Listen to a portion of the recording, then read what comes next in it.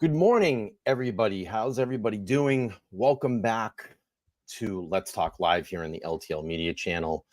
Today is day 29th of the Karen Reed trial, and the rumor has it is that the defense is supposed to start their case today. And just to confirm, I just saw this on Aiden Turtleboy Carney's Twitter or X, and he asked the question to David Yannetti, who will be their first witness today? Let's play this really quick.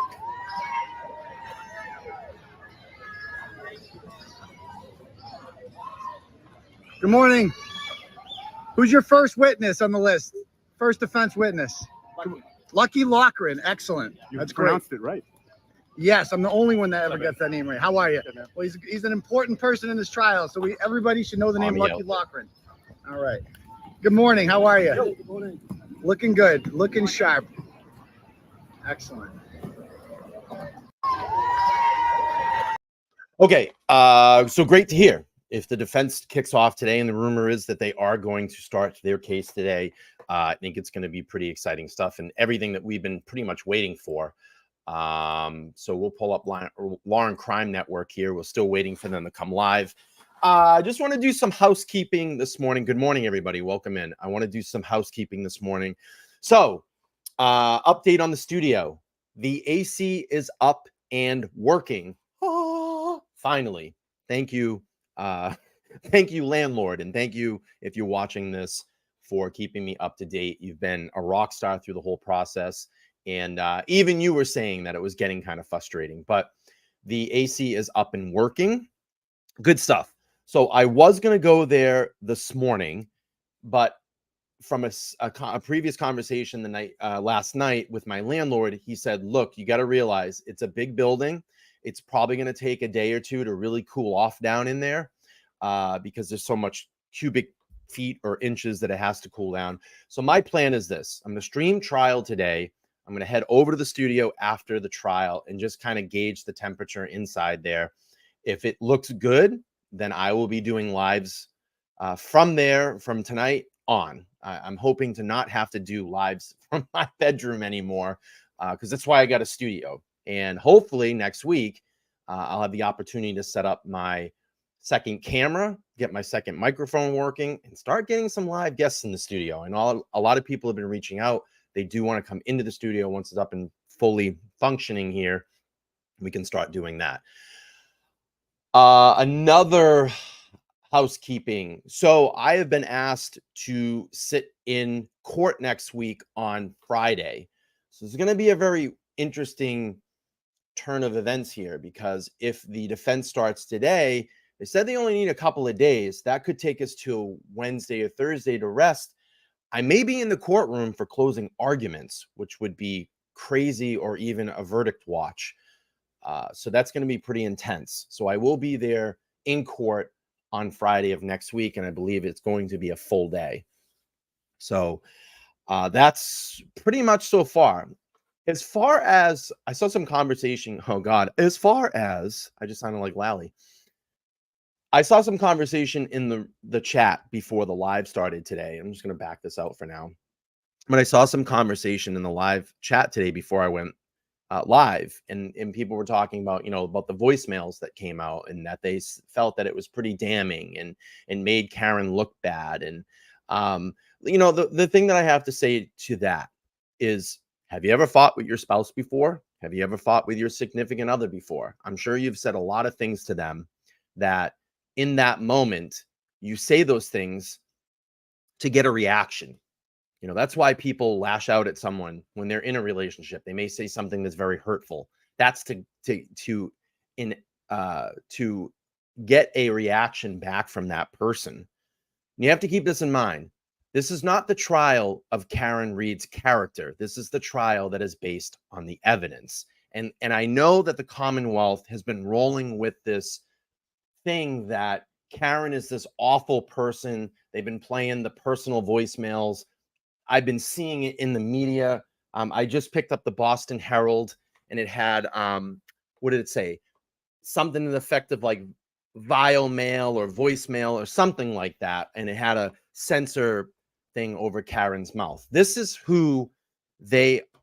what they are using to project Karen out in the mainstream media, that she's this awful, murderous person.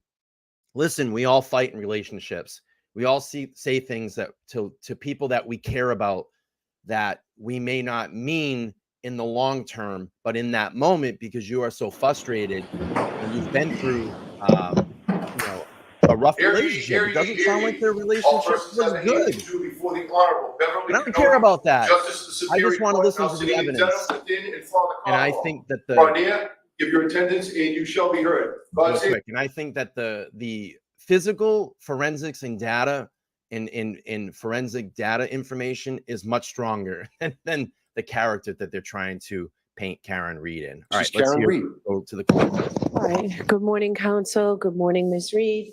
Good morning, jurors. I have to ask you those same 3 questions. Were you all able to follow the instructions and refrain from discussing this case with anyone since we left yesterday? Everyone said yes or nodded affirmatively.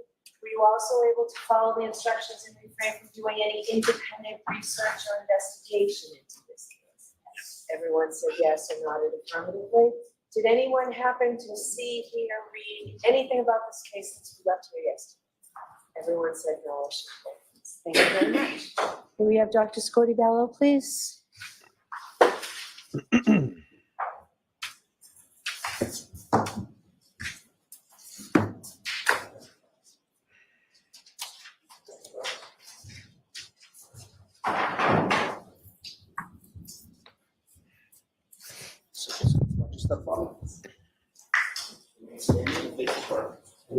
You solemnly swear the evidence of the court and jury in the case now here to the truth, the whole truth, and nothing but the truth. So help you God. I do.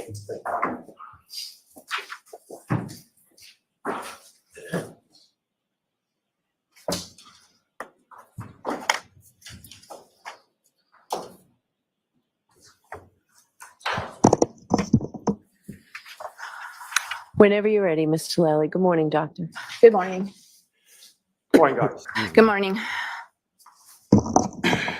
Dr. Scotti-Bello, if I could ask you some questions, just turning back a little bit from what you were testifying to about yesterday. You had mentioned in your testimony yesterday that you had received some, in addition to the internal and external examination that you conducted with Mr. O'Keefe, you had received some other material that you had reviewed, correct? Correct. Now, included in that material was some material from the state police as far as the investigative agency investigating Mr. O'Keefe's death. Correct. Now, is that is that typical? Is that abnormal? If you could describe sort of in general terms, as far as what, if any, communication would you typically have with the investigating body or agency in relation to any sort of autopsy or examination you do? Yes. In Massachusetts, under Massachusetts law, the medical examiner's office is responsible, and our role is to determine the cause and manner of death by doing an autopsy. The scene or the scene of death or the place where the decedent is found is controlled by the district attorney's office, and state police will do an investigation. When we accept a case into our office, we request reports, police reports, to explain and describe the circumstances of the death. It could be a house, it could be somewhere else, it could be outside. Every case comes with a police report, and we review that police report, and if we feel that we need more information, then we contact the investigating body and ask for more information, again, depending on the case. And specifically in this Thank you, case, Michelle. in regards to Mr. O'Keefe, did you reach out to get some more information? I did reach out, yes. Was that in part in relation to what you were talking about in your testimony yesterday, as far as the diagnosis of hypothermia and trying to sort of better understand the circumstances? Objection, Your Honor. Sustained. Why did So you your reach? middle is going to do the cross. I reached out because when the case was presented to us, and after I did the autopsy, I did not have all the information that I needed in order to certify the manner. The cause of death to me was, I was able to determine the cause of death from the autopsy. When an event is unwitnessed, we usually reach out to the investigating agency and ask them whether they have any more information than they did on the day that the autopsy was done, because investigations sometimes take some time. So in the days and the weeks following the autopsy, I reached out and asked if there was any more information than what I was originally presented with. Was there any video from the surrounding areas? Did anybody come forward to say that they actually witnessed whatever happened? Again, by the time I was ready to finalize the case, and we have approximately 3 months or 90 days from the day of the autopsy until we issue a report, I was not provided with enough information for me to be able to determine the manner. Now, doctor, do you recall specifically who it was that you spoke with from the state police? Yes, I documented that I spoke with Trooper Proctor, I believe, twice. And with reference, not asking you anything as far as what that conversation consisted of, but as far as the tone of that conversation, did you feel pressured or coerced to come up with a certain determination? No, I did not. And even if you had been, what would your response have been in reference to that? My response was that I am responsible for what goes on the death certificate, and unless I have enough information, clear and convincing evidence, I cannot determine a manner. May I approach? Yes.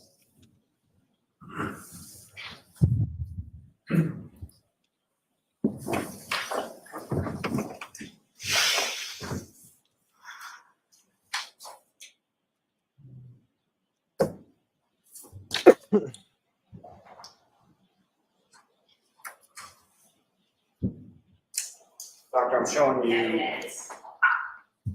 5 photographs that I gave to you yesterday. Do you recognize those?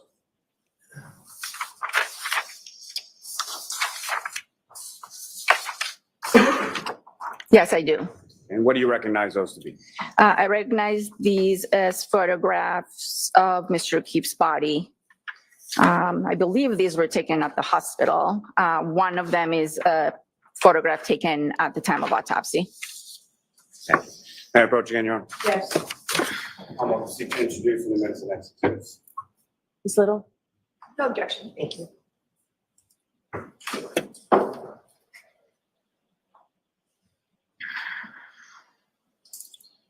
The stream's probably going to get whacked when they start showing the autopsy photos. I might try to sneak a way around it, so just bear with me.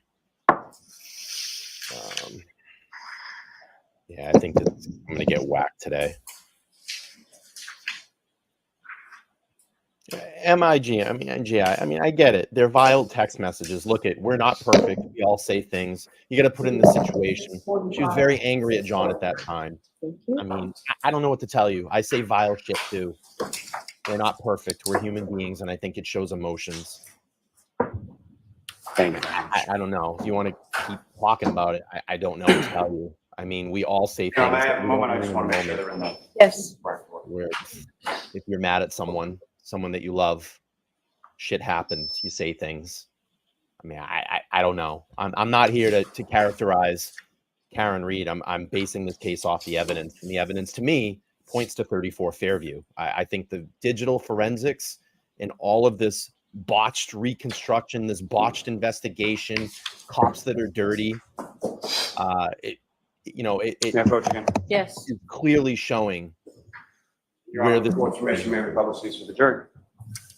So jurors, remember the instruction I gave you yesterday on these photographs, okay? and we are going to probably have Gentlemen, if a I can have photographs. sensitive of moment five. here, trigger warning.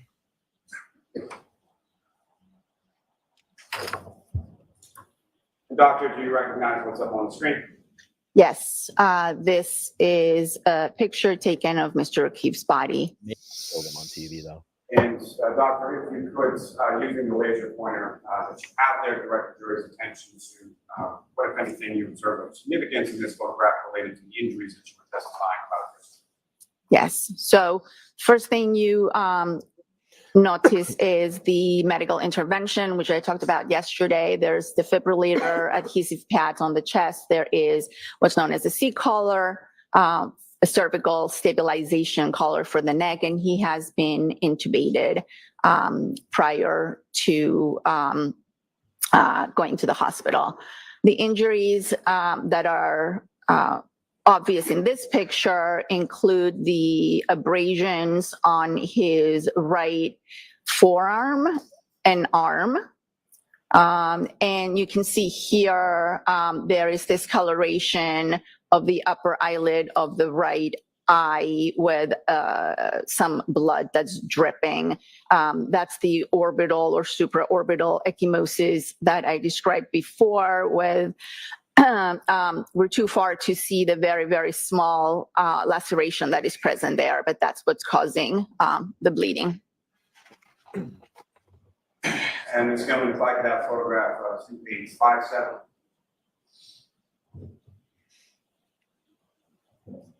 Yeah, Doctor, this is not before you at the current time. It's currently marked as exhibit 442. Do you recognize what's really on watching the screen? jurors today. Yes, this is a picture of the abrasions that I described in my report, posterior upper arm and forearm. You can see that they have some sort of pattern to it.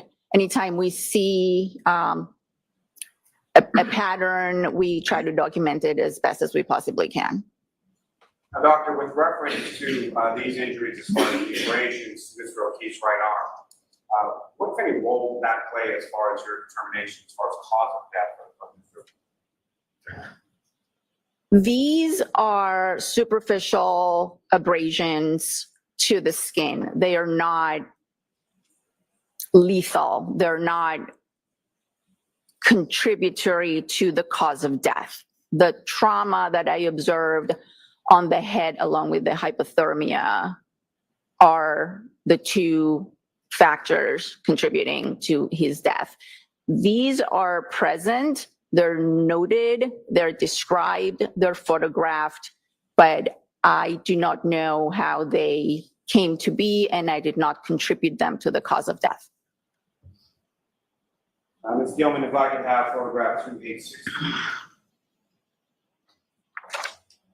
Doctor, returning to the exhibits or the photos that you have before you, do you recognize what's up on the screen here? Yes, this is a photograph of Mr. O'Keefe's right hand. This is the dorsum or the dorsal aspect of the hand as opposed to the Trigger palm. warning. And you can see that there are some contusions or bruises. There's a larger one here and two very small ones here. This particular contusion has two pinpoint small defects associated with it. I believe this could be due to attempts at gaining IV access during the many attempts of resuscitation, but I cannot be absolutely sure. Ms. Gilman, if I could have photograph 2865. Thank you, Paula. And Dr. Sportibello, if you could, again, using the laser pointer, direct the jury's attention to what, if anything, of significance you note in this photograph. Again, this is a slightly closer view of Mr. O'Keefe's face. You can see the discoloration, the ecchymosis on the right eye with a slight amount of bleeding. You can see here that there's also some discoloration of his left eye. left eyelid. And doctor, with reference to the other injuries that you were testifying about yesterday, as far as the small cuts or abrasions or lacerations, are those visible in this photograph as well? I can't hear your question. If you could just repeat it and a little louder. Sure. My apologies, doctor. With reference to this photograph, as far as your testimony yesterday in regard to the other smaller injuries around the nose and eyes area of Mr. O'Keefe, are those visible in this photograph as well? You can see some discoloration of the nose, but this is not a very good picture of it. I think there's a linear abrasion on the left side of the nose that I described, and it's probably this.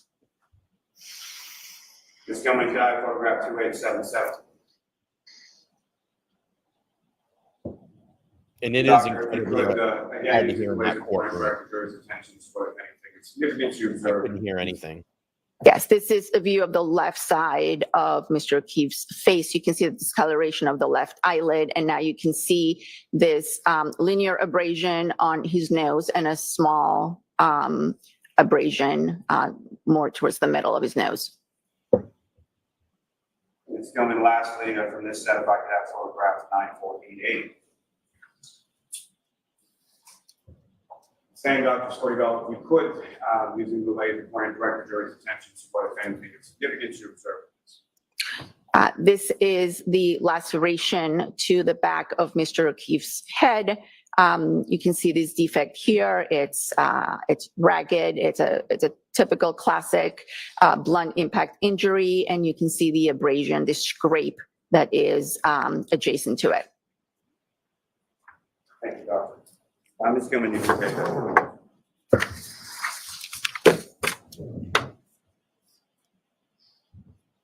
And Doctor, we get out the lights. Thanks. Now, Doctor, with reference to what you were testifying yesterday as far as the subscapular bleeding under the scalp, was that more or less prominent on one side versus the other side of Mr. O'Keefe's scalp? Yes, it was more prominent under that laceration that we just looked at. Thank you. And so would that be more prominent on the right side? Is that correct? Yes.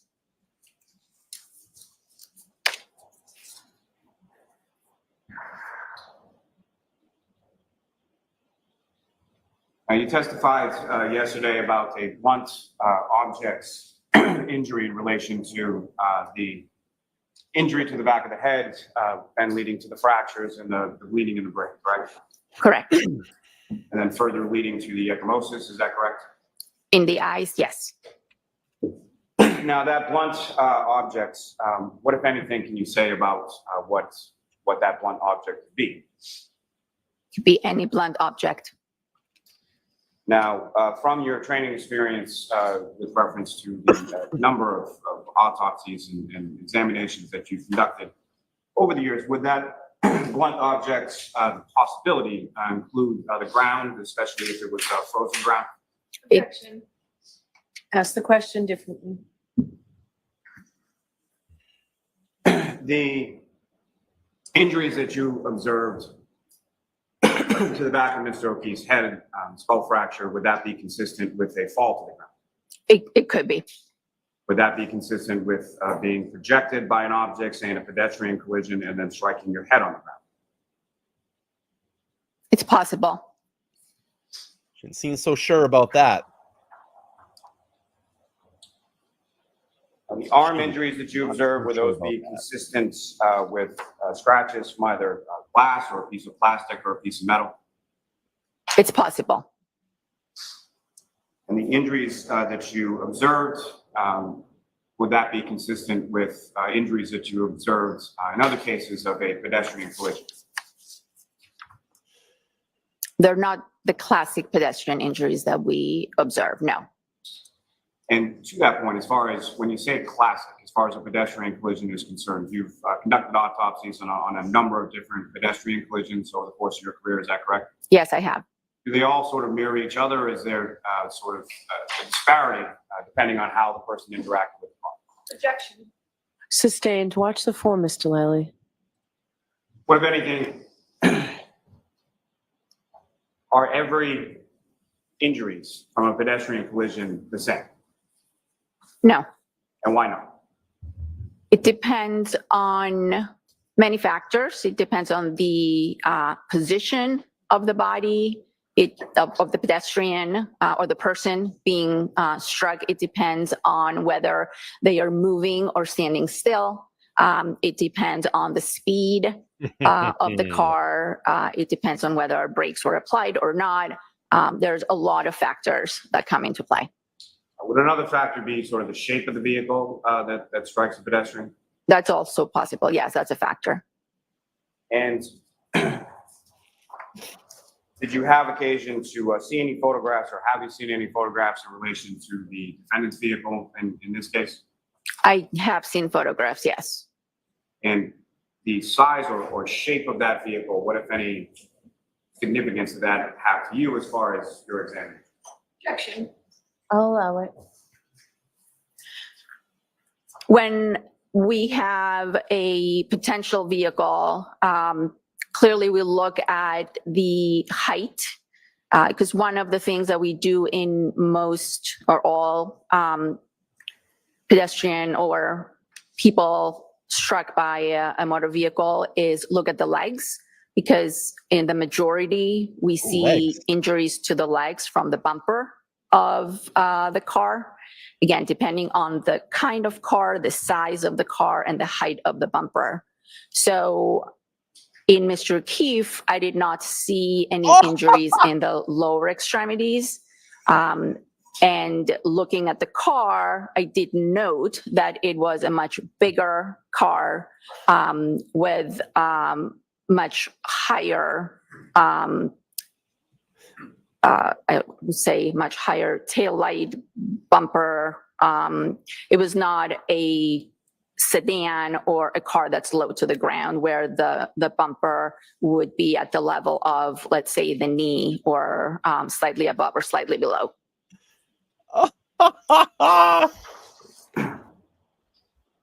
He's choked up. And again, I believe yesterday in your testimony, you indicated that the skull is a pretty thick bone. Is that correct? Yes.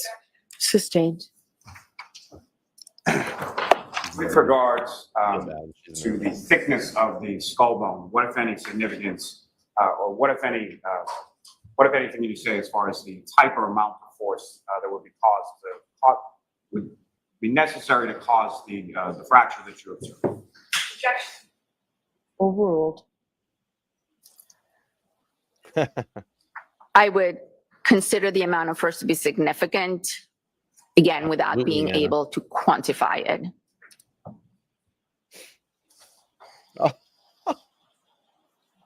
Oh, she's sinking Lally right I have a now. moment, John. Yes. Yeah, he's rattled. You know, I just feel these experts, they just want to do their jobs, and they've been conned into rolling in with this Commonwealth, and you can tell they don't want to say the things that they are being told to say. Now, doctor, from the internal and external examination that you conducted in regard to Mr. O'Keefe, as well as the other materials that you reviewed, were you able to come to an opinion to a reasonable degree of medical certainty as to the cause of death of John O'Keefe? Yes, the cause of death was due to blunt impact injuries of the head and hypothermia. That's a fight. Thank you, doctor. She, Your Honor, I have no further questions. you can see the Right, angst. cross-examination. I agree. Pretty much, Lee. Good morning, Dr. Spartibello. Good morning. Ms. Little, keep your voice up. Absolutely. You testified regarding a number of injuries that you referred to as blunt impact injuries, correct? Yes, And to be clear, blunt impact injuries are a very, very large category that includes contusions, lacerations, abrasions, and fractures. correct. And you've testified similarly that a blunt object can also refer to a large range of objects. Is that right? Correct. And I think yesterday you gave the example of a microphone being a blunt object. Correct. It could also include something like a baseball bat, Correct. a dumbbell, Could be. the ground, Yes. or a German Shepherd's claws? Claws. Possibly, yes. You'd agree that John O'Keefe had a number of blunt impact injuries on his face, on his head, and his right arm. Yes. Besides his right arm, which we'll Smiling. discuss in a second, taking his body from the neck down, he did not have any significant injuries. From the neck down. Not significant, no. Let's take those one at a time. No injury whatsoever to his shoulders. Correct. No injuries whatsoever to his chest area, aside from sort of the CPR-related injuries that you discussed. knows. Yes, correct. And that was in the Smiling. sternum, is that right? It was in the ribs, just adjacent to the sternum, yes. Okay. No injuries to his torso, other than that. No, No injuries to his back. no, No injuries to his hips. correct, No injuries to his pelvis. correct. No injuries to his thighs. To his, Thighs. no, No injuries to his knees. correct, No injuries to his shins. correct, No injuries to his ankles. correct, No injuries to his feet. His Correct. knee. From the neck down, he did not have a single broken bone, again, aside from those CPR-related injuries you discussed, correct? that's correct. Not a single fracture. Other than CPR, correct. And you spoke earlier about how the bumper was a little higher than on, say, a regular sedan, correct? Correct. And so usually in a pedestrian collision, you would see injuries to the knees, is that right? Objection. I'll allow it. Depending on the kind of car, depending on the speed, depending on the height of the individual and the car, you might see injuries to their lower extremity. Yeah, But in this case, you didn't see any injuries to his thighs, to his pelvis, anything even at the height of the bumper, is that correct? correct. At a very minor abrasion to the side of his right knee. So surely you'd agree that John O'Keefe's injuries, or lack thereof, are inconsistent with having been struck by a 7,000-pound vehicle at 24 miles per hour and being projected 30 feet. Tell the jurors. Objection. Sustained. Break it down, ask it differently. Oh, Would you agree that John O'Keefe's injuries, are, or lack thereof, are inconsistent with having been struck by a vehicle at 24 miles per hour? I would say it's likely and unlikely at the same time, depending on the position of the body and the vehicle in question. Well, let me give you a hypothetical. Let's say the person were standing with their arm like this, and they were struck by the rear taillight of a vehicle at 24 miles per hour. Would you agree that his injuries are inconsistent with that scenario? Objection. Sustained. this is such a tough spot for her. She wants to tell the truth. They got that thumb on this May we lady. approach, Your Honor? Sure. Sidebar. Wow, very intense way to start the day. I mean, we're only 20 minutes in. Wow. This is very compelling testimony. All right, I'm going to back out. Let's see. Karen's talking to the digital assistant. Wow. This is intense because you know that she's under the Commonwealth's thumb right now and they are pushing hard and she wants to tell the truth. And wow. Grant's Pants, thanks for the 2. The defense case just started. This is very compelling testimony. Woo! I'm like, the anxiety right now. Let's see if they're going to be able to get it. Unmuted. All right, back to trial. This is Would you big. agree that John O'Keefe's injuries to his arm, let's start there, are inconsistent with having been struck by a vehicle at 24 miles per hour and then causing him to spin around and be projected 30 feet? Okay, so you need to break it down. Would you agree that John O'Keefe's injury to his arm are inconsistent with having been struck by a vehicle at 24 miles per hour? I don't know. I am not a reconstruction expert. I'm not a biomechanics expert. I never personally inspected the car, so I can't offer an opinion on that. You did examine John O'Keefe's arm, correct? Yes, You observed no significant bruising, correct, no fractures, correct, and no broken bones. correct. She's not going to say it. I'd like to talk about the injuries to John O'Keefe's face. You testified that Mr. O'Keefe had a laceration on his right upper eyelid. Correct. You also described multiple abrasions on his nose. 2, yes, Although these injuries may not have been the ultimate cause of his death, you'd agree that less severe injuries can still be very important in interpreting the manner or the context in which that person died, correct? correct, And in furtherance of that, you've been taught that when doing an autopsy, details matter, correct, no matter how small. correct, And that's one of the reasons as a medical examiner, you have to notate every single injury you find on a person. Is that correct. If I could show you. May I approach, Your Honor? Yes. Show Mr. Lally.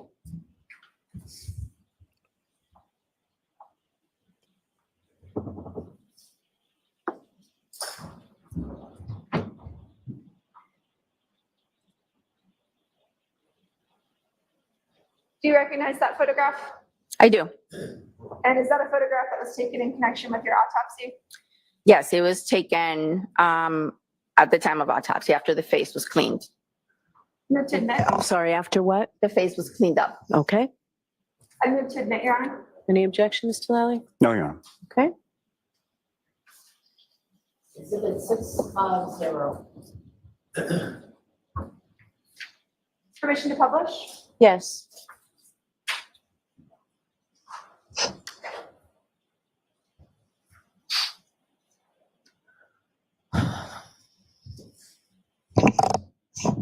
Are these the facial injuries that you were testifying to earlier? Yes. And could you kind of describe in that photograph what injuries you observed to his face? The orbital ecchymosis on both eyes, the small laceration to the right eyelid, the abrasions on the nose. And you testified that the injuries to his face were also the result of a blunt force trauma. Correct. So that's the laceration to the eye and the 2 abrasions that we see there on his nose. Correct. And you agree that those injuries don't just manifest out of nowhere, right? Absolutely. They have to originate from something. Yes. Would you agree that his injuries to his face are consistent with having been punched? That is a possibility. Wow. Wow. Wow. You can take that down. Wow. Thank you. Your Wow. internal examination notes also cite a tongue laceration on the right front of the victim's tongue. Do you recall that? Yes. And you'd agree that a tongue laceration can be also caused by blunt force trauma. Correct. And that could also include something like a punch to the victim's face or jaw. That's a possibility. Wow. In addition to the facial injuries, you described that Mr. O'Keefe had a significant laceration on the back of his head. He had 1 laceration to the back of his head. Correct. I believe we saw a photograph of that a Yes. little bit earlier.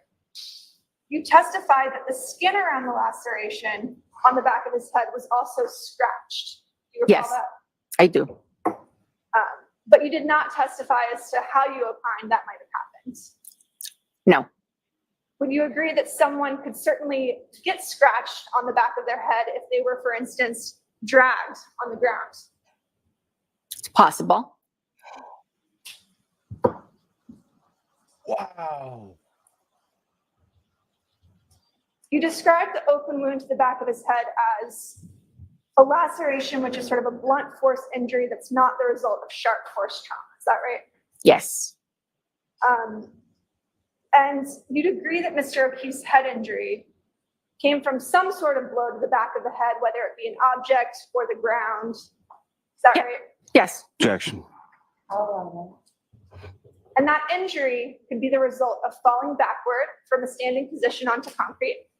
it's possible. Wow. It could also be the result of being struck with a large object such as a baseball bat or a barbell.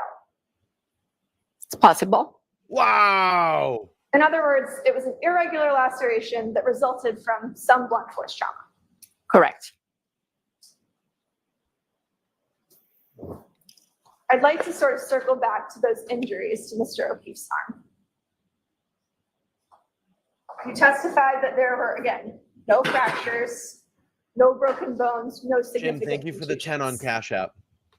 Correct. But you did describe the wounds to Mr. O'Keefe's arm as having discrete linear abrasions, which were caused by some sort of blunt object, correct?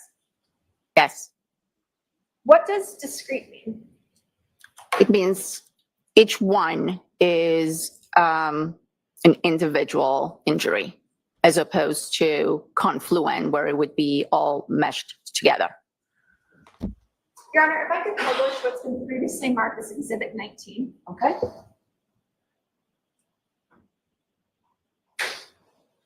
And these are sort of the linear wounds that you're referring to. All right, Yes, trigger warning.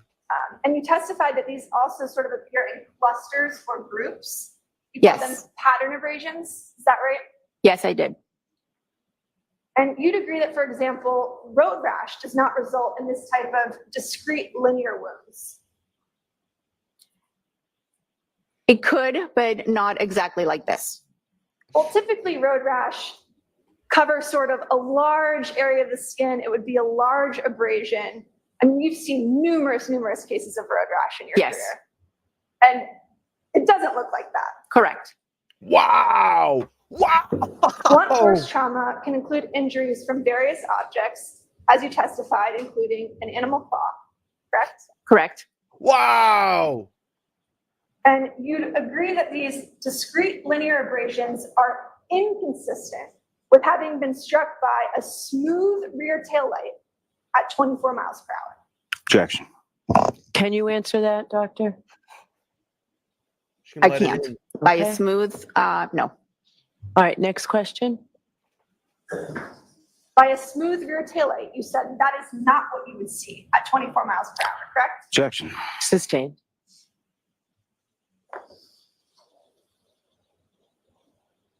As you testified earlier, you've indicated that based on the facts that were presented to you, you don't know what caused those significant scratches on Mr. O'Keefe's right arm.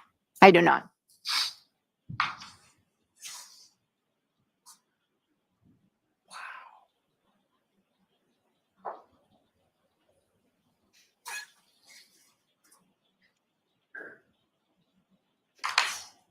May I approach, Your Honor? Sure. She's not done. No, Lizzie.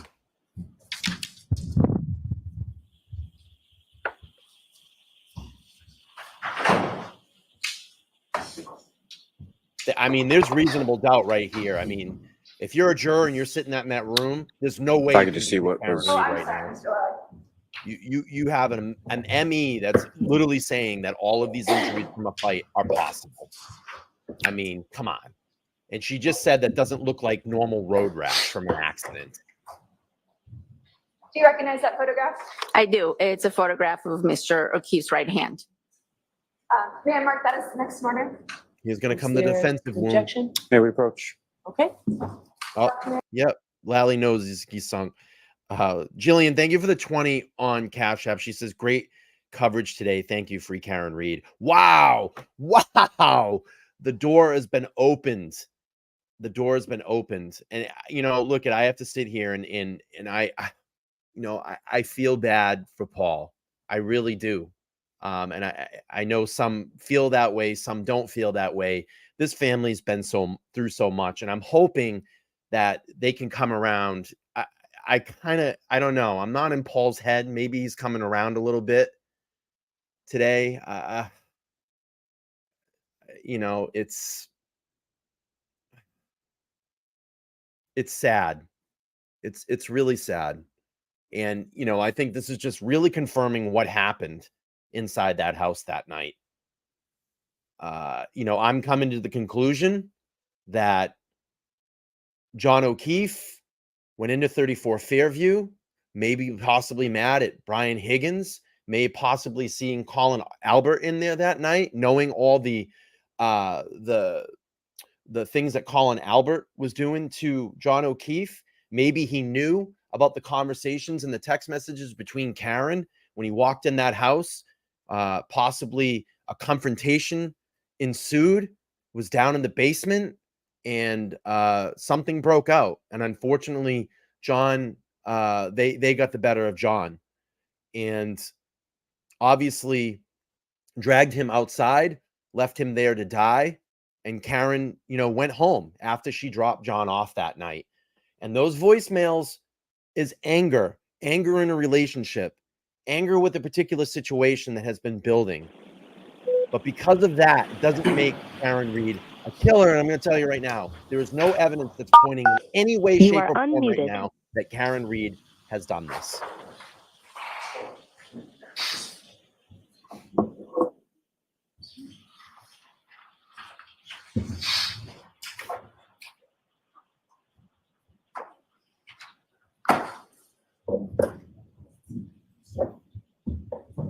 You know, they've been duped by the McAlberts. And the thing is, Lally sunk this case right from the beginning. He called Paul and Erin to the stand immediately, the first two witnesses, and what did they say? What did they say? Karen Reed treated those kids well, and John and Karen were fine. Their relationship was fine outside anything of just normal arguing. So we knew the tone right away. Thank you, Your Honor. Permission to publish? Well, we need to mark it first. So we'll mark it for identification, and then when Excuse me. it's appropriate, it will be transferred to being an exhibit. Thank you. But yes, you can publish. Is it all set to be published appropriately? Yes, Your Honor. The triple N for identification.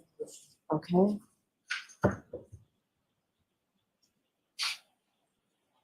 Dr. Scordivello, you indicated on direct examination that at least that one of the bruises from Mr. O'Keefe's right hand could potentially be attributed to an attempt to get IV fluid into the hand. Is that correct? Correct. During the course of your conducting your autopsy, you reviewed records from the Canton Fire Department and EMS, as well as Good Samaritan Hospital. Is that correct? I did. And do you recall reviewing records indicating that the IV fluids in this particular case were administered through the tibia and then later through a catheter at the hospital? Yes, they were administered through intraosseous lines in both legs, shins, and at the hospital, they were administered through a femoral central line. Yes. And you'd agree that bruising to the backs of hands is also consistent with defensive wounds. Yes, that's correct.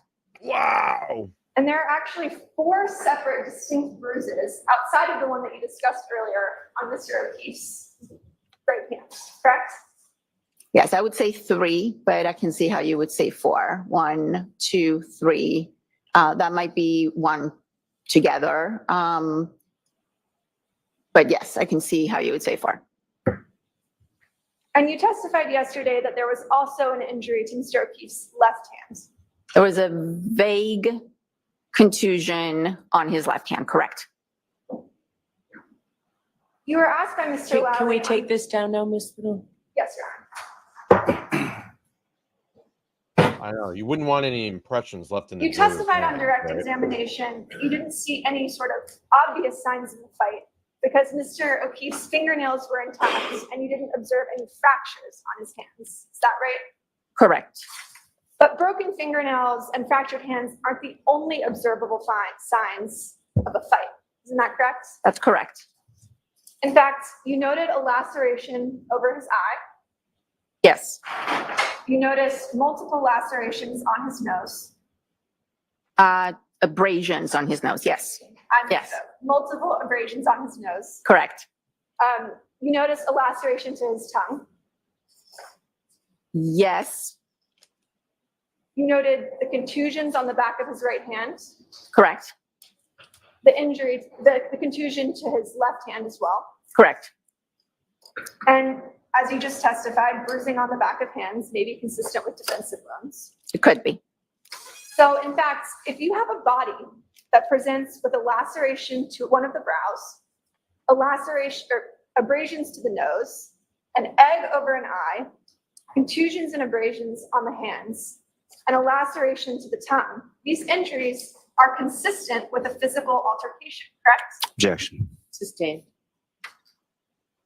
Are those injuries consistent with a physical altercation? Objection. Sustained. She's not Your going Honor, to may let we me. approach? Sure. You know, I'm going to rant here a little bit. YouTube, your policies and procedure on this platform is a complete bunch of shit, okay? You allow, and I'm sure they're monetized, Law and Crime Network to come in and film and broadcast these trials. It's nothing different than what they're doing, and I'm sure they're gaining lots of money off this video today.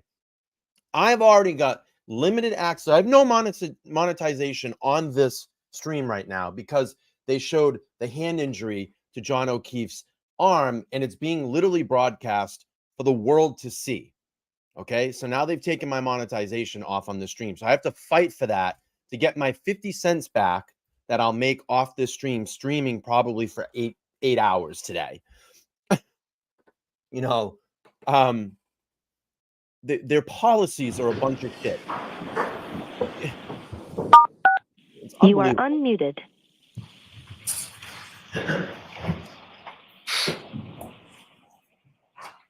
They want us on the Shifting platform, gears but they for a don't want us second, you indicated on direct examination that you reviewed some showing things photographs to the world. from law enforcement that showed no footprints in the snow. Do you recall that testimony? I do.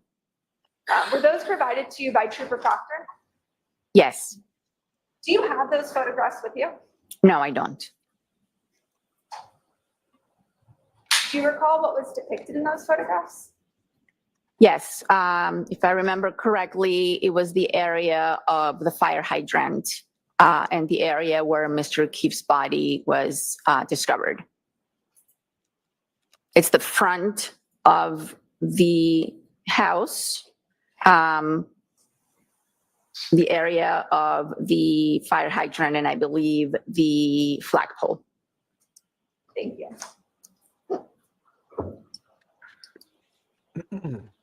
You testified that Mr. O'Keefe had multiple fractures to his skull, but that they seem to be originating from a single point of impact on the back of his head. Is that correct? It appeared so, yes.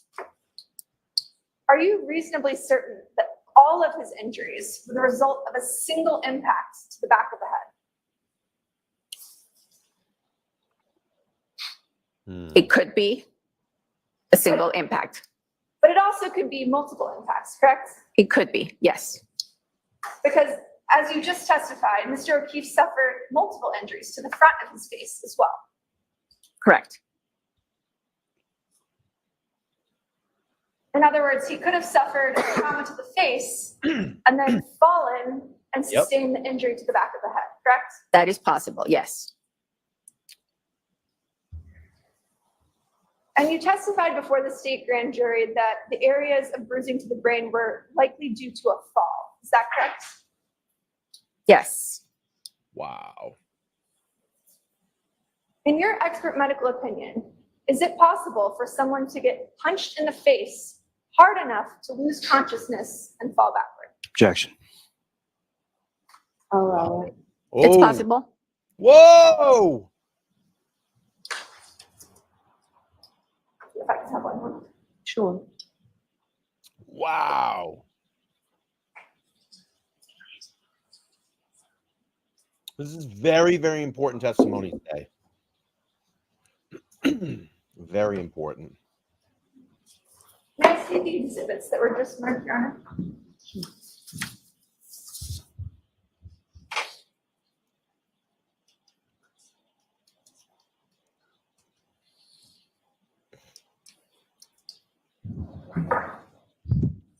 Your Honor, if I could have permission to publish what's been previously admitted as Exhibit 19. Yes.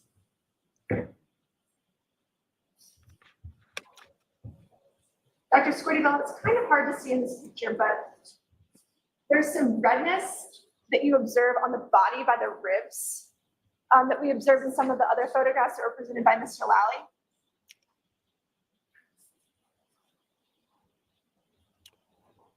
I liked this approach with this witness too, because they're not attacking her; they're just asking questions. It's a fantastic way to cross this witness. Yes. It's almost like they got her working for them. Steph, thank you so much. $10. She says, I like you. Well, thank you for being here. I appreciate it. We like you being here. Thank you.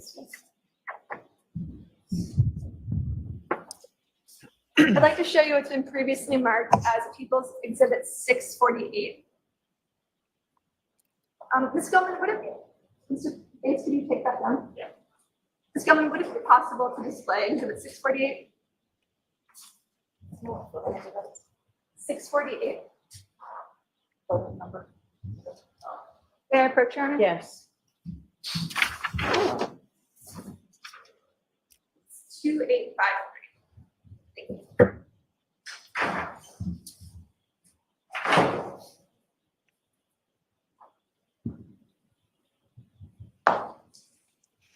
Dr. Squirtyville, you were shown this photograph by Mr. Lally on direct examination. Yes, Do you see the redness sort of next to his rib cage on the bottom? Correct. yes. What is that? That is livor, Lividity? lividity. Yes. Can you describe for the jury what lividity is? Yes, lividity is the pooling of blood to the dependent areas of the body after someone is deceased. So even though it sort of appears to look like a bruise, that's lividity, correct? That is lividity. Yes, it goes all the way down.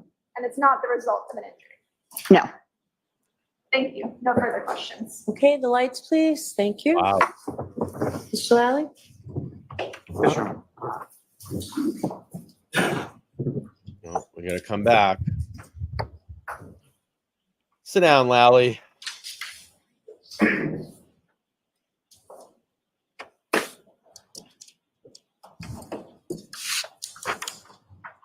Dr. Squirtyville, you did observe a minor abrasion to Mr. O'Keefe's right knee, is that correct? Correct. And what part of the knee was that on, if you recall? It was on the side, on the lateral side of his right knee. And by lateral, sort of the side that faces away from the body, is that correct? That would be Correct. the tail light and the bumper that hit it. We're asked whether or not the small injuries on Mr. O'Keefe's face could possibly be from a punch, is that correct? Correct. You said that's one of the possibilities, is that correct? Yes. What are some of the other possibilities? Could be impact during a fall. It could be coming in contact with any blunt object in the snow. Would glass be a possibility as far as? Oh, my blunt object?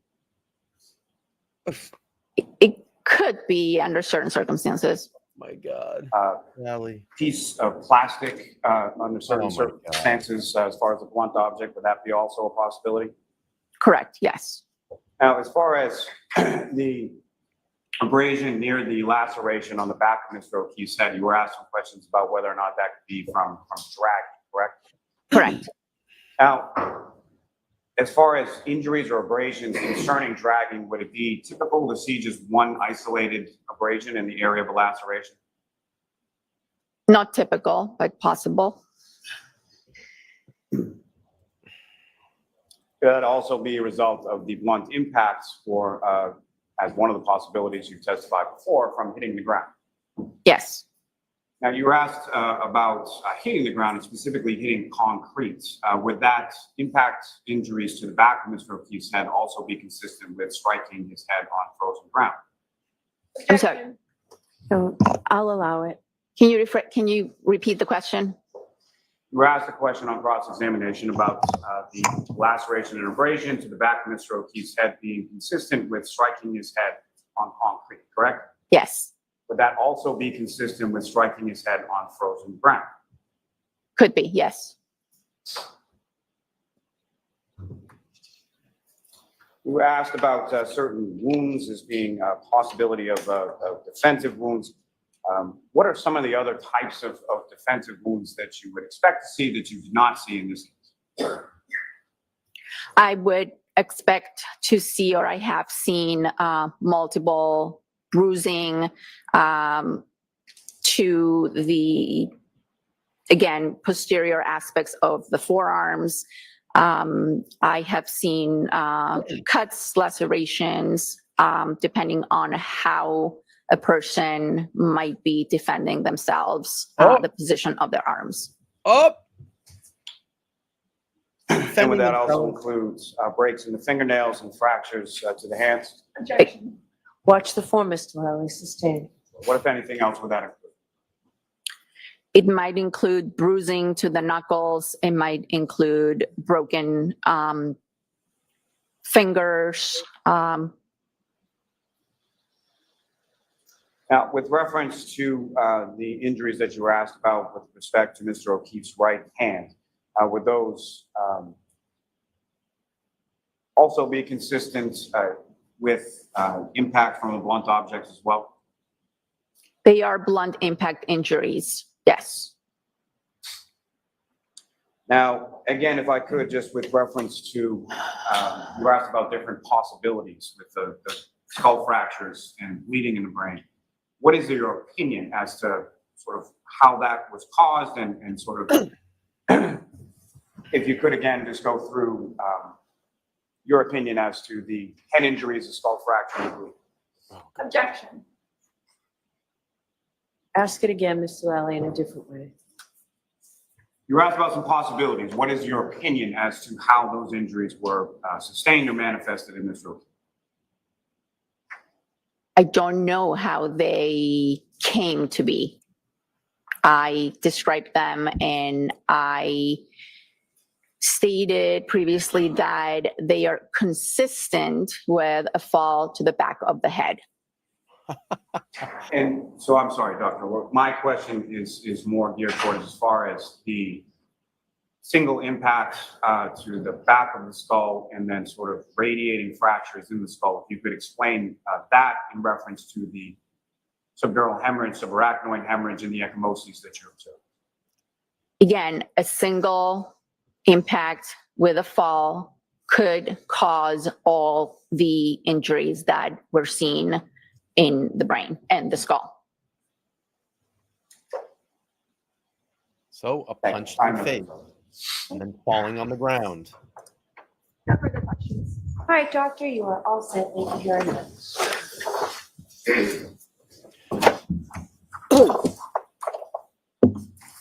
Look at all the books that Lally has today. Dude, your case is sunk, bro. Tell me he's gonna rest. He's like, Mommy, let me out of this case. All right, Mr. Lally. Thank you, Your Honor. Commonwealth rest. Whoa! All right. Your Honor, the defense would move the court for, So I'm going to stop you right there. A short recess. if the court needs one. I don't need one, but I will see you at sidebar. They are eager to get up and start their case today. Did you see how quick Jackson jumped up? Woo! He was like, let's go. Let's go. So we're going to get it today. We're going to get the defense on the offense. And the title of my stream today is Defense is the Best Offense. And that's really how the Patriots played for a very, very, very long time and won a lot of those championships in the earlier days as they were developing Mr. Tom Brady. So this is going to be very interesting today. If you all didn't hear this morning, I've been asked to come back in court for Friday, next Friday. So this will be interesting how long the defense's case goes, and I possibly could be there for a closing arguments or for a verdict watch. Grant's Pants, thanks for the 2. Says, as MC Hammer once said, let's get it started. Yes. Wow. So they are going to give the jurors a break. And we will hang out. Because the shit is definitely about to hit the fan. But Hey there, Karen Reed, trial watchers. I don't need this commercial on my stream. I'm going to back out for a second, but we'll hang here. So yes, Jess Machado tonight was scheduled courtroom correspondent. She's been out of the courtroom. I believe she said she did like a half day on Monday. She wasn't feeling well. So we're going to reconvene next week. Jess, if you're watching, please feel better. And I just said, reach out to me when you're ready and we'll do something. So I will retailer the show tonight. Obviously, the defense is going to get started today. So we'll talk about that tonight on tonight's recap show. And, I appreciate you all being here with me. I know a lot of the law tubers are going this morning, and you've had all your regulars that you sit in with. And unfortunately, because of my day job, I haven't been able to stream the entire trial. But, I do. I appreciate you all being here and hanging out in the chat. So what do you all think? Do you think that the Emmy helped the defense or hurt the defense? If you think they helped them, type a 1 in the chat. If you think they hurt them, type a 2 in the chat. Let me know. I'm excited. How is this going to kick off? I know we're going to get Lucky Loughran first. And we'll see those 1s come in. I could be present for the verdict. I know. That's going to be very nerve-wracking that day. Very, very nerve-wracking. Definitely 1. Everybody's got the 1s going. Nope. You can donate through Venmo right here. Just click on this link.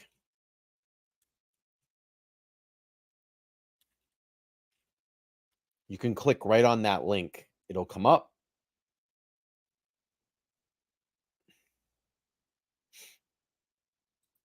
So KC says, I think the defense is looking for a direct verdict here, even though Bev won't do it. Yeah. I think they want to just... It's not going to happen, Taya. I'm telling you right now. It's not going to happen. I mean, they've had many, many opportunities to dismiss this case.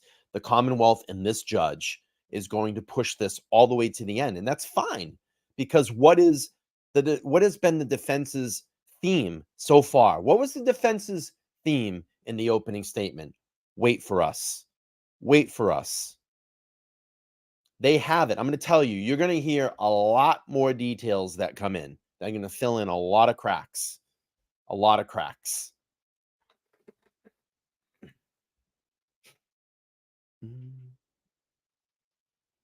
Nope, you just can click on that link and you can donate right through that link, or you can send a super chat. I have Cash App as well if you'd like to donate that way. Cash App link will come through. I'm not going to give my phone number out.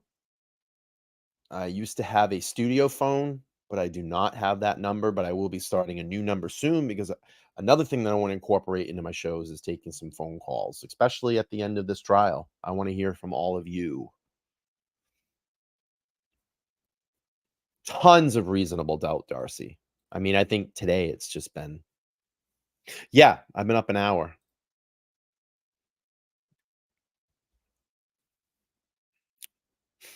Trish says, on one hand, I know they have not proven the case and I would like it to be over for Karen Reed, but selfishly, I really, really, really, really want to see the defense.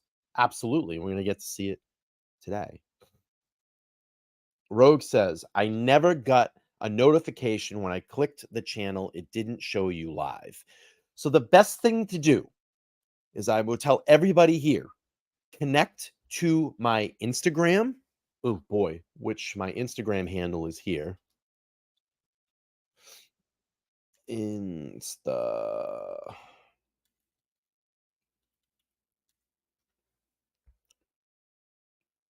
My Instagram link should come up. I always post on Instagram when I'm going to do lives. And if you're not following me on X or the Twitter,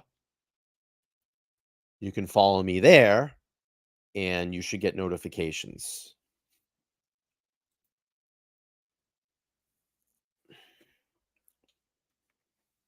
No, it's okay. Steph, thank you so much for the 10. She says, I'm an old lady that likes you. Thanks you for your comment and passion on this case. Sending a little love, though. Thank you. Thank you so much. That was very kind of you. And you can get notifications on X too. So, I was going to break down Trooper Garino's case, but I don't think I'm going to need to do that. I think we're going to get kind of into the review of the defense's case tonight when I do my recap. Oh, I wish Jess was well enough to be in that courtroom today. I want to see the jurors' faces when this all gets up and starts getting out there. And I always post on Facebook too. I post actually a lot on Facebook. I think I'm just old school. That's why I post there. And I have my most followers on there besides the obviously here on YouTube. But yeah, you can connect on my Facebook page too. And I'll drop that link in the chat. RJ Larson says, holy bleep. It's that's how Lally rest. Did you see Bev's face? Yeah. I wonder if let's see, let's check the X.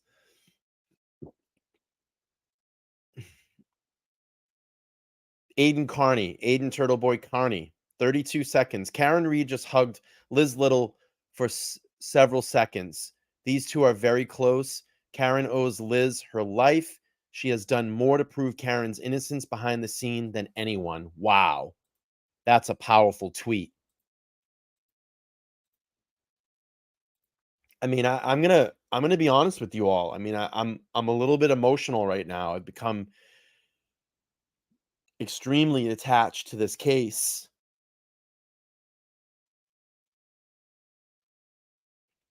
Extremely attached to those defense attorneys.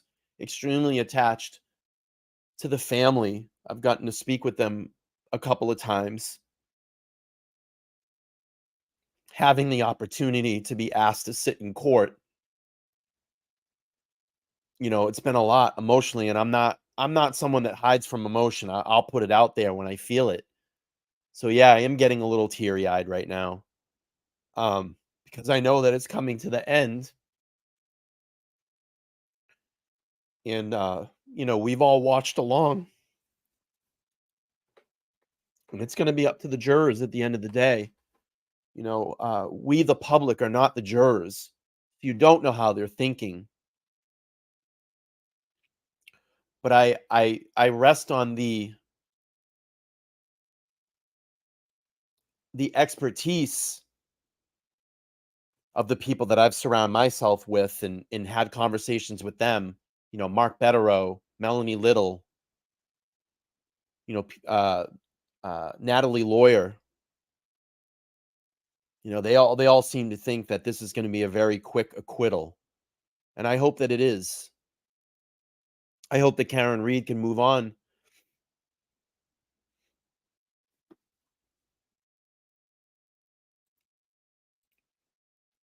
From everything that she's had to endure over the last 2.5 years.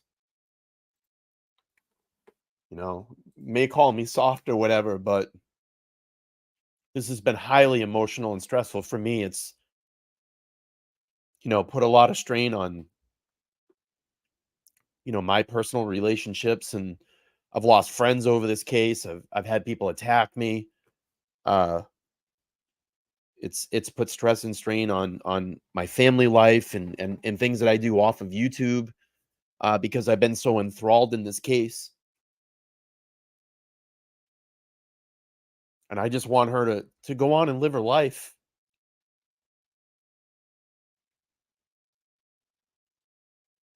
And be free of all this stuff.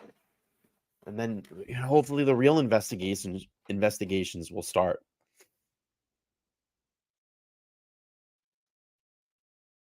I said when I started YouTube, I wasn't going to, try not to get emotionally attached to these cases, but you do, because you talk to the family and you see all those wonderful people out there every single day that are outside that courtroom, and they sacrifice their family lives in going to work, and it brings such sheer joy to those people's faces because they feel like they're doing something. They feel like they're doing something to help.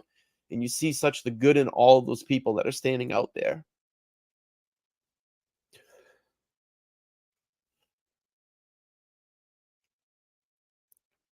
And then I sit here with the people that have the ability to be there, that may be a creator, that sits there day in and day out and collects money on the behalf and brags about how their channel has improved and all the money that they've taken in. And they literally have the ability to be there. They're not far away, or they could hop on a plane and come here. But they brag to their subscribers, and I don't know why the subscribers put up with this. They brag and they say, "Oh, my channel has improved. I've made so much money." Well, if that's your way of thinking, shame on you. Because I've seen it. I haven't talked about it, and I've held back. And if you didn't have certain guests on your show wouldn't be where it is.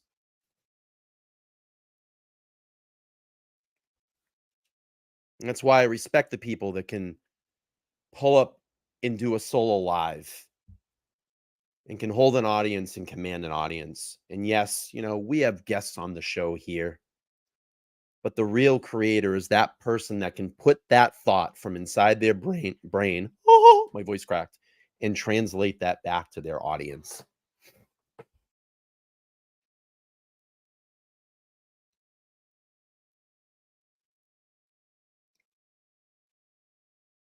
God, it's been a lot. It's been a lot.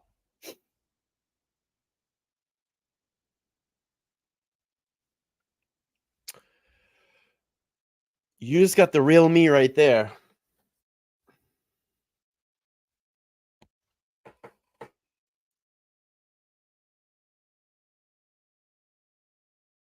And I look at all the things that Aiden has had to gone through because of this. Exposing and peeling back all the onion layers and letting people see this case for what it is. That guy's been through a lot.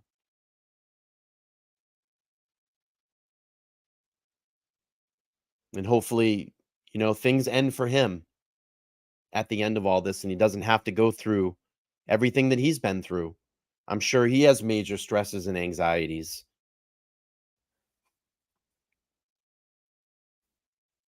I saw a few photos that he posted on Father's Day the other day, and the sheer joy in his face being with his kids was pretty cool. It was like almost a moment of kind of clarity for him, just to pull away from everything. And the smiles were so genuine on his face and his children's faces, and they went out bowling, which was cool. And I almost felt like at that moment for him, it just gave him some time away to kind of get his mind off all of this, because it is a lot. I balance a lot of things.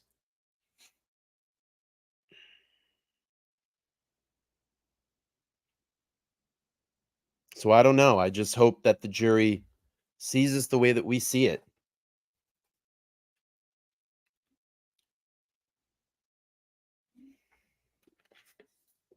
And I think that, why I've done this and why I do these things is because when I was a kid, I got pushed around a lot. I was picked on a lot. And then I had someone that came into my life very briefly and was that brother figure for me. And, unfortunately, his life was taken and there was no justice in his case. But for that little bit of time that I had with him, being kind of that big brother to me, it gave me the ability to find that strength inside, the ability to fight back. Not only with, I guess my fist, but with my mind.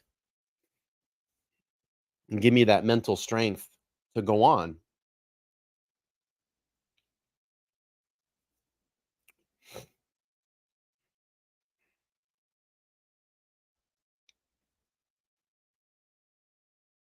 You know, we all have to find that fight inside of us.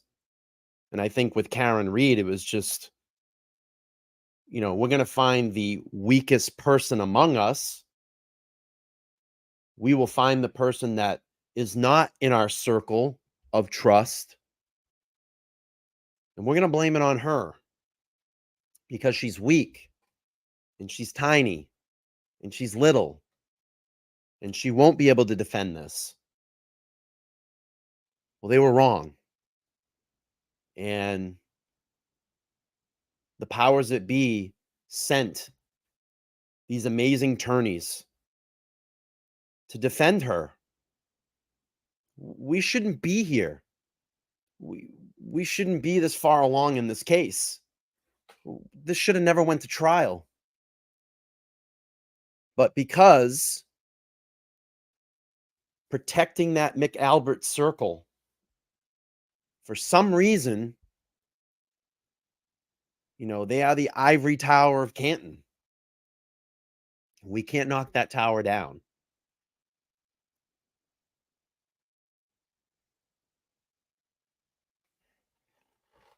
Sad. It's sick.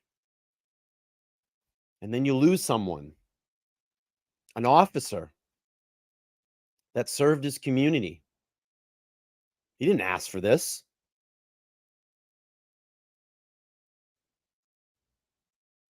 And then the lies after lie after lie after lie after lie. It's too much. Needs to stop. Needs to stop. And he needs to stop now. But let's get to the truth. Let's get to the truth.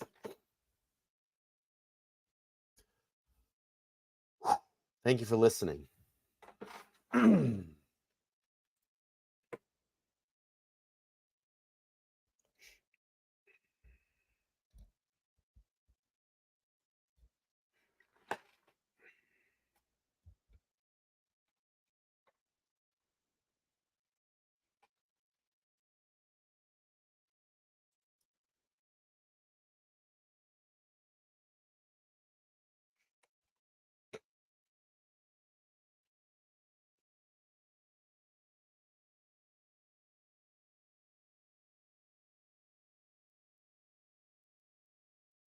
Deb says, I have been feeling the anxiety building as each day goes by.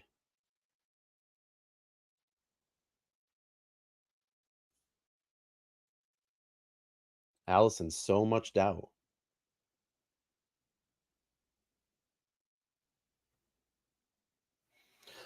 Trish says, I don't know who you're talking about, but it's okay. I don't want to. Brian, I found you through this case, and I'll be here for a long time to come. I love your authenticity and you generally caring. Thank you. Yeah, 60 days in jail. That's what I'm saying. You know, he needs to move on too. Excuse me. Mindy, thank you so much. Says Brian, you have such a good heart and you're a good man, so genuine. Thank you. Heather says, I'm so sorry that you've lost people over this case. That should have never happened. People can agree to disagree, unfortunately, sometimes. Exactly. Red Rose, thank you. Trish, thank you. Yes, Lucky will be up first. I can't wait. Rogue agreeing that you've seen it too. Update from Plevin. Plevin is backpedaling the amount of funds that the CW had not properly prosecuted Karen Reed. Plevin is a mofo.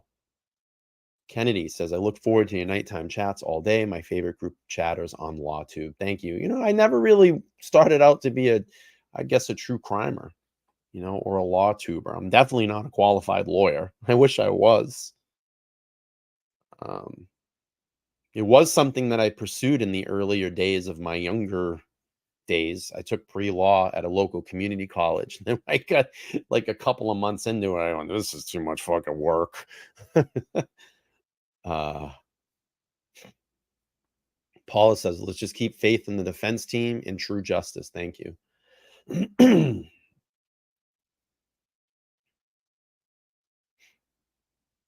Cindy says, you have to remember the good side of everything. Look at all the amazing people that you have met and made friends with. I 100% agree with that. I've touched 27,000 people's lives, you know, in some sort of way. They may not catch me live on a stream, but they're watching my content. And that's 27,000 new friends. And, you know, and all those wonderful people that I've had the ability to meet outside of the courtroom that are literally out there almost every day on an everyday basis, you know, supporting Karen Reed. And some of the amazing creators that I've come across. Tom CPU was really the first Karen Reed supporter that I had on my channel. And then it evolved to Aiden, obviously. We had Aiden over here. I've had the Glera over here, Melanie Little. I've done panels with Mark Betterow. Just clearly, I had a panel with Jennifer Coffindaffer one time when we talked about the Idaho 4 case. That was really the first big guest I had on my show. And unfortunately, she took a very negative turn towards Karen. And, you know, I can't stand with her. And I literally just can't stand her anymore. And it's almost an absolute embarrassment that I had her on my show. But I've had an opportunity to do a lot of things so early in my, I guess, YouTube venture that it's been pretty fucking cool. It's been very cool. I mean, shit, I have a working studio now, which is badass. All right, we're back at court. Thank you for listening. All right. So, Mr. Jackson, yesterday you told me you would like 10 minutes for your argument. I'll hear you now. Thank you, Your Honor. Motion to dismiss. Your Honor, I'll be brief. The court must consider, after viewing the evidence in light most favorable to the Commonwealth, whether a rational jury could find the elements of the charges beyond a reasonable doubt. And here, the case that the Commonwealth has submitted to the jury after resting is insufficient to meet such a finding. There's no question but that with this particular prosecution in this particular case, no reasonable or rational jury could come to a unanimous verdict in favor of the Commonwealth. I want to, if I can, focus my argument on count 1, 2, and 3 and a specific element of each count. Okay. In each one of those counts, there must be evidence that the vehicle killed John O'Keefe. There has been no competent evidence presented in the Commonwealth's case that Karen Reed's vehicle actually struck John O'Keefe. There's been conjecture, there's been speculation, but no actual competent evidence. The Commonwealth's entire case relies on a theory built on the shoulders of a trooper named Joe Paul, who testified a couple of days ago. And his theory, according to the Commonwealth, is that John O'Keefe's arm was struck, he was spun around in sort of a pirouette, he was projected 30 feet to the left, hit his head on a curb or the road in the intervening time before coming to a final rest spot about 30 feet away. Everything in the Commonwealth's case, everything relies on that theory of damage to the taillight at the scene. If a rational jury could not unanimously determine that Trooper Joe Paul's theory is true beyond a reasonable doubt, then we believe the motion has to be granted. There is no competent medical evidence to support that theory. There's no competent physical evidence that the taillight could break and shatter in the way that they've suggested, and that the arm would not have any breaks or shatters or any damage, any additional damage. There's no evidence how getting hit in the arm could actually launch a body 30 feet, as per the Commonwealth's theory. And there's no evidence how a body hit by a 7,000-pound SUV could sustain no injuries from the neck down, which we just heard this morning. The evidence before the court, the only evidence that is before the court, is that the Commonwealth's own medical examiner does not believe this is a homicide. And she went on this morning to say that in her expert opinion, the injuries are not classic pedestrian injuries. And they are, every single one of them, consistent with a physical altercation. Calling a witness to simply espouse an opinion like Trooper Paul did that belies science, common sense, or even logic, that's not enough to get the case to the jury. The light most favorable to to the Commonwealth does not mean that the court must believe the Commonwealth's witnesses. What it means is that if there is a rational controversy in the evidence, the court must accept that evidence that favors the Commonwealth. But here, there is no rational controversy. As put or expressed in Commonwealth versus McCormick, it's a 2023 case found at 491 Mass 848, pinpoint site 860, quote, where the Commonwealth's evidence is entirely circumstantial, it cannot meet its burden if the evidence equally supports inconsistent propositions, as resolution of such a case necessarily requires conjecture or surmise. In our view, there is no question that there's no rational controversy related to the Commonwealth's theory. Trooper Paul's theory is by definition not rational. It's not reasonable. And it's basically based entirely on conjecture. And that's why, in our view, the court is required to find Ms. Reed not guilty of counts 1, 2, and 3. It's because each of the counts, as I said at the beginning, necessarily include an element that John O'Keefe was struck by Karen Reed's vehicle.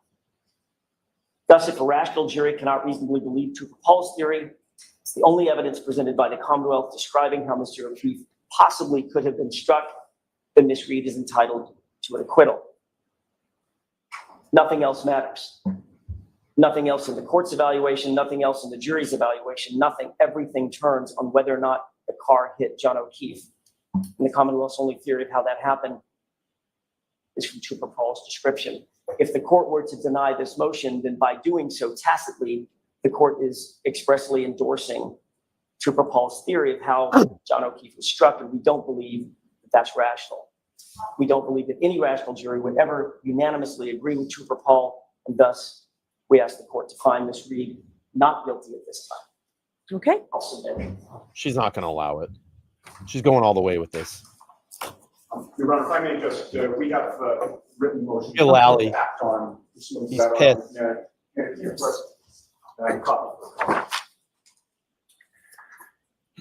Look at Lally. Look at his body language. He's so pissed. She's going to go all the way with this, though. All She's right, not. I will hear you, Mr. Lally. And this is on the record, too, for appeal. Yes, Your Honor. Surprisingly, I would disagree with counsel's So let's leave the comments out.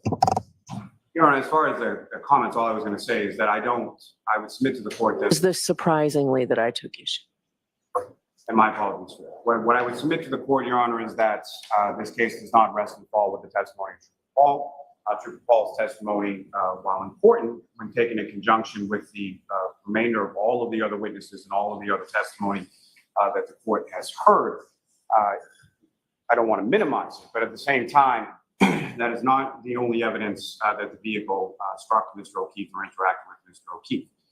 So what the court has, as far as the physical evidence, next to Mr. O'Keefe's body, the one sneaker in the location of the curb, the glass, the drinking glass that Mr. O'Keefe is seen walking out of the Waterfall Bar at approximately 12:11 a.m. with, that is in the vicinity, the direct vicinity where the Canton police officers actually recover it early in the morning of January 29th. You have the microscopic pieces of the defendant's taillight, which was testified by Ms. Hanley to be consistent with pieces of the taillight from the defendant's vehicle that are within or embedded within Mr. O'Keefe's clothing. You have the remainder of the pieces of taillight, and this part is important in relation to Paul's testimony as far as the linear momentum, and it's all in the same sort of direction and path of all of the roadway evidence that he observed that's discovered in and around the area where Mr. O'Keefe's body was. The testimony from Ms. Nick Valier, with reference to all of those taillight pieces and how they were able to reconstruct from the pieces that were found on the ground and then put back together, matching not only to that, but the taillight housing from the defendant's vehicle. The taillight housing from the defendant's vehicle, which has the victim's, Mr. O'Keefe's DNA contained on it, as well as the mitochondrial DNA testing of the hair that was on the rear right quarter panel of the defendant's vehicle, which also was matched or consistent with that of Mr. O'Keefe, his mitochondrial DNA. as well as the board heard from Ms. Chart from Voting Technology. You have the plethora of testimony from the various civilian witnesses from that particular night. You have the evidence of motive from the text communications, as well as the testimony of the children in this case as to the state of their relationship from the defendant's own mouth in those text communications and in those voicemails as to the state of their relationship. You have the testimony in regard to Mr. O'Keefe and his recounting of the state of their relationship and his numerous attempts to break it off with Ms. Reed prior to that date. There are arguments that continue throughout the afternoon of the 28th and seemingly into the 29th. You have the defendant's own statements that I hit him, I hit him, I hit him, that come from multiple sources, including firefighter Nuttall, firefighter Famati, firefighter McLaughlin, and Ms. McCabe. You have her statements to the paramedics in the back of the ambulance that the last time that she saw Mr. O'Keefe, they had gotten into an argument. You have the testimony in regard to Ms. Roberts and Ms. McCabe as far as the altercation or the verbal arguments stemming from Ms. McCabe's reference of Bella's mother being a landmark, being someone that Mr. O'Keefe used to date just prior to that argument occurring in front of the house at 34 Fairview Road. With each and every piece of evidence that was presented throughout the course of the Commonwealth's case, including the forensic evidence, including especially one thing I would stress for the court is taking not only Trooper Paul's testimony, but Trooper Paul's testimony in juxtaposition to Trooper Garino's testimony as far as the vehicle or the native GPS locations of Mr. O'Keefe's phone in reference to the timing and in particular, the information or data from the Toyota text sheet. Trooper Garino's GPS native location of Mr. O'Keefe's phone has that reversal, the same reversal, the same three-point turn that Trooper Paul testified about, which occurs 8 minutes prior to the vehicle traveling 24.2 miles per hour for approximately 62 feet in a straight line in reverse. And as far as the testimony and the evidence that the court has before it, the court also has those backup testing videos that Trooper Paul conducted with the defendant's vehicle. So the court can see exactly what that vehicle looks like at approximately 25 miles per hour in reverse in a straight line. And what I would submit, Your Honor, is that there's more than sufficient evidence from a medical perspective, from a forensic perspective, from a civilian witness perspective, and from the investigation of this case as to all three indictments that the Commonwealth has met its burden, particularly under the standard before the court at this time. And for those reasons, I would request that the defendant's motion be denied. Okay. All right. In the light most favorable to the Commonwealth under the prevailing Lattimore standard here in Massachusetts, I am satisfied the Commonwealth has met its burden. The defendant's motion is denied. Yep. So, Mr. Yannetti, are you calling your first witness? Okay, so let's bring the jurors in, please. It doesn't matter, though. This is on the record. If they have to go to an appeal, it's on the record. Keep that in mind. And this judge's actions towards this case is sickening, but that's fine. The defense is ready. I'm going to back out so you can see Alan Jackson.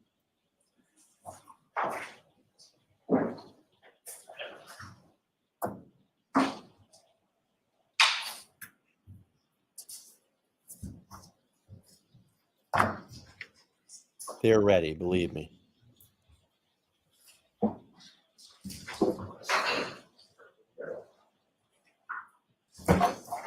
They really shouldn't have a camera on them right now, because the Commonwealth can literally go back and look at this and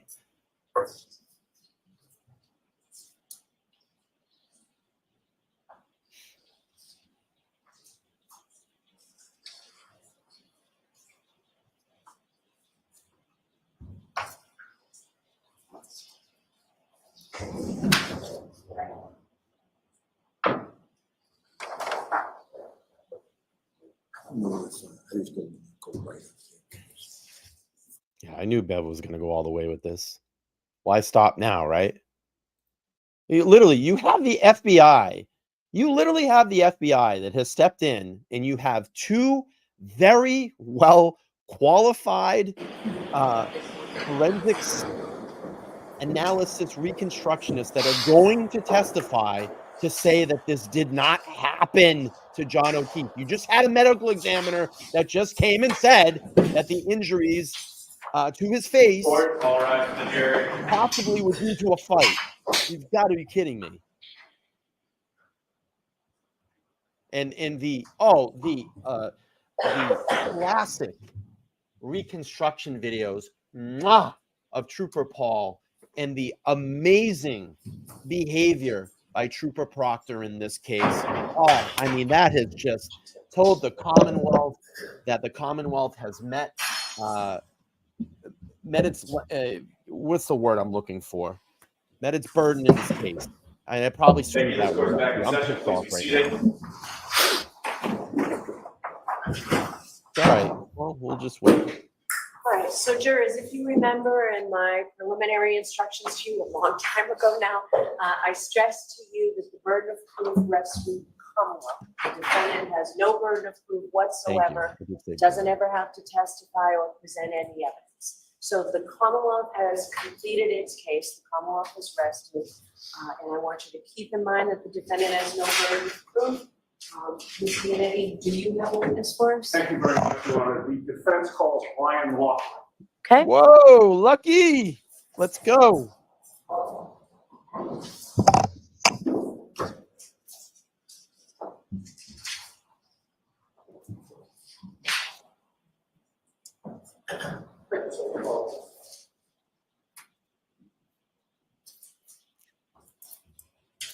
He is.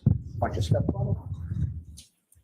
Do you solemnly swear the evidence you give the court and jury in the case now hearing should be the truth, the whole truth, and nothing but the truth, so help you God? I do. Great.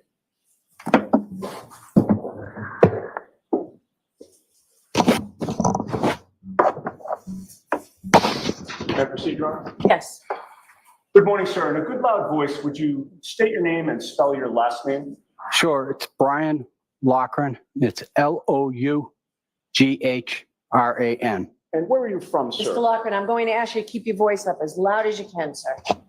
Sorry. That's okay. Maybe put your mouth as close to the mic as you can. Where did you grow up, sir? Canton, Mass. Is that where you live? Yes. How long have you lived there? Both 35, 36 years. And did you go to Canton Public Schools? Yes. Now, in the course of living in Canton, were you familiar with the Albert family? Yes. Which members of the Albert family were you familiar with? All of them. And when you say all of them, can you name the ones that you were familiar with? I was familiar with Brian. Brian Albert? Chris Albert. Brendan Albert. Kevin Albert. And I believe Kathy Albert is the sister, but I'm not 100% sure of her first name. Okay, and those are the siblings that you had contact with and were familiar with? Yes. Did you know some better than others? Yes. Whom did you know the best? Chris Albert. What is the age difference between you and Chris Albert?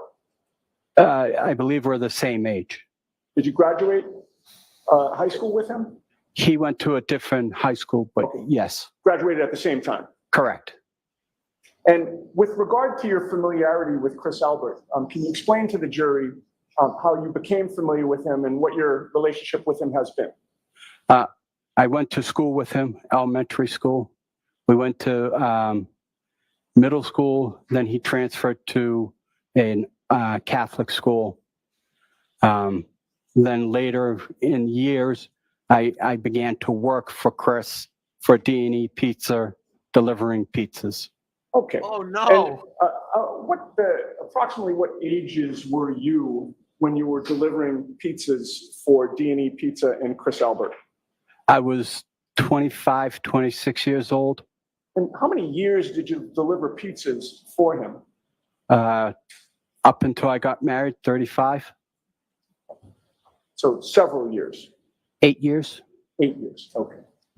And with regard to your interactions or knowledge of Kevin Albert, can you describe that? Kevin Albert would be through D&E Pizza if he came in. through the police department would see him on details. All right. And were you friendly with him? Yes. With regard to Brian Albert, could you describe your interactions or your relationship with him? Again, through D&E Pizzas, delivering pizzas to his house. Cordial, polite, would say hello. All right. So you're friendly with the Albert family? Correct. Now, back in January of 2022, where were you working? I was working for the town of Canton. In what department? I was working in the sewer department. Is that also called the water department? Yes, water and sewer are combined. And under what heading is that? The It's water. DPW. It's under the DPW, the Department of Public Works. Correct. Now, back in January of 2022, were you one of the regular snow plowers for the town of Canton? Yes. And directing your attention to January 28th of 2022, do you remember that day? Yes. What do you remember about that day, the 28th? It was a potential blizzard. We had been given a start time. All right. And when you say you had been given a start time, what does that mean? It means that we're expected to be in our trucks at a certain time on our route. Okay. And who gives those instructions back in January of 2022? The supervisor for Canton DPW. And who was that at the time? William Walsh. Also known as Billy Walsh? Yes. Now, when were you called in to do plowing that evening or early morning? We were told to be in by 2:30 And is that 2:30 a.m. or p.m.? a.m.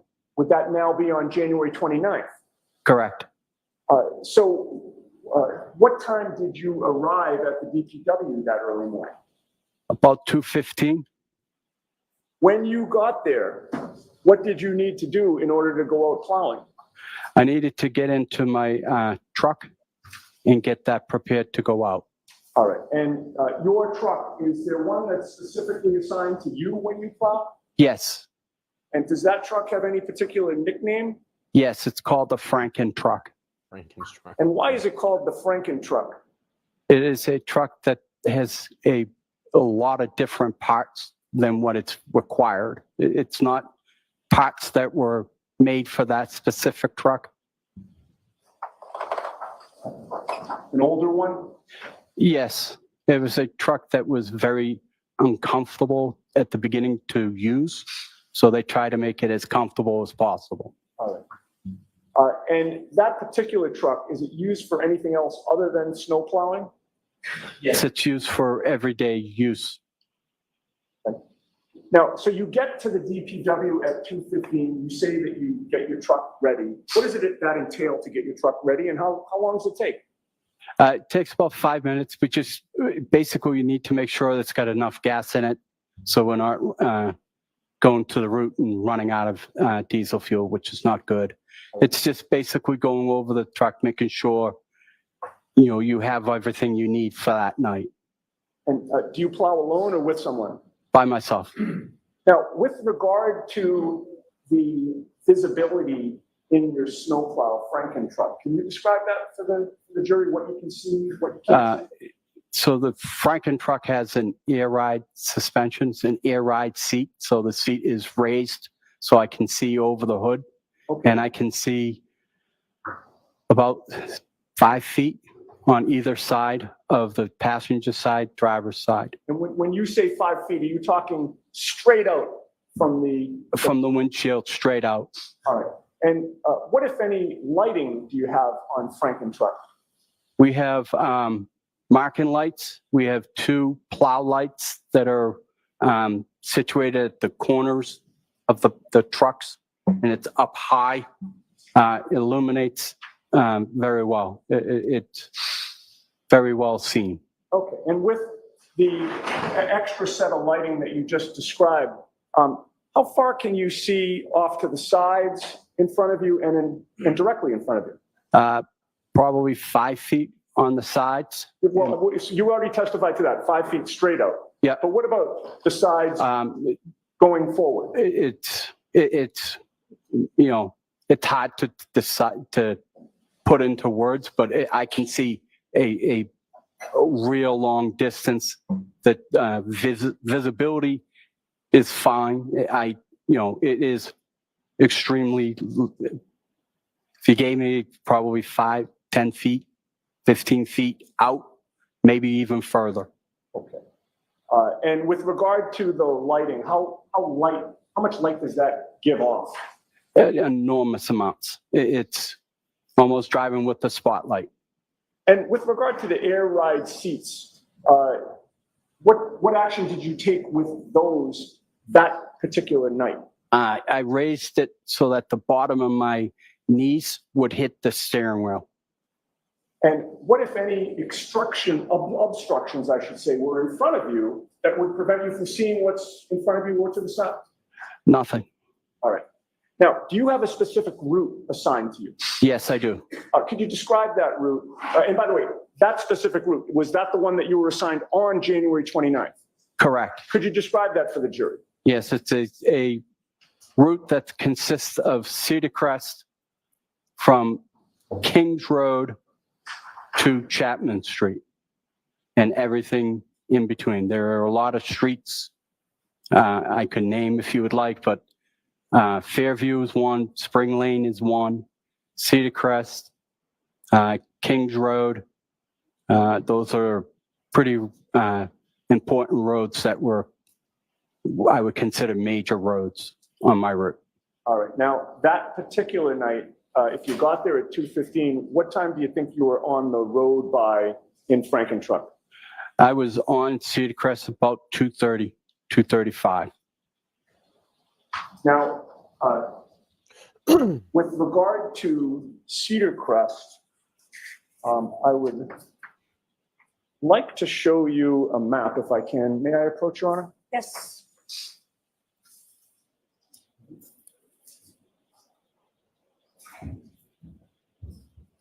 I've handed you a document. If you could just review that to yourself and then look up at me when you're done. Do you recognize what's depicted on that? Yes. What is it? It is my plow route and consisting of streets that I plow. All right. And to be fair, that's a portion of your plow route, right? Correct. There are other areas of the city that you plow? This actually depicts my actual physical route. Oh, okay, great. And that's a fair and accurate representation of the streets as they existed back in January of 2022? Yes. I would offer that, Your Honor. Any objection, Mr. Lally? No, Your Honor. Okay. Thank you. And could I have permission to publish before the hearing? Sure. Okay, now, you just testified that you got to Cedar Crest, I believe, you said 2:30 to 2:35 or so? Correct. All right, as we look at this exhibit on the screen, are you going from right to left or left to right on Cedar Crest when you first approach Fairview?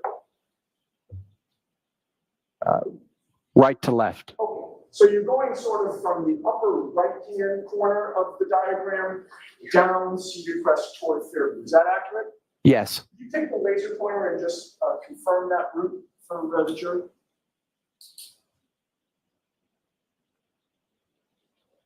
Thank you, Brenda. Okay. You see that's Fairview Road? Are you able to read that right?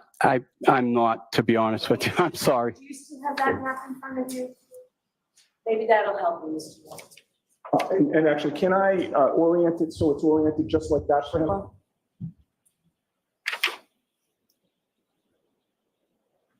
Okay, that's how it's up on the screen. Okay.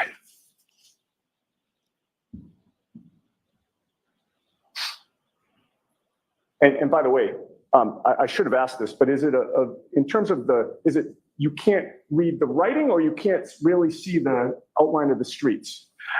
Both. Okay. Well, that's not going to help much. Okay. If we can have the lights back on. With the court's permission, can I leave that up on the screen while I ask a few more questions? Sure, except you said you can't see it. Right. No, I know, but the jury can. So I think it would be helpful for them. All right. So you're coming down Cedar Crest, and would Fairview be on your left or your right when you first approach it? When I first approach, it's on my left. All right, now, do you take that left at that time? No, I do not. Why not? At the time, I'm pushing snow, and we don't want to block any part of the road with snow, and taking a left would have left a row of snow. So I proceed to the end of Cedar Crest, do a cul-de-sac, and then head back up Cedar Crest. All right, so there's a cul-de-sac at the end of Cedar Crest. Correct. Dead end. Yes. And you plow that? Yes. All right, so then when you come back up, is Fairview on your right or your left? It is on my right. What do you do? I take that right and continue to plow. Now, are you familiar with the Albert residence on Fairview Road? Yes. How did you become familiar with that? Growing up in Canton, I knew where they lived. Could I have exhibit 66 displayed with the court's permission? Yes.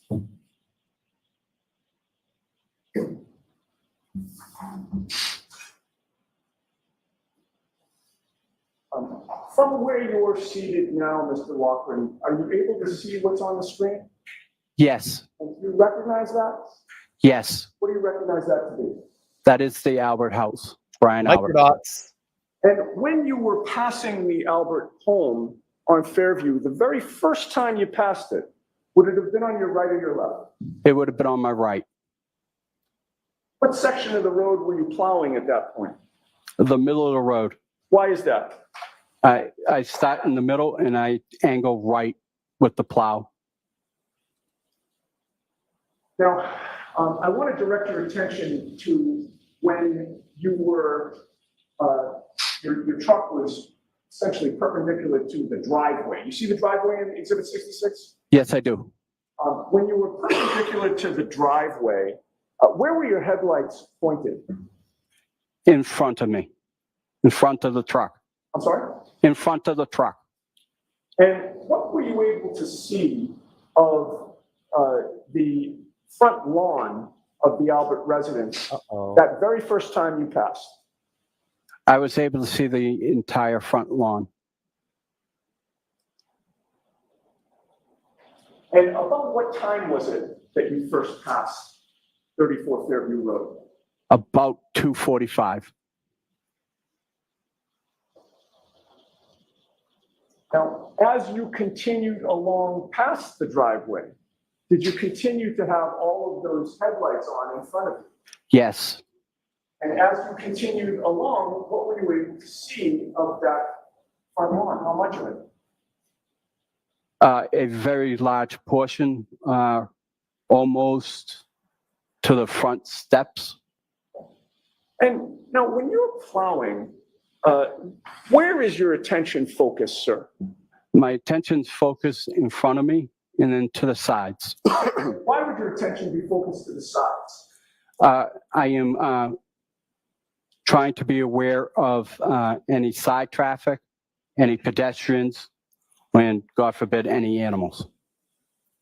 And when you were passing the Albert residence, as you pass every home, what attention do you pay to the sides of the road and the lawns that are adjacent to the road? I'm, again, making sure that there are no animals, no pedestrians, and making sure no one's coming out of their driveways, not expecting to see me. And with regard to exhibit 66, do you see the flagpole there? Yes, Is that something you had seen previously? yes. And when you made that first pass by that residence at 2:45 in the morning, sir, with your headlights on, what, if anything, did you see on the front lawn in the area of the flagpole? Nothing. I saw nothing. What edge? If there had been a 6'2", 200-pound man lying in the snow there, would you have seen it? Objection. Sustained.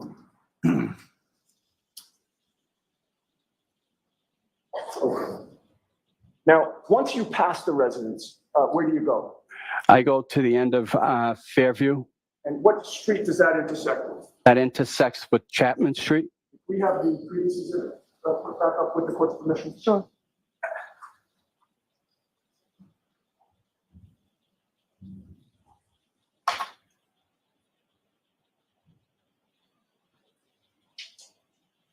Okay.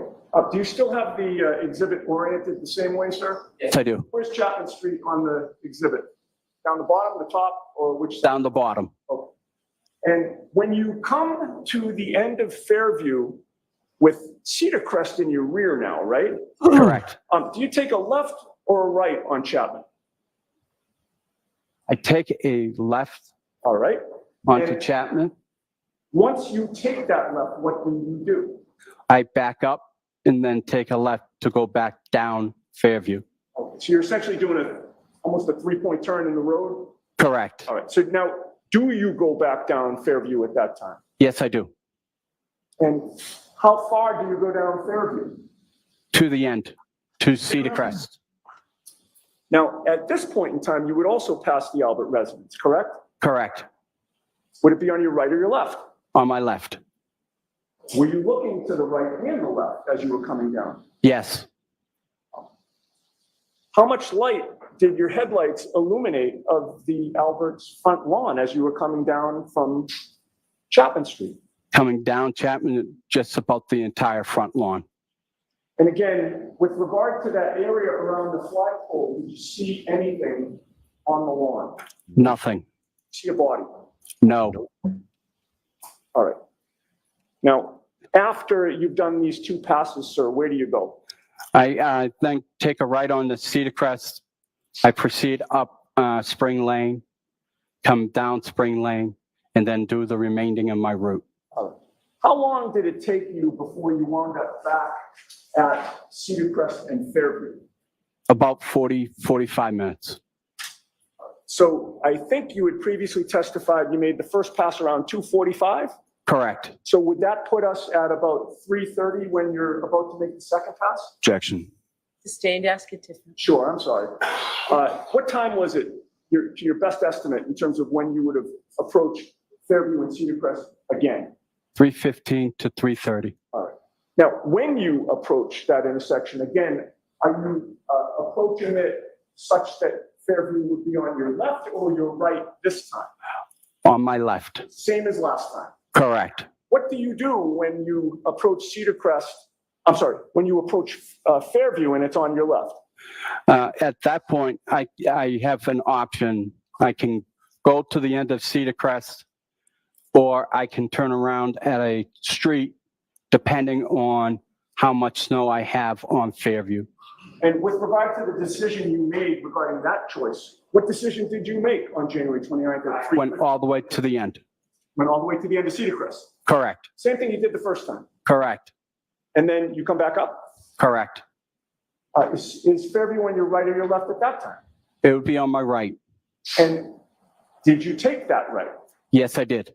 What, if anything, unusual did you see at that time? At that point, I saw a Ford Edge on the side of the road. Where was it parked on the side of the road? In front of the Albert's house. Where in front of the Albert's house? By the flagpole.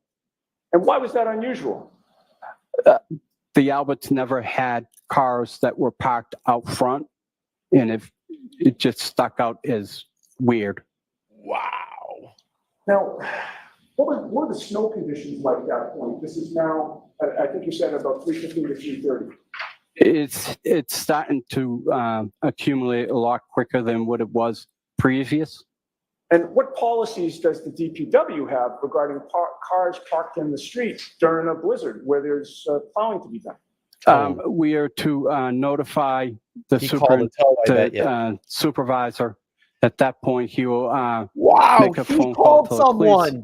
And depending on if they can have the resident move it, it gets moved. If not, it gets towed.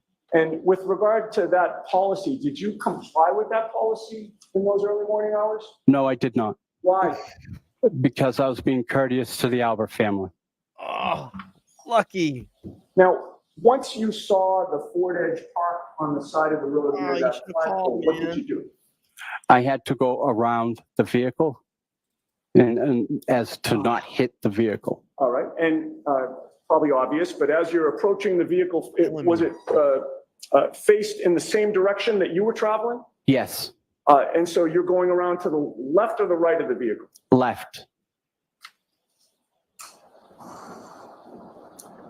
And once, as you were approaching that vehicle, were you able to see on the right side of that vehicle, but the lawn side? Yes, Did you see anything on the front lawn at that time? Objection. I'll allow it. Did you see anything? no, Lights were still on. correct. All right. Now, once you pass the vehicle, did anything attract your attention at all? No. All right. Where do you go?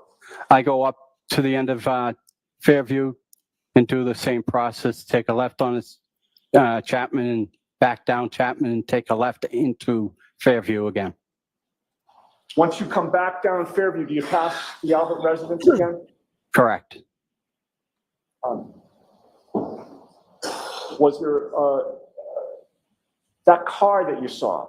Correct. It moved from when you passed it the first time. No, Were you able to see the front lawn of the Alberts in front of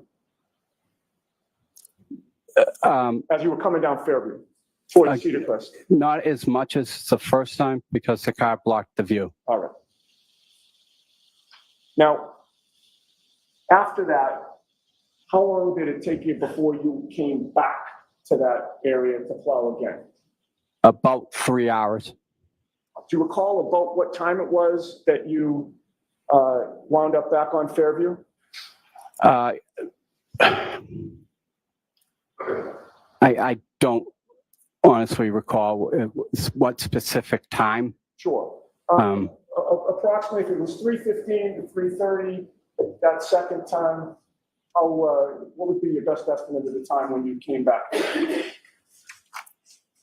I would say if I had to say, it would have been 5:30 up Fairview. Okay. And came back down, and then at that point I wasn't able to go further than Carriage Lane. Okay, and when you say that you went up Fairview and came back down, you initially went from which side of Fairview? Right side. What would that be, the right side? I'm sorry. Would it be the Cedar Crest side or the, It would have been Cedar Crest side. coming from Cedar Crest and then you went up Fairview, came back down? Came back down. As I'm going up, I am actually seeing first responders. And at that point, as I'm coming back down, the road's blocked at that point. Okay. And when the road was blocked, what, if any, plowing were you able to do after that on Fairview? I was able to go as far as Carriage Lane and then turn around. Okay. And then I imagine it was several hours before you could plow again? Before I could plow Fairview to the end of Cedar Crest, yes. All right. Now, I'd like to direct your attention to February 15th of 2022.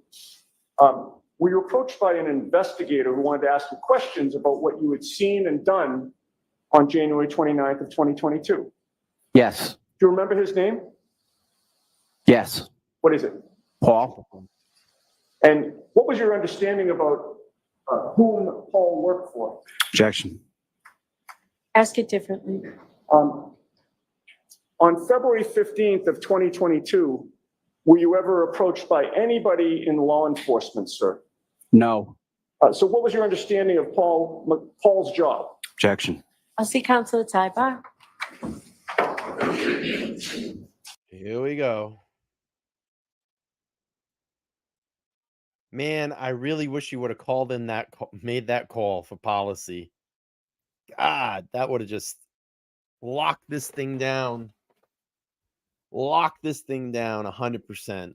But I think his testimony is great so far. I mean, he has no agenda. He's just a fucking townie that wants to drive Frankenstein in the snow and plow. I mean, he has no agenda here.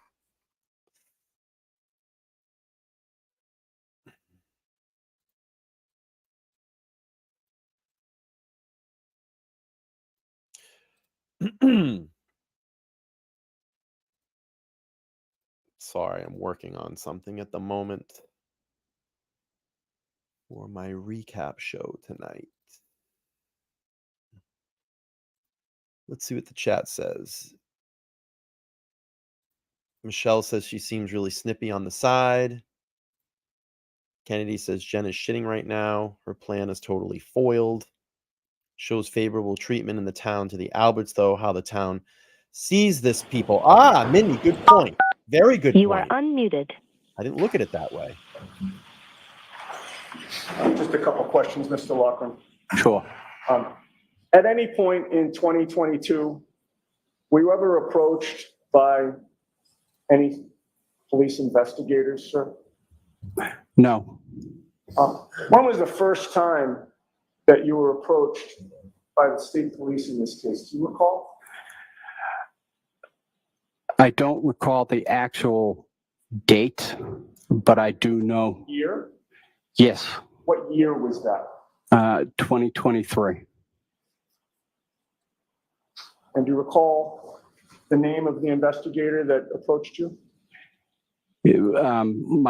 Mike Proctor and Sergeant, and I can't pronounce his name. I don't want to. If I said Buchanan, would that ring a bell? Yes, it is. You didn't want to say Bukaki.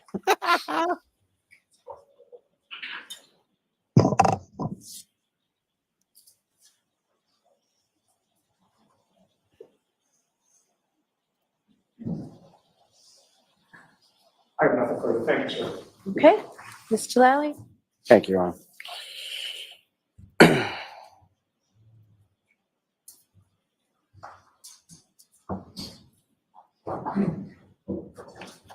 Morning, Come sir. on, Lucky. Good morning. Now, may I approach? Yes.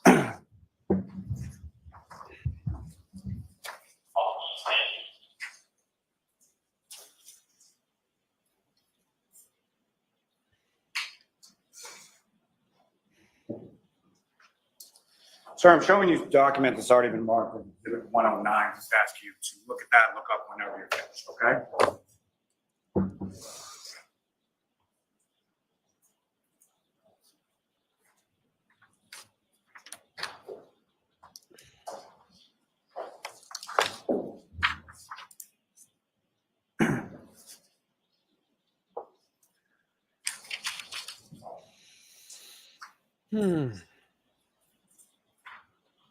Yes. You recognize that, sir? Yes, I do. And what do you recognize that to? These are the plow routes for the town of Canton. And there's different numbers that are associated with different routes and different drivers assigned to those routes, is that right? Yes. And if you look down at number 11, is that your route that you were talking about as far as the sort of portion of Cedar Crest neighborhood that you plow? Yes. And that's the route that you were assigned to on January 28th and January 29th of 2022, correct? Yes. Now, if I could ask, just as far as there's a certain way that you plow a route. Yeah. Excuse me. There's a certain way that you plow a road, correct? Correct. And when you're first plowing the road, you're sort of plowing the middle of the road, correct? Correct. And you do it in sort of a fashion that's referred to as ring road right, is that correct?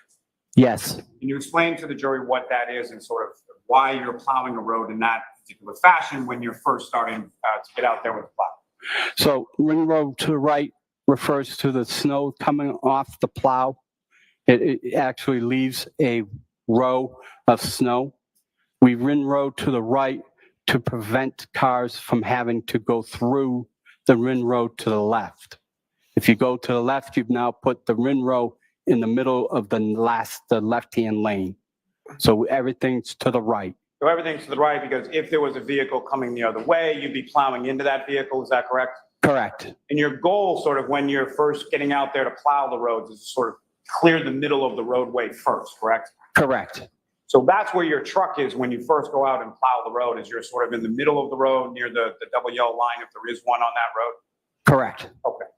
Now, this truck that you were driving, on that day, how long have you been assigned to that truck for plowing purposes? I was assigned to that truck for probably 2 years, maybe longer. Maybe longer. Were you driving that same truck in 2015? No. No? Okay, so you were driving a different truck at that point? Correct. You remember what kind of truck that was? It was an F-550 utility truck, pickup truck. Similar in size or shape to the truck that you were driving that day? No, Now, you were asked some questions about February 15th, 2022, and you spoke to some investigator on that day, correct? February 15th? Yes, 2022. That Paul person you were talking about? Yes, Okay. And you met him at a skating rink, is that right? correct. And you said in a statement to him at that time that you would have seen a body on the front lawn or the sidewalk, is that right? Correct. Now, are you aware that there is no sidewalk on the same side of the street as 34 Come on, Fairview Road? Lally. Correct. Now, you mentioned some familiarity with the Alberts and with the Albert resident. Are there other people on that route that you're familiar with as far as where they live and who they are and all that? Yes, And how, are you equally familiar with them, more familiar with them, or less familiar with them? equally. Equally? Lally, you have nothing, Now, bro. familiarity with 34 Fairview Road, does that extend to sort of the lighting around that area? No, So do you know that there is actually no street lighting whatsoever in the area of the fire hydrant or the flagpole or anywhere there for several hundred feet? But there's Correct. enough lights on that You truck. do know. yeah, I believe so, yes. And so when you're driving by, you're looking for cars coming out of the driveway, cars coming in the opposite direction, people walking, is that correct? Correct. And you're trying to look for those objects so that you make sure that you don't strike them or hit them or anything like that, correct? Correct.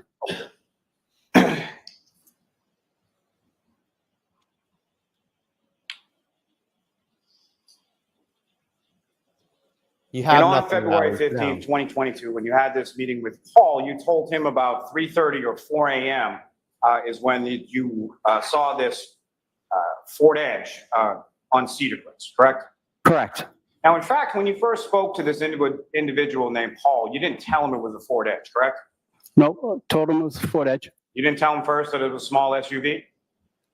No, told him it was a Ford Edge.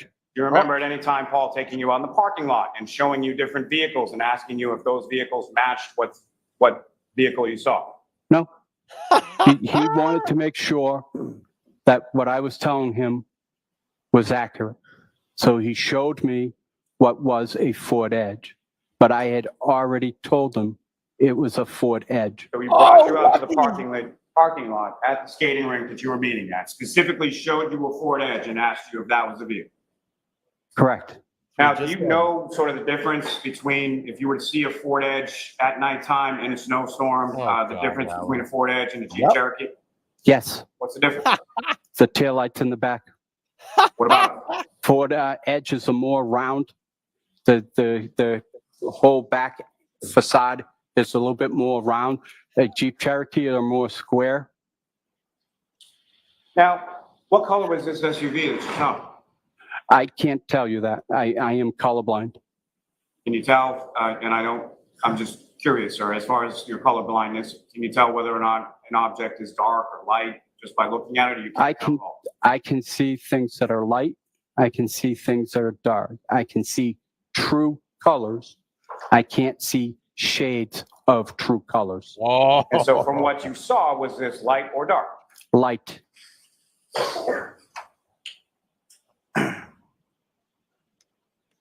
Lally, sit down. Now, you told this Paul individual on February 15th that the SUV that you saw was exactly where Mr. O'Keefe's body was found, correct? Correct. How do you know where his body was found? I told him specifically if he was looking at the door, the front door, it was about 3 feet to the left of the door. And with To the left of the door? looking at the front of the door to the left of the door, pushing it up Fairview. So if he wrote in his report that you told him that the vehicle was exactly where the body was found, that would not be true? Objection. No, I'll allow that. Could you repeat that question, please? If he wrote in his report that you told him that the SUV was exactly where the body was found, that would not be true, would it not? That would be true. The car was to the left of the door, putting it in front of the flagpole. So My question for you, sir, is how do you know where Mr. O'Keefe's body was found? At any point in time, did you see Mr. O'Keefe's body on the front lawn? No. So how do you know where Mr. O'Keefe's body was found? Through police reports, police interviews, stuff that was posted on the media. So you've seen police reports in the media? Well, not the police reports, I'm sorry, but what was said during on the news. So what you've heard on the news, not necessarily what you saw or what you know yourself, correct? Could you repeat that question, please? You're recounting sort of what you've heard or saw on the news, so this doesn't come from your personal knowledge or anything about where Mr. O'Keefe was, correct? Correct. Okay. Now, you also spoke with some other individuals in May of 2023, correct? Correct. Now, did you tell those individuals that you actually came in, and when you say came in, you come into sort of the main sort of hub or the shed on Boulevard Street, correct? Correct. We punch in. That's where you punch in and you pick up your truck and you sort of do your checkpoint around the truck and then you go out and plow. Correct. Now, you were plowing on this street. Was there any other sort of subcontractor or anything else that was working, plowing the roads as well? Yes. And who was that? It was by the yard landscaping. And so they assist as far as the plow route is concerned, and they go around and they plow things on the same route that you were describing, correct? Correct. Now, these other people that you talked to in May of 2023, did you tell them at that time that you actually came in around 11:30 p.m. to 12 a.m.? I don't remember that. You don't remember that, or you didn't tell them? I don't remember that.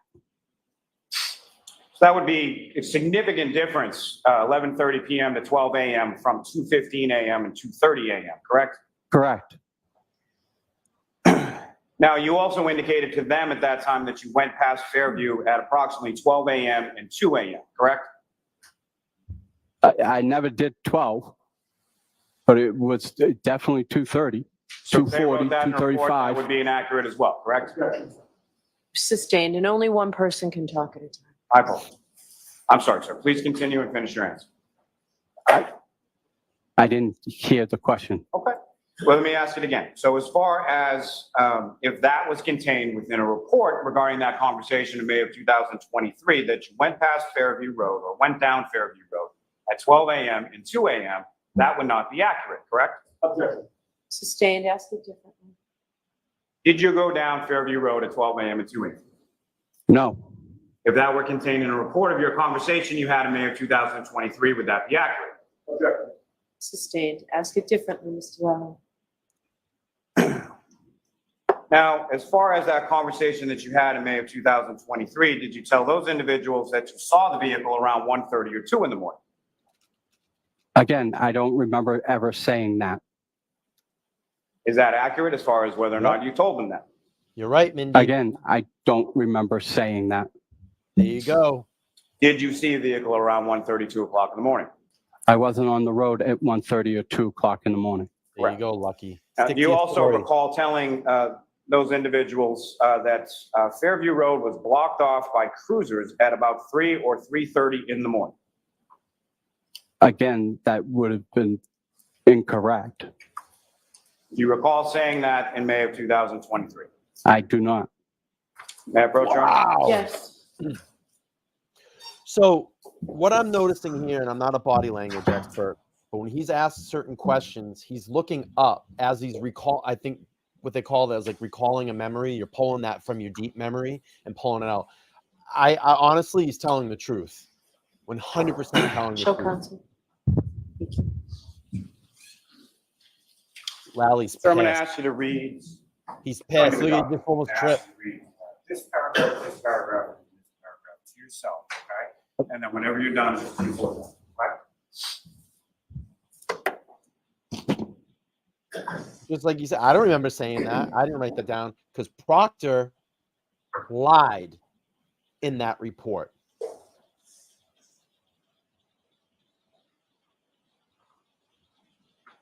And he's not going to come in here and get pushed around. He's going to tell the truth. Yeah, when he's looking up and he's pulling that memory from deep memory. That's why when he said I saw the Ford Edge. What was it? 3 feet out from where when he was talking about something left to the door, and I have to go back when he was recalling that memory. And I'm sorry, I'm kind of all caught up and really caught up in this testimony. You know, he looked up and he's pulling that memory from a Are you deep finished, memory. sir? That's Yes. what he May I saw. approach this retrieval? Yes.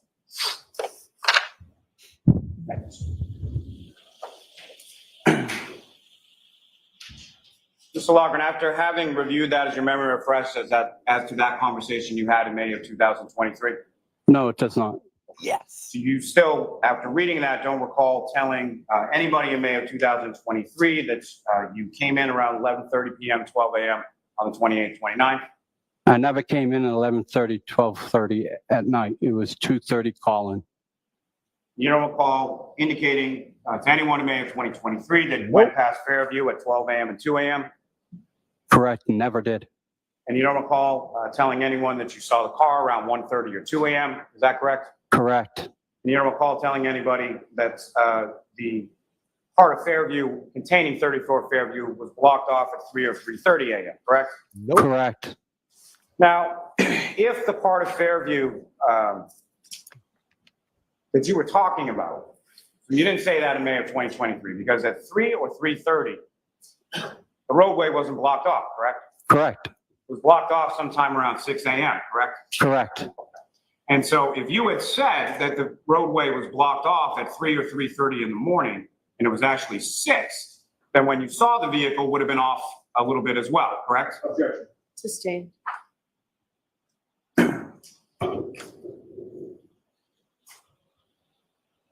This guy ain't going to be pushed around. He's going to stick to his story because he knows it's the truth. Seeing the car at 1:32 in the morning, Thanks, Mary. with the road being blocked off at 3 or 3:30 in the morning, if the road's blocked off at 6 a.m., then that actually would have been, you saw a car sometime around 5 a.m., correct? Objection. Sustained. Sure you didn't see a black Lexus SUV in front of the house at 34 Fairview Road around 5 a.m.?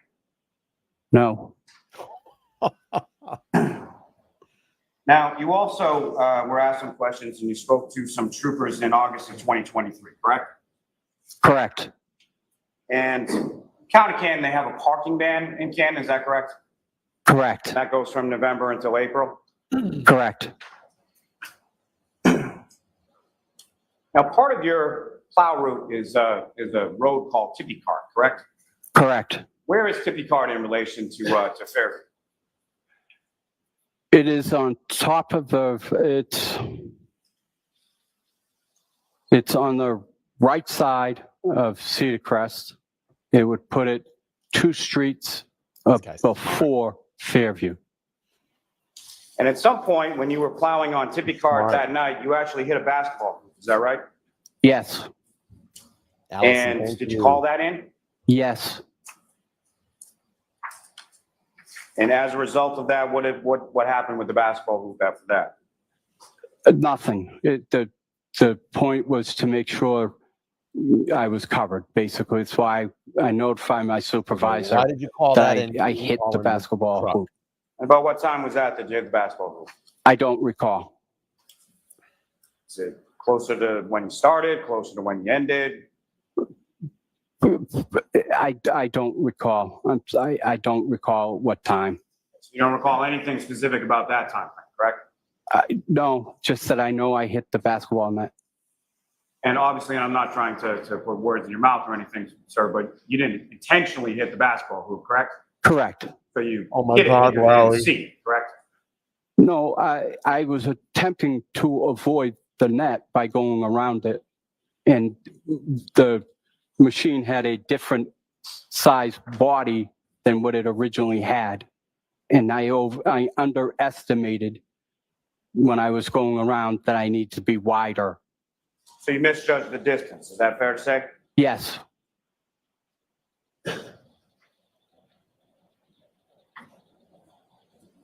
Lally, sit down. You're done, dude. You're not going to find the answer on that notepad. He's searching now. He's like, what else can I try to get this guy on? Lally, sit down. May we approach, Your Honor?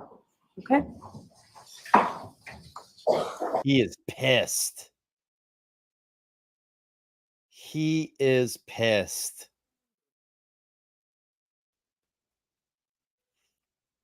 He literally asked Lucky Lochran if he intentionally hit the basketball hoop. You've got to be kidding me. That's the question that you got to ask this guy. That's what we're going to hang our hats on, that we're just waiting to hear. Did he intentionally hit the basketball hoop? I mean, come on, bro. Gerald says, special gifted people don't lie. They are blessed in many ways like that may not be popular in the world, but they are blessed of God. I agree. This guy has no agenda. He's just going to go out and tell it like it is.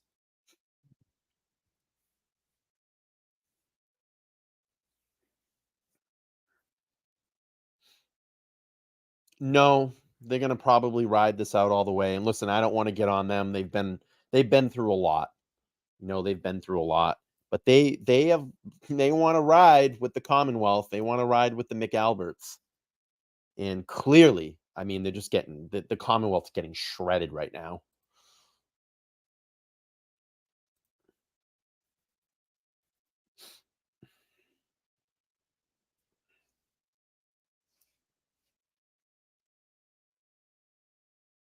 Yeah, that would have been a good point, Trish. Trish says, I thought he was going to say something about misjudging the distance, so he misjudged something else. Well, yeah, and then I thought he was going to try to plant the seed of the possibility of him hitting John. But they don't want to do that because then that steers their narrative that Karen Reed hit John O'Keefe. So they're not going to go there. And I think maybe he was walking into that territory and then went, well, wait a minute, I'll withdraw. I'm going to pull back from this because it's not going to go with the whole story and the whole the whole trial that we put together here that Karen has hit John O'Keefe.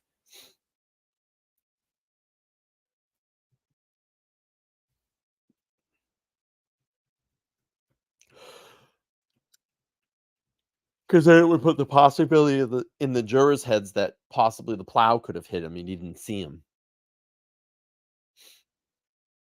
But then he walked that back. He got out of that really quick.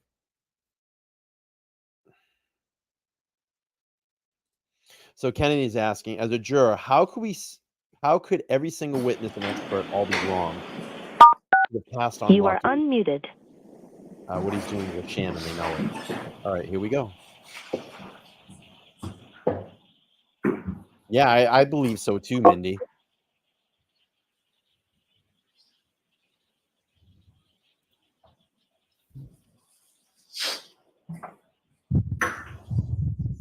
Look at her looking at Larry. Oh, God, man, she grilled him.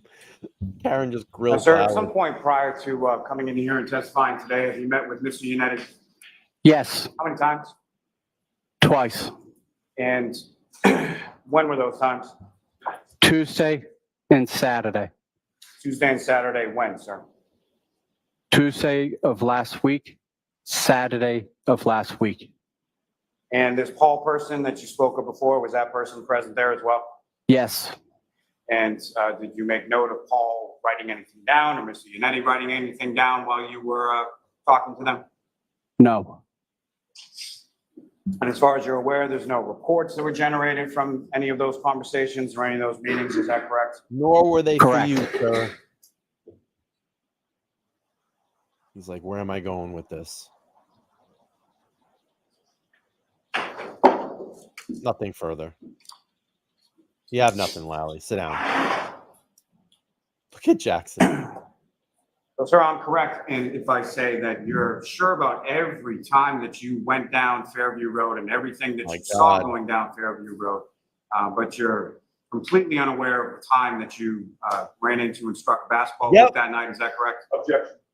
Sustained. You can ask it differently. You're sure about all the times that you went down Fairview Road? yes, And you have no idea what time that you went on Tippy Cart and you struck the basketball hoop. Is that right? if you ask me to guess, I can guess for you. I'm not asking you to guess, sir. I'm asking you not to know.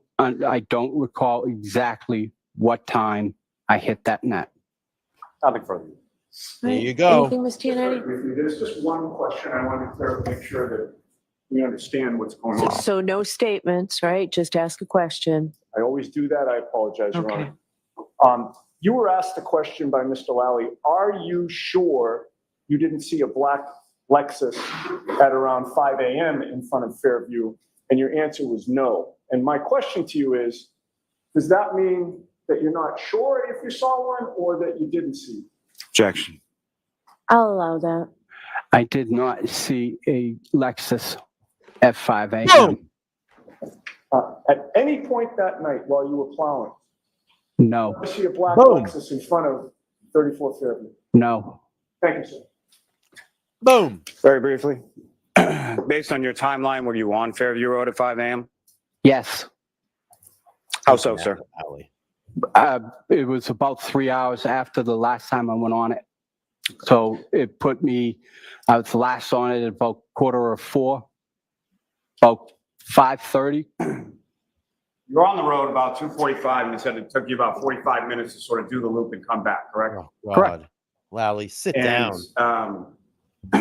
from the time that you were on there, including the time that it took you to plow and the time that it took you to do all of those things along the route, you're coming back to Fairview Road at 45 minutes later, or it took you 45 minutes to do the route? It was about 45 minutes.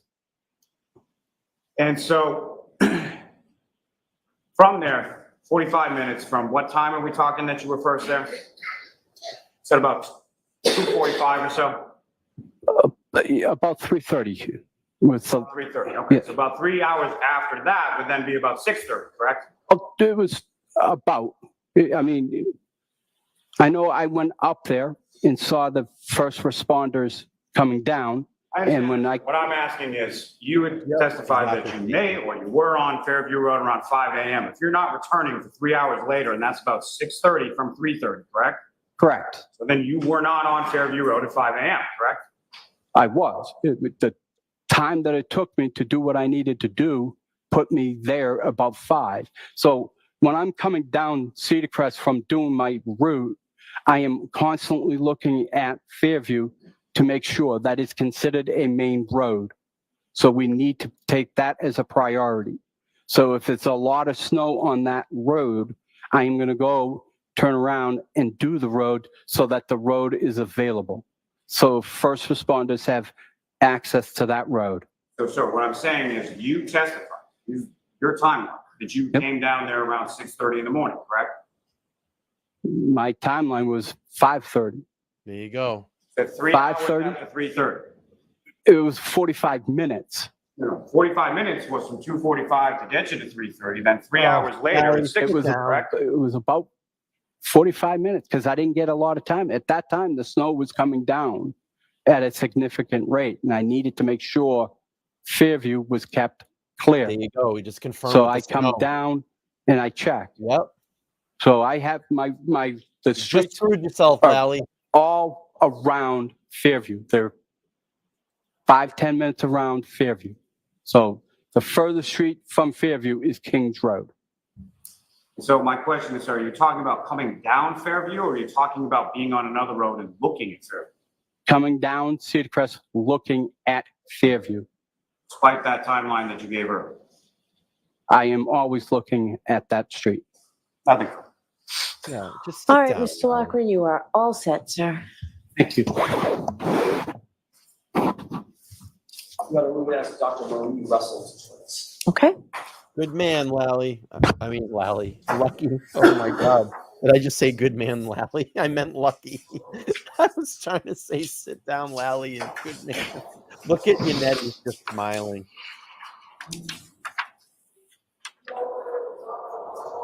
Lucky did. Good job. Good, honest man. Dr. Russell up next.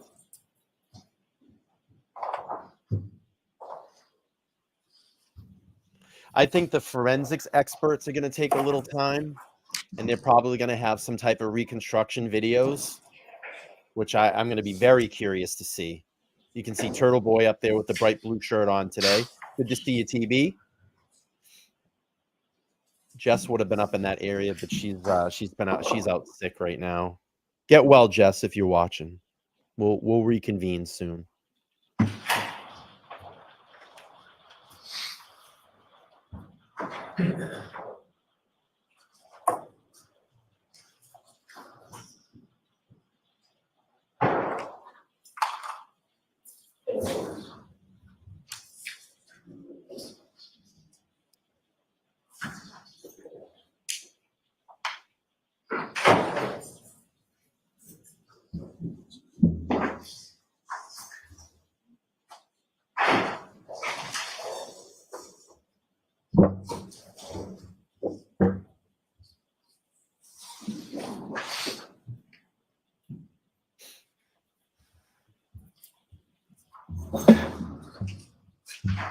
Watch your step for me.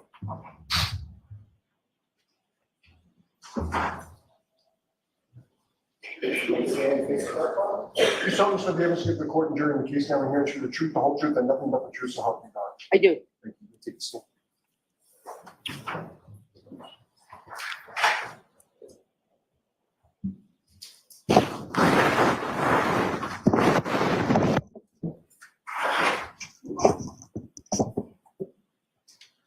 All right, whenever you're ready, Mr. Jackson. Thank you, Your Honor. Dr. Russell, could you please, in a loud, clear voice, state your name and spell your last name for us? Be right back. Dr. Marie Russell, Russell.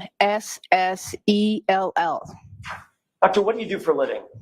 I'm an emergency room forensic pathologist, just recently retired. And prior to your retirement, what was your position?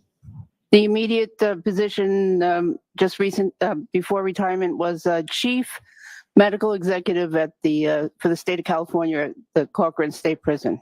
And So, Dr. Russell, I'm going to ask you to keep your voice up, okay?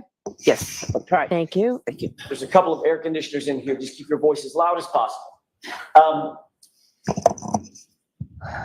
What is, in fact, an emergency physician? An emergency physician is a medical specialist who has completed a residency, internship residency in the field of emergency medicine, which is a field which involves taking care of patients that are sick or injured and go to the emergency room. Can you tell us what your education, starting with your education, training, and background is that qualifies you as an emergency physician, starting with your education all the way back to college? Okay. Well, I have completed at least 16 years of formal education beyond high school, which includes college, and then 4 years of medical school, then 4 years of emergency medicine residency and internship, and then 4 years of pathology residency, which includes 2 years of anatomic and 2 years of forensic pathology. And then I treated, I've taken a bunch of other courses and attended seminars. Let's start with your college. Where'd you go to college? Where'd you start? Okay. MIT. I did my first year at MIT where I took my pre-med courses. And then what happened after that? By the way, about what year was that? Oh, that was in 1972 to 73. Where did you go after MIT? So what happened? I was interested in becoming a doctor, and so I took the pre-med courses, and then subsequent to that first year, I learned that my mother had metastatic breast cancer, and so I decided to go home to New York to be with her. After that, she subsequently passed away, and I returned to Massachusetts and decided to take advantage of the time off from school to investigate my interest in law enforcement. And I subsequently became a police officer here in Massachusetts. So following MIT, did you go to a police academy? I did. Which police academy did you go to? I went to the Boston Police Academy. And did you end up becoming a sworn officer? Yes. For how long? I did it for 7 years full time. And what department did you work for? I worked for the City of Malden Police Department. What years was that, if you could give me a range? From 1977 to 1984. During the time that you were a Malden police officer, did you also go to school and continue your formal education? I did. Describe that for us, please. Well, I took specialized courses through the Massachusetts Criminal Justice Training Council. Objection, move to strike. All right, so I'm going to strike that. Jurors, disregard that. Let me ask you this way. I don't want to get into the specifics. Okay. While you were a police officer, did you also take formal education to further your medical training or your college? Yes, I did. That's what I'm interested in. Okay. Tell us about that. Oh, yeah. So I attended Northeastern University part-time and received a Bachelor of Science degree in psychology. After you got your degree in psychology from Northeastern, did you go on to continue your education in medicine? I did. I attended medical school at the University of Massachusetts Medical School from 1983 to 1987. Also known as UMass? Yes, Did you ultimately end up with a medical degree? did. Doctor, After you became a doctor, did you engage in a residency? yes. What years were the residency, that first residency? So the first residency was from 1987 to 1991, and that was in Los Angeles at the Los Angeles County University of Southern California Medical Center. Is that also known as LAUSC? It was at the time, yes. And that's associated with the University of Southern California Medical Center, is that right? Yes. After your first residency, by the way, what was your first residency in? What was the subspecialty? So it was in emergency medicine, and USC is a very large trauma center. How would you describe the size and volume of the USC Trauma Center? Well, it's one of the busiest in the United States. After your first residency in emergency medicine, did you do a second residency? Yes. What was the subspecialty in that second residency? So I did a 2 years in anatomic pathology and 2 years as a fellow in forensic pathology at the Los Angeles County Coroner's Office. So you did 2 full residencies after you became a doctor, is that right? That is correct. What's the difference? I don't want to go into great detail, but what's the difference between an emergency physician and, for instance, the residency that you did in pathology, both anatomic pathology and forensic pathology? What are the differences? Well, generally, the emergency physician treats live patients, and the spectrum of injuries can be wide, or illnesses can be wide, and the forensic pathologist treats or deals with deceased patients generally. Did you become a fellow at the LA Coroner's Office following your second residency? No, that was part of the second residency. Understood. Describe that fellowship. So that was 2 years of full-time work at the LA Coroner's Office under the supervision of very experienced medical examiners.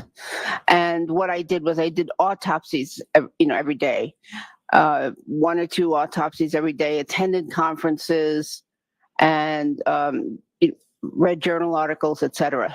It was a very formalized education. Did you also become at some point a professor or an assistant professor at LAUSC, the medical center side, the university side? Yes. So while I was doing the forensic pathology and anatomic pathology residencies during the daytime, I worked as a full-time ER doc supervisor in the capacity of an assistant professor in the evenings. Did you also become an adjunct professor at California State Los Angeles? Yes. Is that a separate university? Yes. And you had separate responsibilities as a professor in that role? Yes. Were you also teaching legal medicine and forensic medicine in that capacity? That is correct. It was a master's level program. How long were you an ER physician in total and an attending physician for Los Angeles County USC Medical Center? 29 years in total. 4 of those were in training and the rest were as a supervisor. And of your 29 years, 25 of your 29 years, you were supervising others? Correct. Meaning other doctors? Other doctors, yes. Teaching other doctors? Yes. And teaching medical students? Yes, and seeing their cases.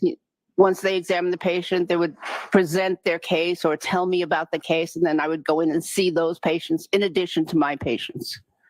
That was my next question, doctor. In addition to teaching, were you also specifically assessing, diagnosing, and treating patients of your own? Yes, not all the time. Some shifts I didn't have to do that, but much of the time, yes. For the bulk of the 29 years that you were an ER doc, an emergency physician, in other words, were you also attending to patients as well? Yes. Once you left that fellowship with the LA Coroner's Office, Did you remain active in any way or connected to the Los Angeles Coroner's Office? Yes, so I would attend their weekly conferences when I could, when I when I was available and to do so, and I also consulted on some cases with them. So if they had something that was interesting and beyond their clinical expertise, they would sometimes consult me. During your tenure at LAUSC, did you become the director of any of their sub-programs? Yes. Can you describe that for the jurors, please? Yes, I was a director of the USC Center for Life Support Training. And that involved teaching other doctors life support courses such as advanced cardiac life support, or we teach the surgeons advanced trauma life support. I'm sorry? Oh, go ahead. Were you also a director for their quality improvement in the early 2000s? Yes, for the emergency medicine department. What was the reason for the quality improvement program, if you will, for LAUSC? Well, for any program, it's ideal to have a quality improvement component, because what you want to do is look at cases that were treated and see if there were any errors, and if so, correct the errors, teach the doctors that involved, what went wrong, and try to make systemic improvements or teaching improvements to prevent those errors from occurring in the future. Were you teaching basically best practices for emergency room physicians as well as trauma physicians and surgeons? Yes, we tried. And you were the director of that program, correct? Yes. Did you also become the director of LAUSC Jail Medical Services? Yes. What is the connection or the tether between the jail system in Los Angeles and LAUSC Medical Center?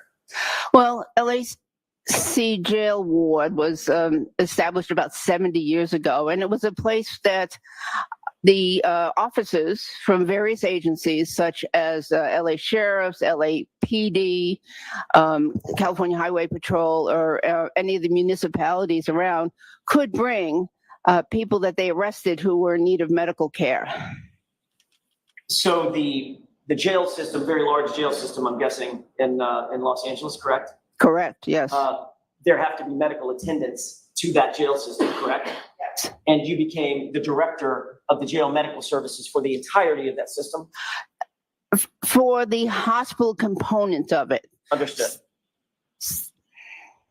In California, you're obviously licensed in California. Yes. There is a state medical board in California, correct?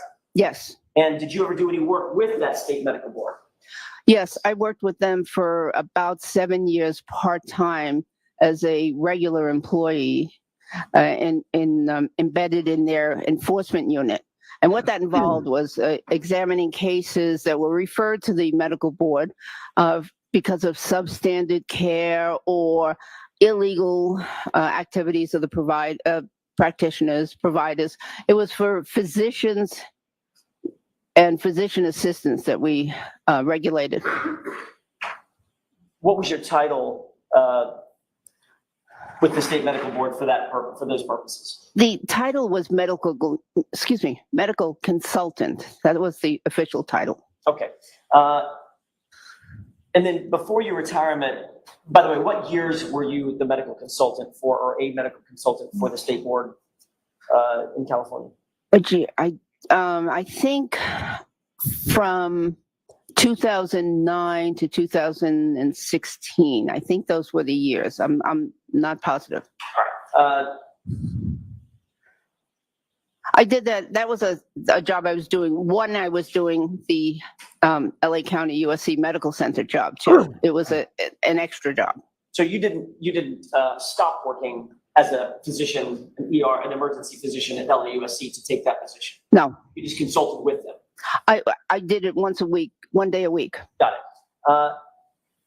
And then with regard to one of your last positions that you held, did you become the chief medical executive of the California State Prison, Corcoran? Yes. Tell me about that position and the years that you held that position. So that was from 2018 to 2023. And as the chief medical executive, I was the supervisor of all the doctors and nurse practitioners that provided care to the inmates. And obviously, the California prison system is a very large prison system. Very. Doctor, are you board certified in emergency medicine? Yes. Are you a member of the National Association of Medical Examiners? Yes, I'm actually fellow status, which is higher than member. Are you a member of the American Academy of Forensic Science? Yes, again, I'm a fellow there. Which also is an advancement above just being a member? Correct. Have you ever published in the area, and now I'm going to get very specific, have you ever published peer-reviewed articles and done research in the area of animal bites and scratches? Yes. Did you author or co-author a peer-reviewed article named Managing Law Enforcement Dog Bites in the ER? Yes. About what year was that? It was in the 1990s. Late 1990s, 1996, does that Yes. sound right? Did you also author or co-author an article called Law Enforcement Canine Dog Bites, Injuries, Complications, and Trends? Yes. So given those articles, did you study specifically dog bites, dog wounds on the human body? Yes, I have a very strong interest in wounds in general, and I have a strong interest in dog bites in particular. During the course of your career, your professional experience, how many patients would you say you've seen or treated with animal injuries, including bites and scratches? It's very hard to estimate, but between my own practice and the residents that I supervised, it was, I'm sure, well over 500, and could possibly be double that. Could be as many as 1,000. It could be, yes. Have you qualified as an expert in emergency medicine in the past? Yes. You qualified as an expert in the area of forensic pathology and wounds in the past? Yes. Is that both in federal and state courts? Yes. Doctor, were you asked to review certain materials related to this case in furtherance of coming to some opinions and conclusions about injuries suffered by John O'Keefe specific to his right arm? Yes. What did you review in coming to your opinions and conclusions? Well, I reviewed hospital records and pictures taken of him in the hospital, when he was in the hospital. I reviewed autopsy records, the autopsy report, and photographs taken during and before the autopsy. I reviewed, let's see, I reviewed reviewed the grand jury testimony of the autopsy pathologist. I reviewed affidavit of Dr. Sheridan. I reviewed the town of Canton dog bite reports about regarding incidents. Section, may we approach? Yes.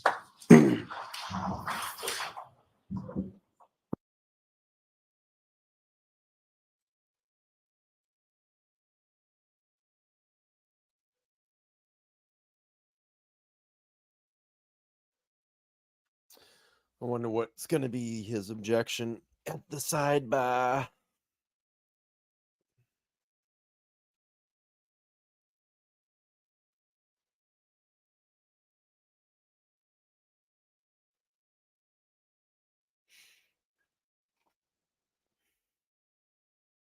So just to let everybody know, for lunch, when we break, I am going to take a break. I'm going to leave the stream up and going, but I am going to take a break. I want to go out and just like walk outside and get some air. I don't think they're going to break right now. Oh, they may. Yep, we might be taking the lunch. Or they're going to remove the jury. Something's going on.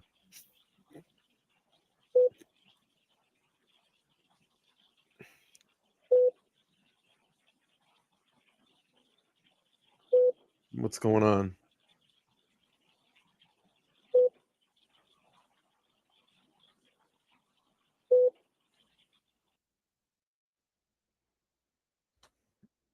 What are we doing? Let me just see if Ted. I didn't see Ted Daniel in there. Let me see if he's tweeting right now.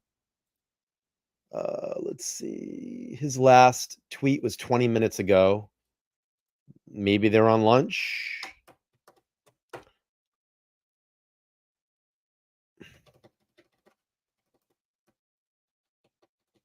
Let's see. Let me see. Microdot's dropping bombs right now on the Twitter. Let me show you what they've been doing over there. Check this out. Let's see. And, it's funny because my dad knows a lot about plowing. He was in construction for a very long time. He worked in the union and drove plow trucks. And check this out. Here's Microdot's video.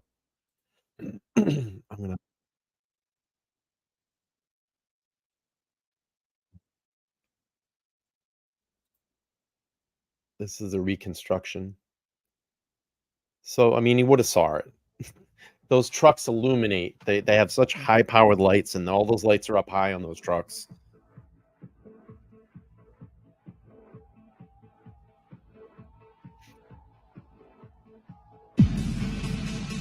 Good stuff.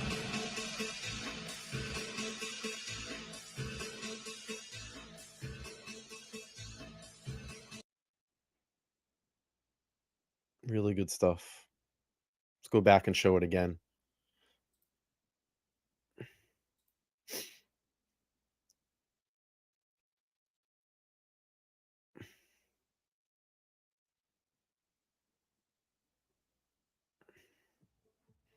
I mean, yeah, you would have saw it.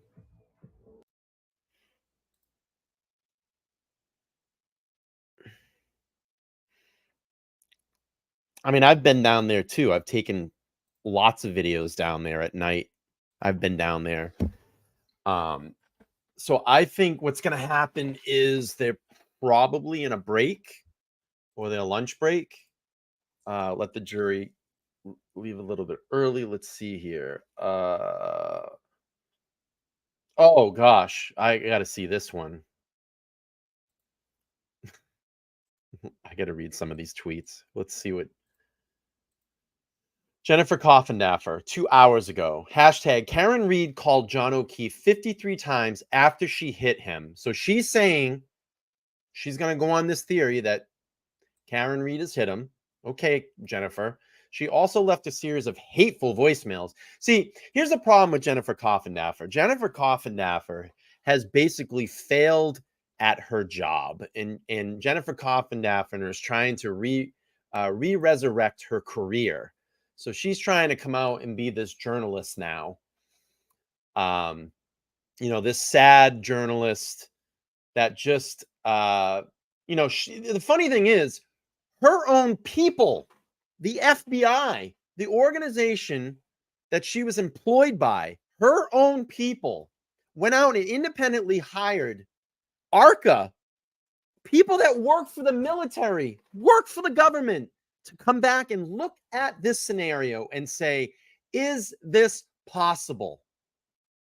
Is this possible? And we know their qualifications. I would say they're a hell of a lot more qualified than Trooper Paul. So her own people, her peeps, your peeps, Jennifer, they went out and hired, independent from the Commonwealth, independent from the defense, and hired these reconstructionists. And at the end of their reports, these guys live and breathe physics. And they said, it is not possible. It could not have happened. So you're looking like a real asshole here, Jennifer Coffindaffer. So she goes in to say these hateful voicemails of Officer O'Keefe's phone screaming that she hated him and called him names. And she says, was this some sort of alibi that she had created to show that she didn't know how he died? I don't think so. So why aren't these messages exculpatory? Who would be calling someone that they thought they killed? She didn't mean to kill him. She meant to hit him. She didn't know how he died. She didn't know until he died later that morning. She said she thought she clipped him in a text. She said hit him at the scene. She said on national TV that she thought she incapacitated him. She called Kerry Roberts at 5 a.m. and said, John is dead. The defense will continue. I can just hear her in her stupid voice, too. The defense will continue to falsely accuse 10 people of murdering John O'Keefe. They can continue to excuse 9 government entities of covering up the murder. Their side will be presented soon. Hopefully, justice for John O'Keefe. You are right. Hopefully, justice for John O'Keefe. Because when you're the experts that come in and confirm that there is no way possible by the laws of physics, and I think we live by the laws of physics pretty extensively here on planet Earth, by the laws of physics, and they're going to say this did not happen, you're going to look like a moron at the end of the day. I mean, we all know it didn't happen. I mean, if you're at this part in the case right now and you're still questioning it, I don't know what to tell you. I don't know what to tell you. But definitely didn't happen. Okay, I'm going to take a break. I'm going to leave the stream up going. And maybe we'll play some music. I want to just step outside and get some air. I've been sitting for like 3 hours straight. So if y'all want to grab some lunch, I'll leave the stream up and going. I'm probably just going to put up my little banner here that says we will be back. Court is on a break. It's not day 17, but maybe we'll put this one up. So we'll do this. We're going to take a break. I'll leave the stream up. Probably going to put some background music on or something like that, and then I'll keep checking back. And hopefully you'll all come back after the break. Tonight at 8 p.m. Eastern Standard Time, I will have my standard wrap up for the evening after court is over.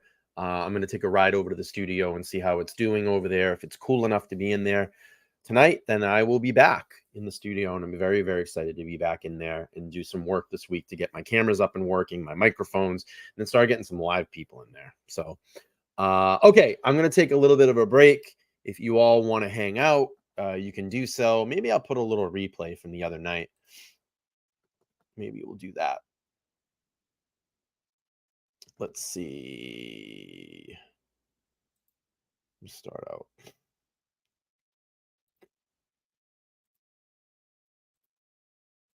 Maybe we'll do a little replay. Let's do a replay while I'm out.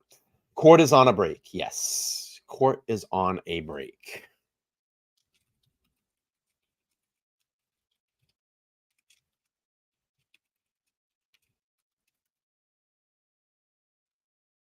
All right, I'm going to leave that up there. Let's do this. And we will do a little replay. I'm just going to stretch and get some air. I'll play my replay from the other night. Question is, should she I'll be back. testify? Well, joining me right now is Jarrett Ferrantino, a former homicide prosecutor with over 20 years of experience and host of True Crime Boss. He has been following 20 years of experience. You think he probably would get the who's and whats of this case locked down. I mean, was this guy like the substitute? Let's just call him and get him in. They didn't even watch this. They didn't even brief this guy. Didn't even give him a memo. He's not even paying any attention to the Karen Reed case, and they come up and ask him about his expert opinion in this.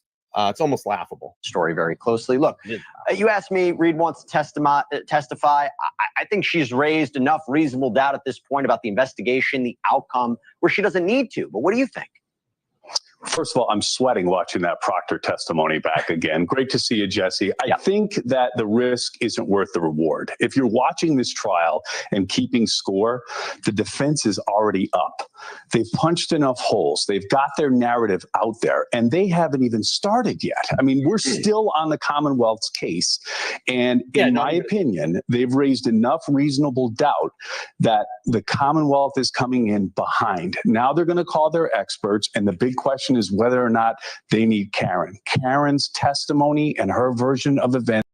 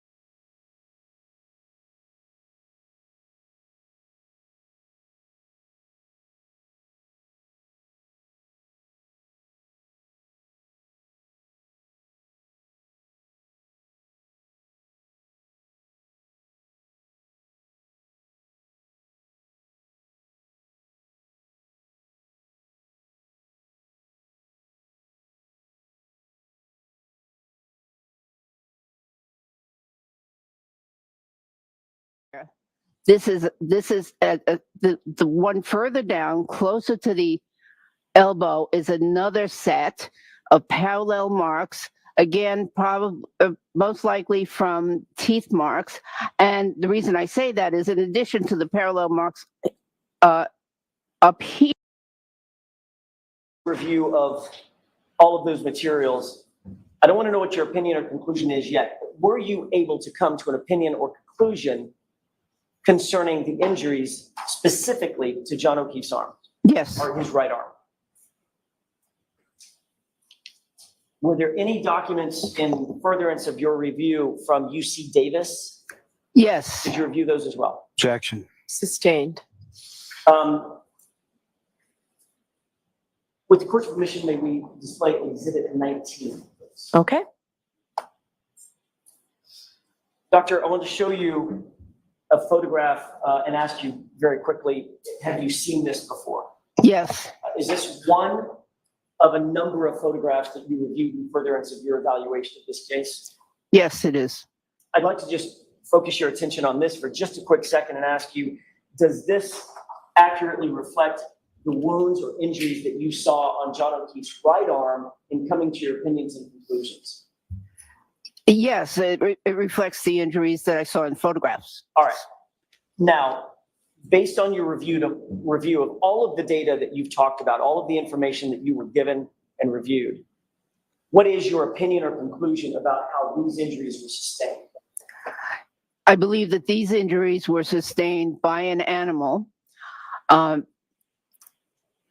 possibly a large dog, because of the pattern of the injuries. Could you describe for the jurors, please, on what you base that opinion? Yes. Well, may I use the? Sure. Okay, thank you. There's a number of patterns here. There on the upper part of the arm, there's parallel lines, and those were inflicted by either teeth or claw marks. So there's a number of patterns that could be teeth or claw mark. And so this is one set right here. This is the one further down, closer to the elbow, is another set of parallel marks. Again, probably most likely from teeth marks. And the reason I say that is, in addition to the parallel marks up here, down here, there's also little punctate, incomplete puncture marks here, little round marks right there that were inflicted by the actual point of the tooth. Okay, that was my question. What relevance does that have to your determination that this was likely caused by an animal? Yes, and I can explain in a moment the various kinds of wounds that animals can inflict. But going on with the picture first.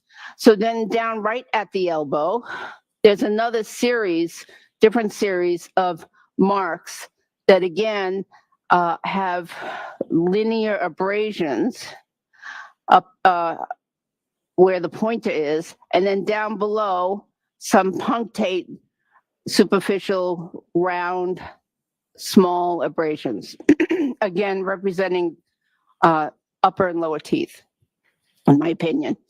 And then there are some irregular wounds down just below the elbow. And these are all, by the way, on the exterior surface, or what we call what doctors would call the posterior surface of the arm, which is the part of the arm that would sustain defensive type wounds. So if someone were to protect themselves. Objection. So it's sustained. Next question. Sure. Doctor, if I can ask another question.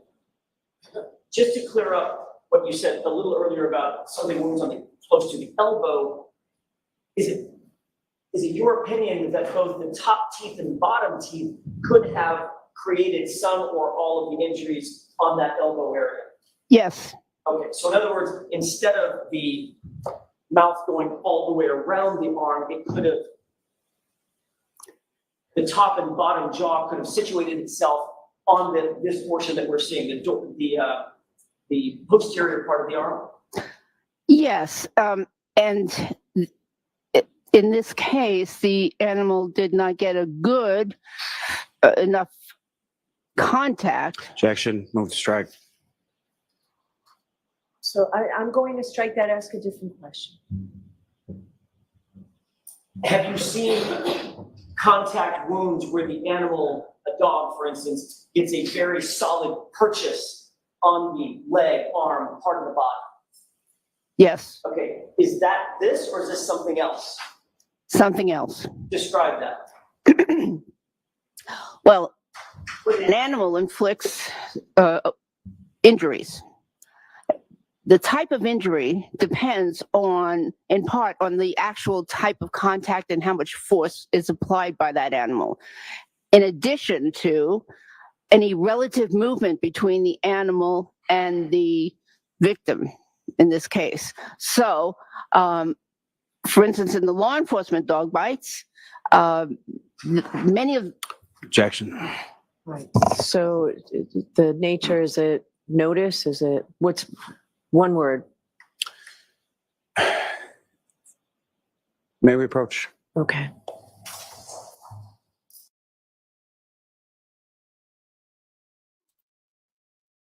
I'm here. Just watching. Thanks for being here. A lot of people left when I went on the break. It's fine. We're just hanging out, taking in the testimony. I'm lining up a great show for tonight. And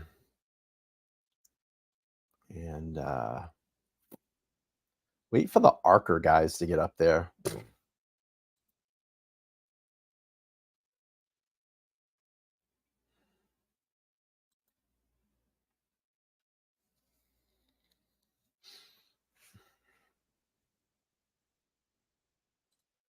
Yeah, it's getting a little ridiculous now. We need to move on and get this case to the jury and let them decide. This is just constant sidebars. Yeah, I mean, he has no case, that's why. So he feels like, I think he thinks that he's gonna beat this jury into submission to bring in a guilty verdict. I think that the jury is done. I think we're done. We want a verdict.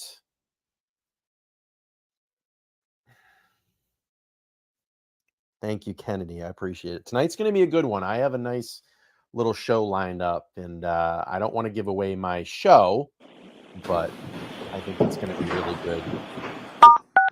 You are unmuted. No guest tonight. I will be solo.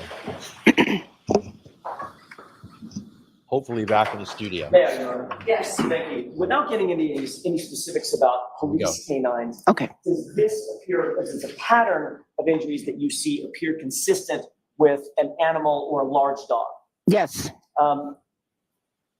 Does the number of injuries that you see here relegated to just the right arm, is that also consistent with an animal or large dog? Yes, it can be. Is the direction of the injuries, or the consistency of the direction of the injuries, or the parallel injuries, is that also consistent with an animal or large dog attack? Yes. Based on everything that we've discussed today, Doctor, is it your opinion, based on a reasonable degree of medical certainty, that these injuries were from an animal attack, possibly a large dog? Yes. Have a moment, Your Honor? Yes. That's all I have at this time, Your Honor. Okay. May we approach? Okay. You gotta be kidding me. Again? Oh my God. It's gonna drag it out, drag it out, drag it out, drag it out.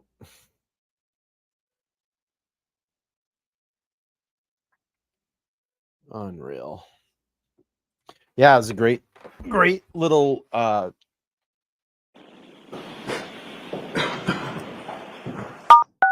You are unmuted. Hey,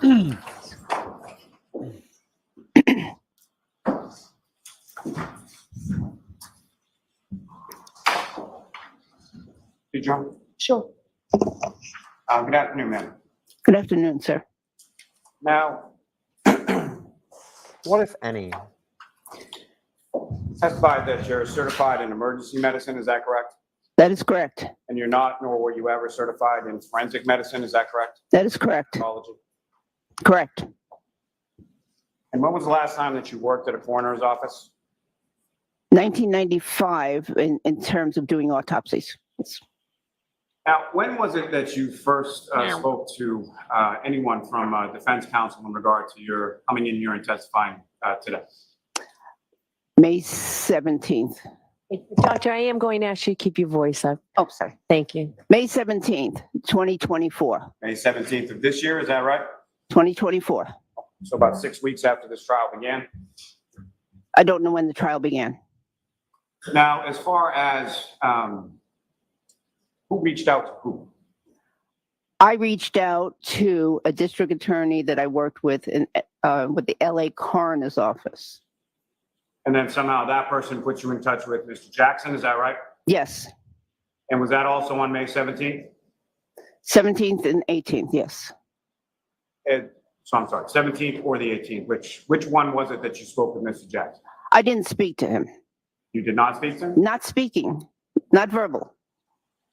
There was some email communication or text communication. You communicated with him, was that Yes. on the 17th or the 18th? Yes, both, I think. Both, okay. And when did you render this opinion as far as what you've testified to here today? Shortly after he sent me the files.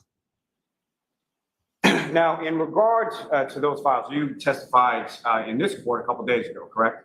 I did. You were under oath at that point, is that correct? Excuse me? You were under oath at that point, is that correct? Yes. And when you were asked specifically what materials that you had reviewed, you included a number of items, but you did not include anything about a Dr. Sheridan affidavit, anything about a UC Davis report, or anything about any sort of bite history for a canine that lived or resided at 34 Fairview Road, correct? That's correct, because I hadn't reviewed them then. And so since then, 2 days ago, now you've reviewed them, correct? Yes, I became aware that those files existed, yes. You became aware of those files? Were they not sent to you previously? No, I think there were technical difficulties regarding me and the computer and downloading from Dropbox.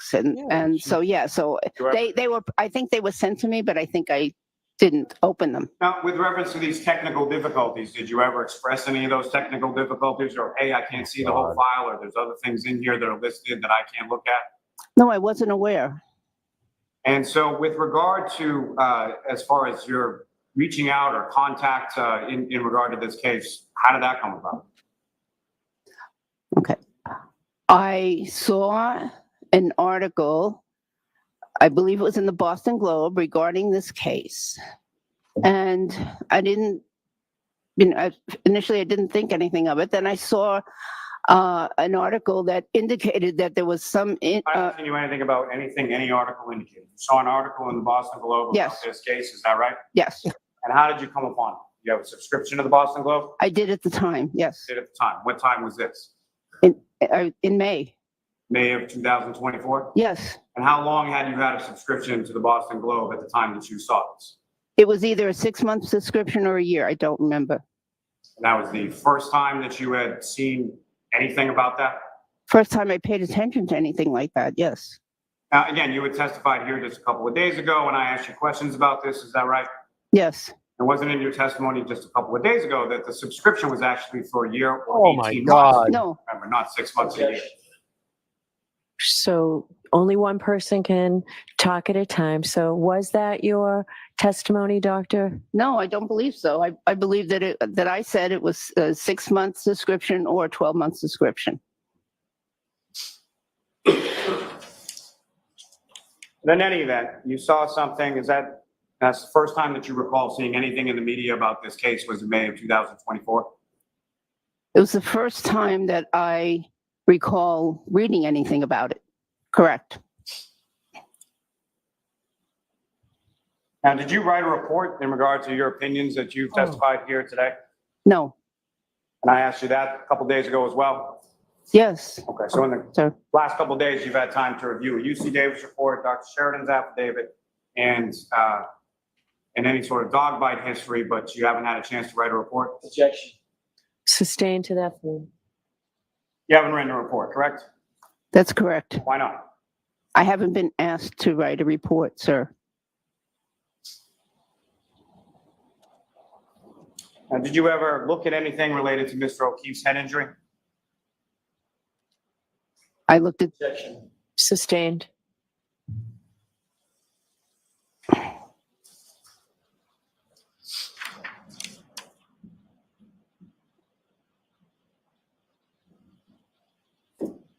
John, may we approach briefly? Yes.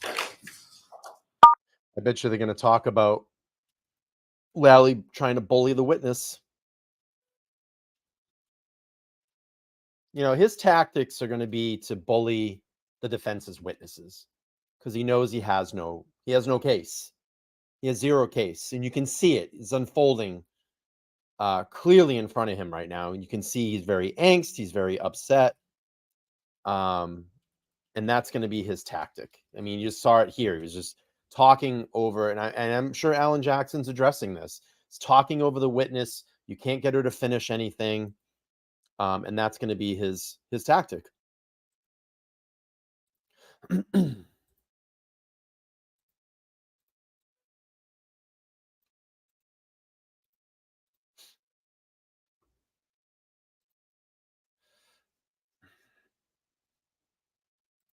That will be his tactic. Yep. And it will piss the jury off. You're right, Stacy. You're 100% right.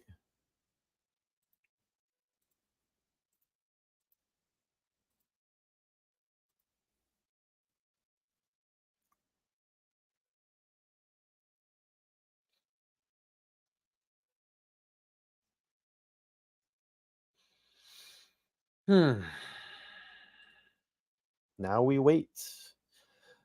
Dun dun dun dun dun dun.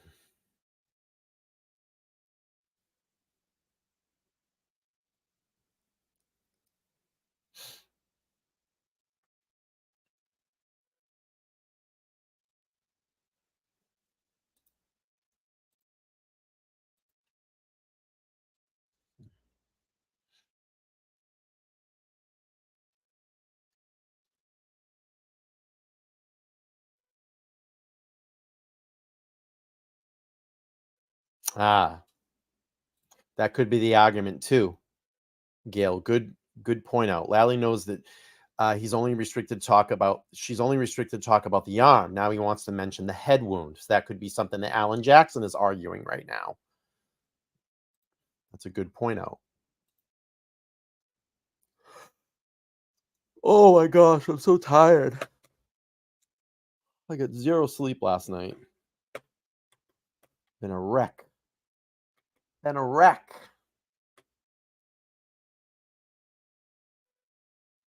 I'm like desperately wanting to go check on my studio today. You are unmuted. Back in there tonight.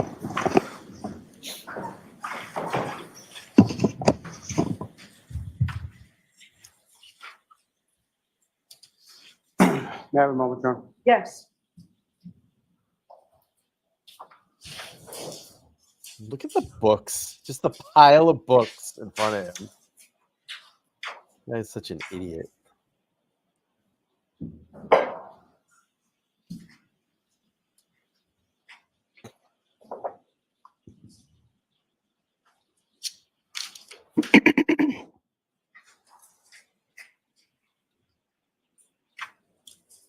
Now, Doctor, you testified that you had some familiarity with areas of forensic science. You're on some boards, things of that nature. Is that correct? Yes. And as a result of that, or any other work experience, are you familiar with a NAS report from 2008?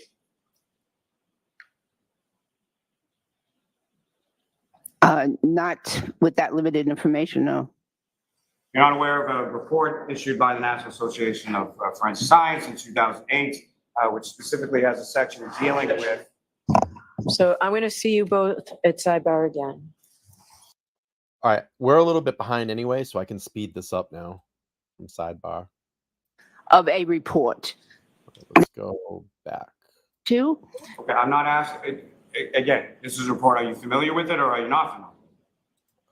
I'm familiar with a summary or a abstract of a report that indicates that forensic odontology is not is deemed not reliable when it comes to that particular narrow aspect of forensic odontology.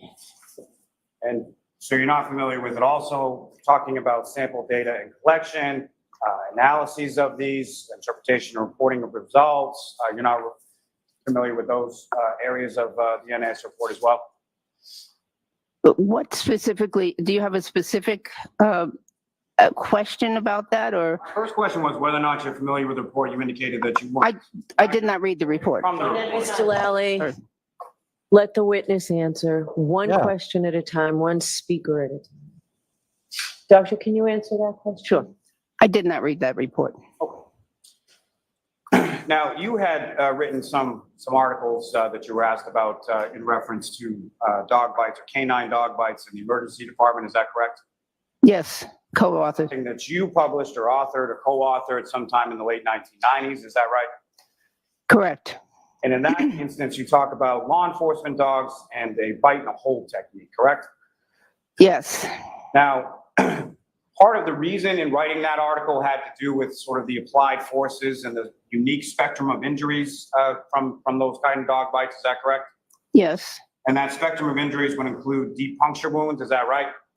They can, yes. Severe crush injuries. Is that right? Correct. Large tissue avulsions and lacerations. Is that right? Yes. Wounds necessitating surgical debridement. Is that right? Yes. Bony injuries ranging from portable violations to displaced fractures. Is that right? Yes. Neurovascular damage. Is that right? Yes. And other wounds at high risk for infection, correct? Correct. But we also put a disclaimer in that article. I'm not asking you about any disclaimer. Okay. I'm asking you about that's what the type of injuries that you were looking at. Is that correct? Yes, but we saw a skewed population. Did you skewed population in a study? Is that correct? What we saw the worst of the worst. Or no? Did you Yes. skew the population in the study? I'm sorry, I don't understand the question. The population. We skew the, did we Thank you, skew? Grant. No, we reported on all the ones that presented to the emergency room for care. However, Yeah, a it lot of does. dog bites don't present to the emergency room. And so from the different cases that you report on within that article, are there any of those cases in which there is injuries to just one aspect of one part of the human body for the victims of dog attacks or dog bites in those cases? There may have been. That's a summary of the 700 cases, more than 700 cases.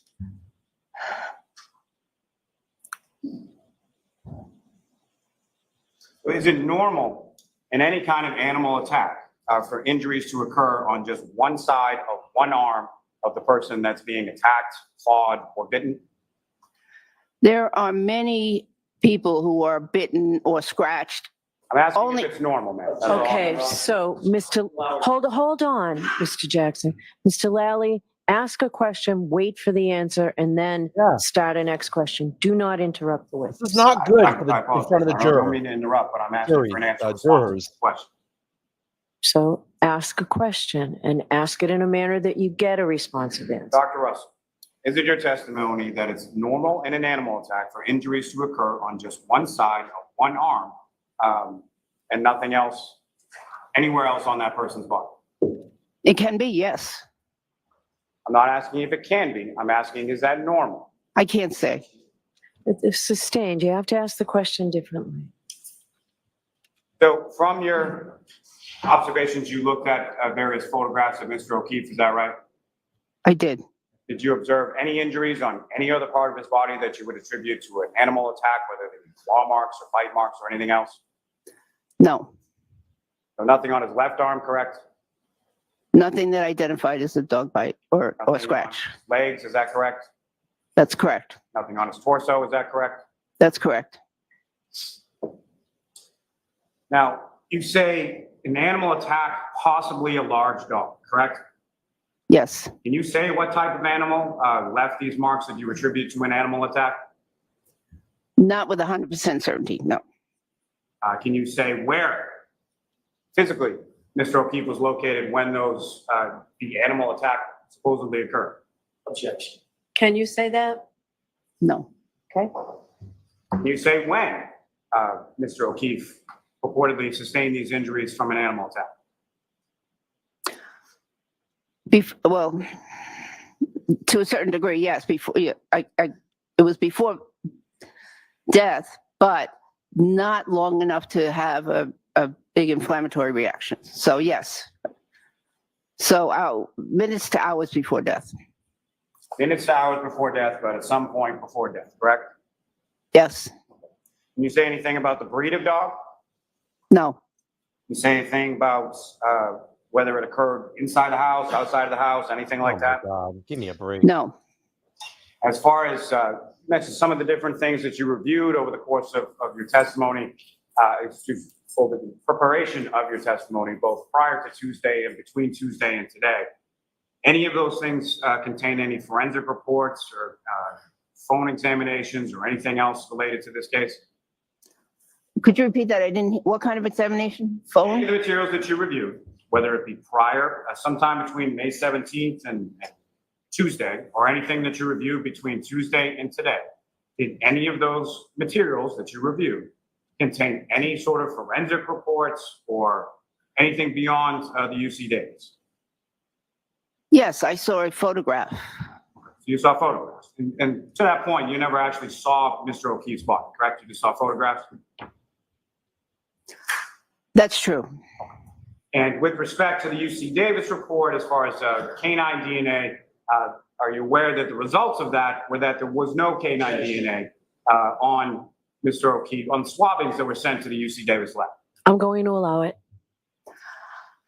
Yes, but there was clothing in between. Okay, but the swabbings came from the clothing with tears in the Okay. clothing in the same area as the injuries, correct? Okay. Do you know that or no? I couldn't tell if they came from the wound or the clothing. I thought that they came from the clothing, but You couldn't tell by reviewing the report whether or not the swabbings came from clothing or from Mr. O'Keefe's body? I know the clothing was sent to the laboratory, You know the clothing was sent to what laboratory? to the DNA laboratory. To UC Davis? Oh, I don't know that. No, I'm sorry. You are aware that that came back as far as negative for any canine DNA, correct? That's correct. Now, as far as the injuries that you observed, your testimony is that both the top teeth of whatever animal this is and the bottom teeth of whatever animal this is both made contact with only the top of Mr. O'Keefe's arm or the posterior of his arm? Both sets of teeth made contact with certain of those wounds, yes, but not all of them. But neither the top nor the bottom teeth made any contact that you observed, assuming your issue as far as an animal attack. There's no evidence of any animal attack on the bottom of Mr. O'Keefe's right arm, correct? I'm not sure what you mean by bottom. Anterior? Anterior? That's correct. And nothing on the posterior or the anterior of his left arm? That is correct. And nothing on his legs? That's correct. Nothing on his torso? Correct. Nothing on his head, is that correct? Correct. Now, as far as the marks that you did observe that you do attribute to an animal attack, can you even say with certainty whether or not those marks you feel are bite marks versus scratch marks? Do you have any idea which are which? There may be a combination. So is that a no? Well, no, I think that the ones that had the linear abrasions above the small round punctate abrasions, I believe that those are bite marks from upper and lower teeth.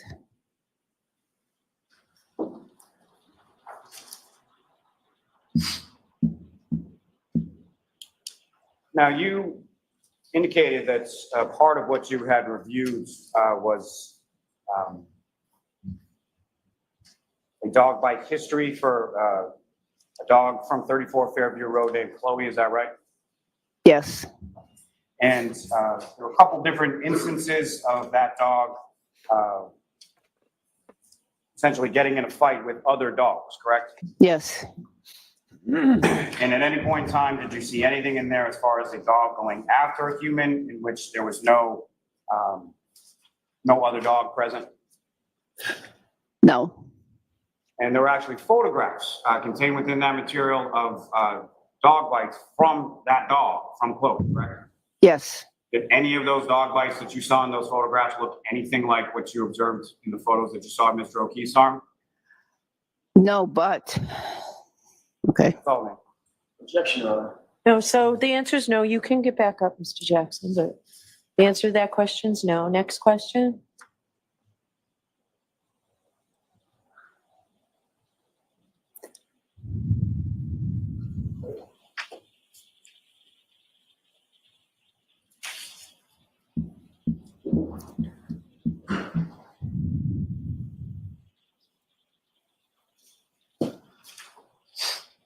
So is it your testimony that from reviewing what you reviewed, that what you observe on Mr. O'Keefe's arm is consistent with an animal attack to the exclusion of any other possibilities?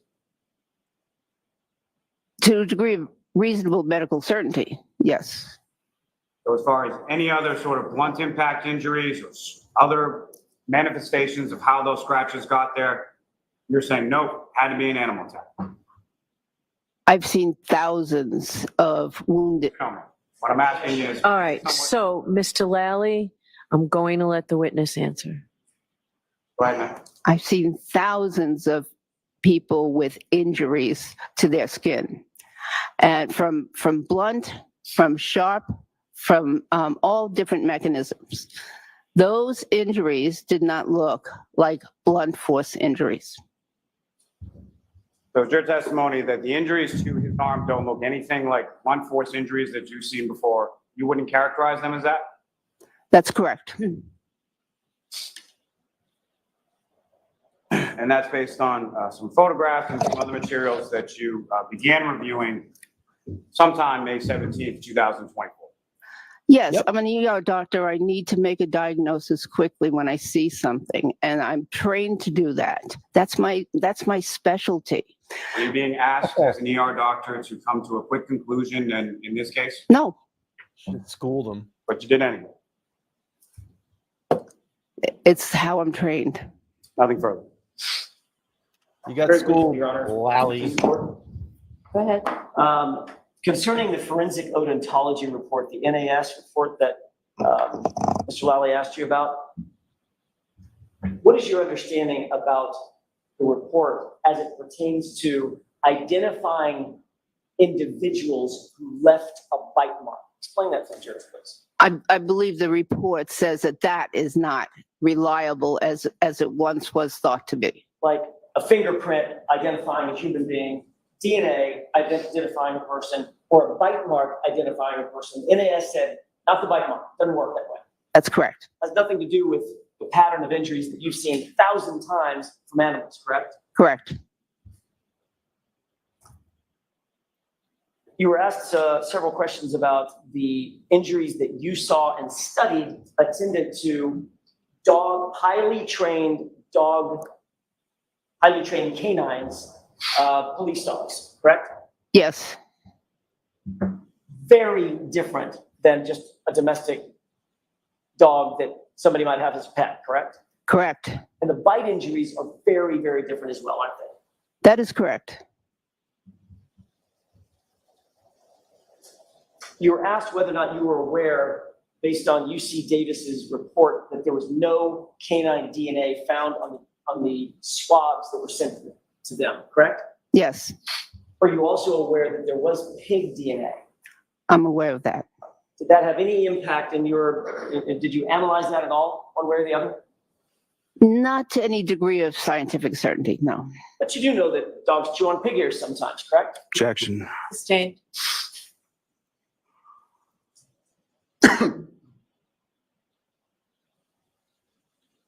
You've reviewed at least a report, if not a series of reports, that indicate that a particular dog has an attack history, correct? Yes. You were asked specifically by Mr. Lally whether or not the wounds in a dog attack on another dog attack where a human stuck a hand in the middle look anything like these? Correct? Remember that question? I remember a question like And you that. said no, but, and then you were cut off. Remember that? Yes, Can you finish that answer for us? yes. So animals and dogs in particular can inflict a wide variety of injuries on the skin, from just individual puncture wounds to abrasions where there's a scratching of the skin, to where there's actually a pulling away pulling away of the skin from the underlying tissues, your ripping effect. And so there's a variety of wounds that or patterns that one can see from an animal attack. It depends a lot on the thickness of the skin, the movement of between the victim and the animal, and also the power of the animal and the training of the animal. Yes. So in other words, not all wounds inflicted by a particular animal are going to look exactly the same. Correct. Very dynamic situation, isn't it? Objection. Sustained. Doctor, having seen up to 1,000 bite and claw marks on the human body, and based on your review of the entirety of the case file that you reviewed, including the nature and the pattern and consistency of the injuries that you saw on Mr. O'Keefe's right arm, what is your opinion to a reasonable degree of scientific certainty about the nature of those injuries? Objection. Sustained. What is your ultimate conclusion and opinion about the injuries that you saw and that you reviewed and that we saw today? Objection. Sustained. Can you tell the jurors at the end of the day, what is your opinion and conclusion about those injuries? Objection. Sustained. Can we approach? Oh, I knew this was going to be a tough witness. I said it before even the testimony started. It's going to be a tough witness.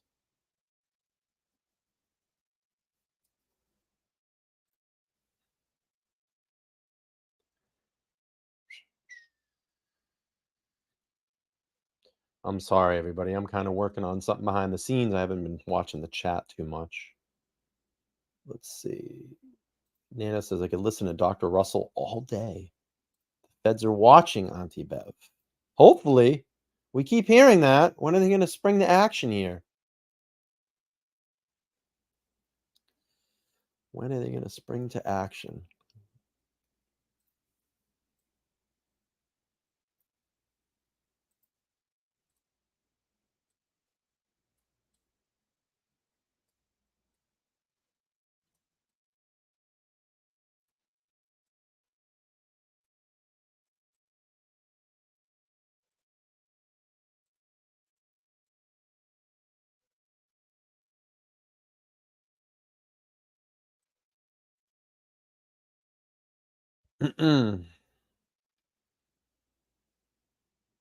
Beverly, thank you for the 10 on PayPal. I appreciate that.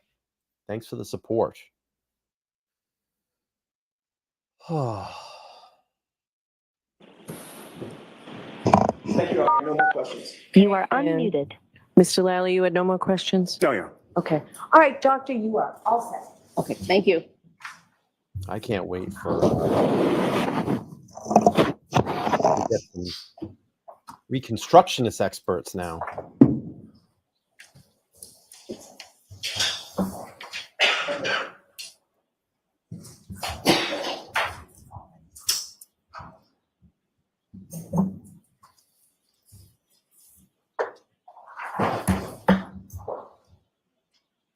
All right, jurors, we will take our luncheon break.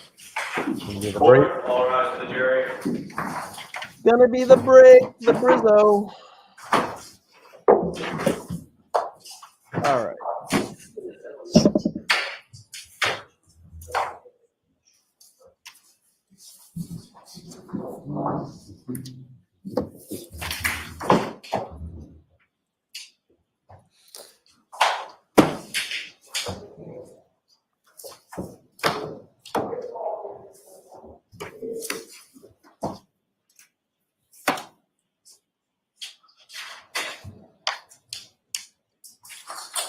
You may be seated.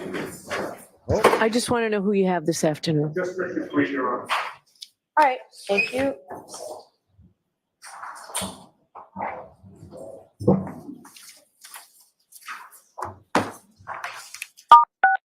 You are muted. You are. Hey there, Karen Reed trial watchers. This is another law and crime. Yeah, but you don't sponsor me. So, bam. All right, everybody. Let's take a little bit of a break. I'm going to leave the stream up. I'm going to take a walk. I need to get a walk.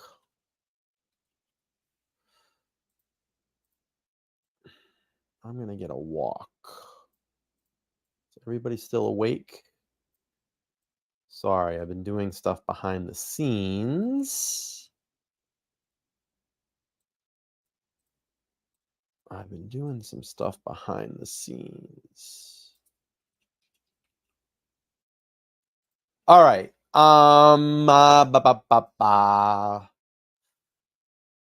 Excuse me. Let's take a little bit of a lunch break. So I'm going to put up my banner. I'm going to take a little walk. Y'all get some lunch. Come back if you'd like. I will be here for the remainder of the day, but I do need to take a break. Where is my... There we go. We're on a break. Court will resume soon. I'm just going to pop this up. Shut my camera off. Take a little break. Make sure to call out for Chloe. I will. I need to stretch. Oh my God. Sitting too long today. I'll be honest with you. I wasn't planning on streaming today because, everybody's they're watching the law tubers, but I wanted to watch some of this defense today. So we'll go to the end. We'll go to court in the end. And I'm going to get cleaned up and I'm going to head over to the studio after that, make sure everything is okay. And then hopefully we'll be doing a stream back in the studio tonight. I still have a little bit of work in there, set up the second camera position and all that stuff. So, and then hopefully by Wednesday, I can at least have a first live guest. All right, everybody, we're on a break. Go get some lunch, use the restroom, hydrate, whatever you need to do. We're going to leave the stream up and I'll see y'all in about an hour. Okay, bye.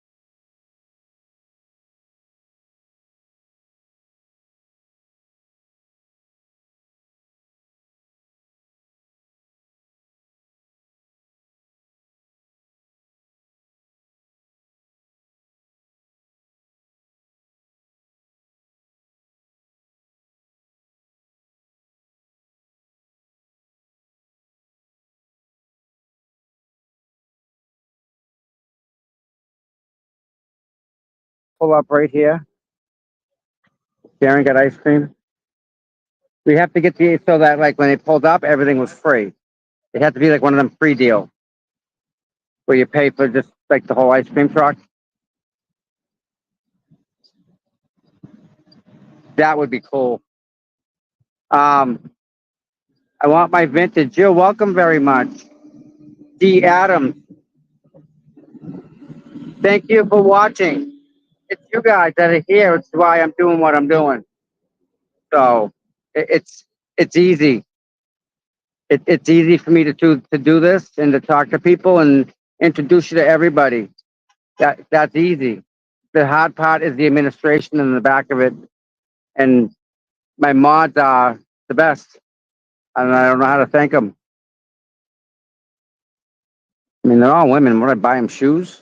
Like, what do I do? How do I say thank you? Yes, Mike. Mike, yes. Help! Again, people just drive by, yelling my name. Pretty cool. Pretty cool. My God.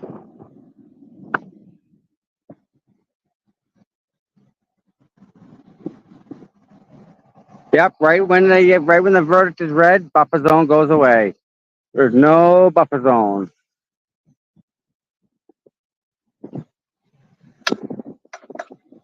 Isn't it? No, it's usually it's a quick cycle.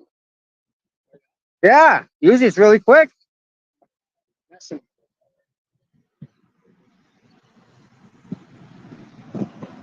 Mike Nickel, you're very welcome so much. Thank you. Like you guys here watching. Oh, here we go. Oh, it's going to be pandemonium.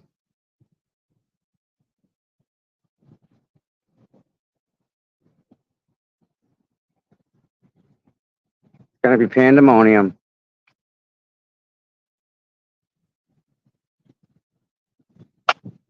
You know, you got to wonder how much influence social media has had on this case. I mean, think about how many eyes in total have viewed my video. Total. Give me a number. How many sets of eyes? Two, like a person, if they have two eyes in their head, we'll call them one, right? How many people have seen video? Yeah. A few. A few. And manipulate her and her people around her. Just chilling. Everybody expected to the other side of the street for the shade tree. But I kind of like it over here. Quiet. It's not the glare. Ready? There we go. Good job in there, Aiden. Yeah, of course. I'm always here. There you go. All right, that's what works. Keep tweeting. Change back into character and back into turn. Here he is. The type of person who's going to attack you in a social media realm is often the type of person who feels as though, as a public figure, they have a right to say anything they want about you. And it is mind-boggling sometimes. I can't. And some of the things people will say in an email to me at the radio station that they would never say to my face. Sherry Davis, thank you so much, Sherry Davis. Wow. CJ likes me, and I really do appreciate all those nice comments. That's very nice. Let me ask you this: sock in a sock. Okay, wait a second. I didn't think I was crazy. That's very nice. Let me ask you this: Does that look like a white soul? That's How are you? Does that look How you like a doing? white soul on the bottom of that shoe? For you, People, my am I brother fucking crazy? from another mother. Does that look like a white soul at the bottom of that shoe? I'll see you. Oh, he's on. I fucking thought so.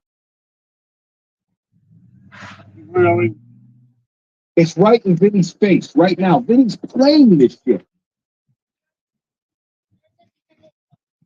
He's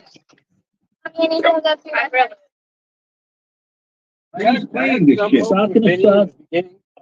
Stop and look at that. Very quickly. Does that look like the same fucking shoe? The same bottom of that shoe? I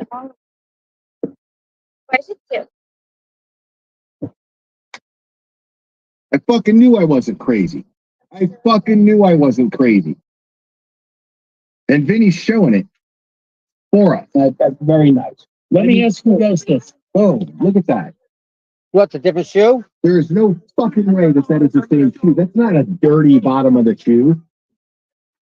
That is a black sole. Black sole. It's white though, right?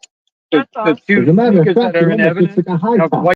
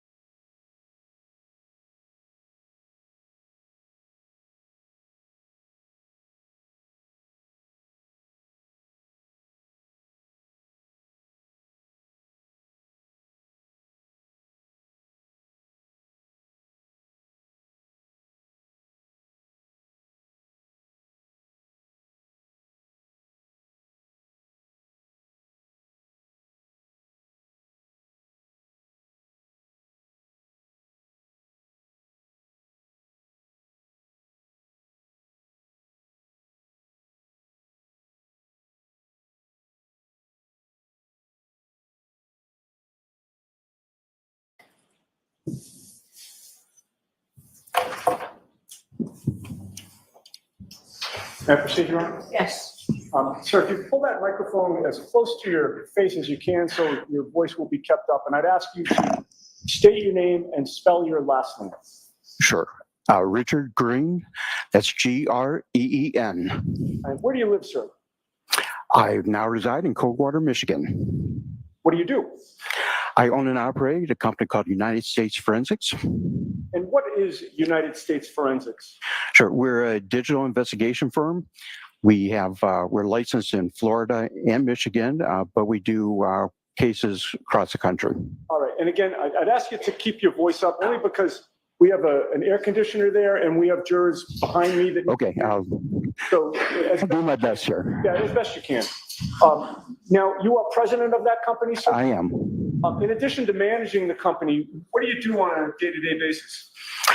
Well, I perform the majority of the investigations. I specialize in computer, cell phone, cloud, auto video, metadata media, surveillance systems, things of that nature. Do you work in conjunction with others? Certainly. Describe that, please. Certainly. Well, we do take cases from individuals. Prefer to take cases from attorneys. We've also worked with numerous public defenders. We've worked with a federal public defender. We've worked with law enforcement. So quite a variety of clientele. Civil cases? Yeah, civil and criminal. I would put it about 60% criminals, 40% civil. Okay. And on the criminal side, you've done both law enforcement and defense, correct? Yeah, most of the law enforcement ones, though, have been more geared towards civil. It's when they had perhaps they were party to a suit and it was just improper for them to use their own experts. So that's where we've provided assistance. All right. Now, how long have you been involved in the field of data forensics? Sure. Well, my first case and testimony was 28 years ago. I'm not even sure we called it data forensics back then, but that was 28 years ago. And then about 16 years ago, started the company United States Forensics and been full-time in the industry since that point. All right. You'd mentioned that you'd actually testified for the first time 28 years ago. That would have been 1996, if my math is correct? That's correct. You were qualified as an expert witness at that time? Yes, sir. In order to have been qualified as an expert witness, you must have had experience before that? Yeah, it was specifically in computers. We didn't do much with cell phones back then. By about a decade or so in computer IT, networking. We actually built a line of computers, a lot of repairs. So I was pretty deep into the computer IT world at that point. Okay. And you say you formed your company in 2006? Correct. And you work full-time, part-time? What's your schedule? It's been full-time ever since. Would you describe for the jury, please, your educational background, your training, certifications, etc.? Why don't we break it down into smaller segments? Sure. Okay. First, with regard to the training that you've received. Sure. So that would have to do with Association of Digital Forensics. Well, that would more be your education, right? You received an associate's degree in digital forensics? Correct. Okay, so why don't we start with education since you did? Okay, well, that was part of the work and more or less the formal training to get that degree. The certifications, which again, this all kind of goes hand in hand, but the certification training would be the CCE, which is Certified Computer Examiner from the International Association of Criminal Investigation Specialists. I also have a certification as a computer crime related investigator, cybersecurity, as well as computer first responder. The training aspects over the last 18 years on really a daily basis, when I've worked, I've participated in listservs, done research into the newest developments in the computer forensics, and really on usually a weekly basis, we'll target some training seminar.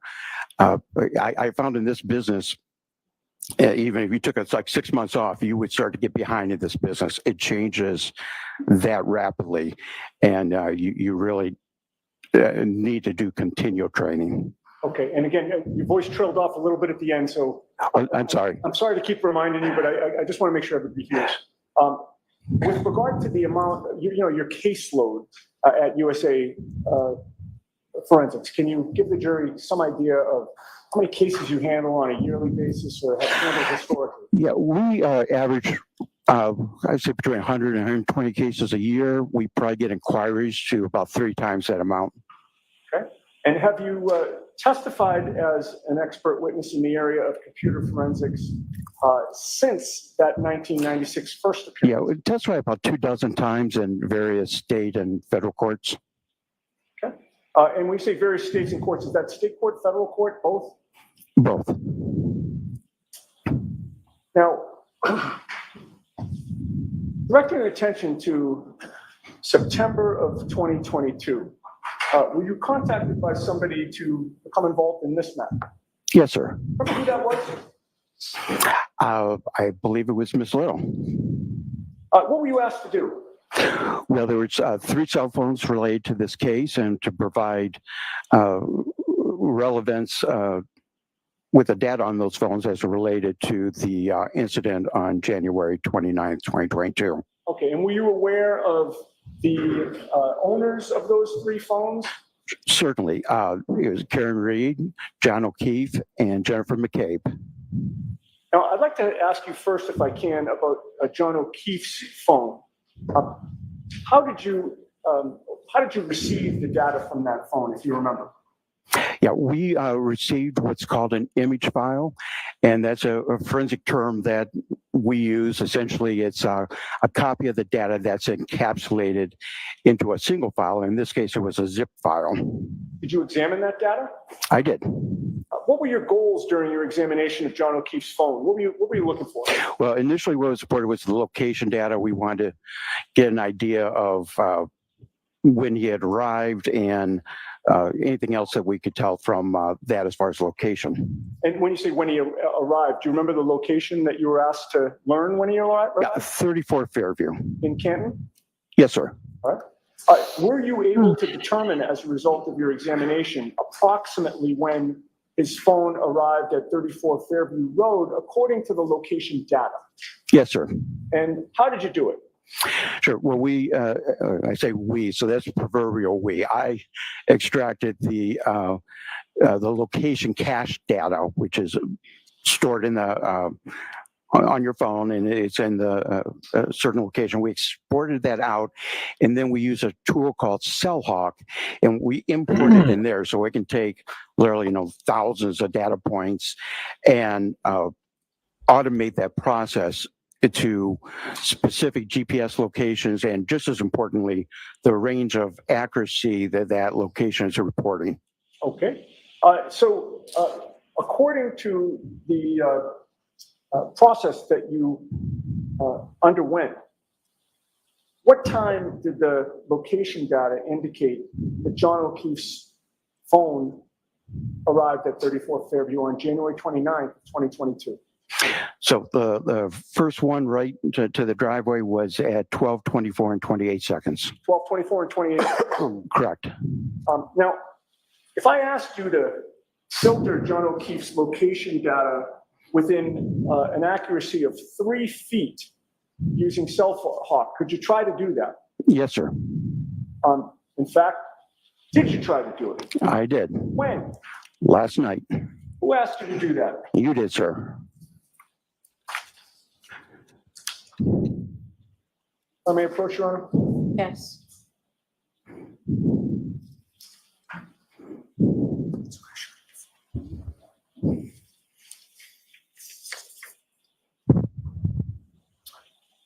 So I placed that document before you. Could you familiarize yourself with that and look up at me when you're done? All right. Recognize that? I do. What is it? So this is a screenshot from the CellHawk program. It has a kind of a central box here that says database settings, and this is where we apply a certain filter. And what filter did you apply? This was for the accuracy of less than or equal to 3 feet. With regard to what? Oh, John O'Keefe's location data. Is that an exact, is the data on that document exactly what you received when you, used the CellHawk program to filter the data? Yes, sir. I would offer that, Your Honor. No objection.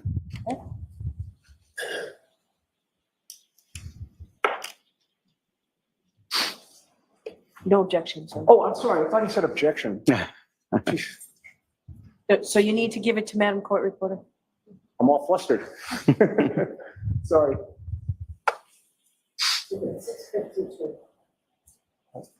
And if the witness could have that again.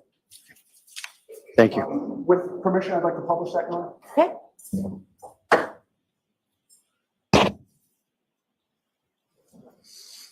Okay, so, Mr. Green, what are we looking at? Okay, so that is the screenshot from the CellHawk. And what can you tell us about what you learned from that exhibit? Well, yeah, I'll just use the pointer here, might help. You can see up in this part here where this is where we apply the filter for 3 feet or less. That'd be the accuracy. And then it actually returns 0 results, meaning all of the data within there had an accuracy rating higher than that 3 foot. It could be 5 meters or 10 meters, but none of it was granular enough at a 3 foot or less accuracy level. Okay, and if you had inputted accuracy of within, say, 500 feet, what would you find?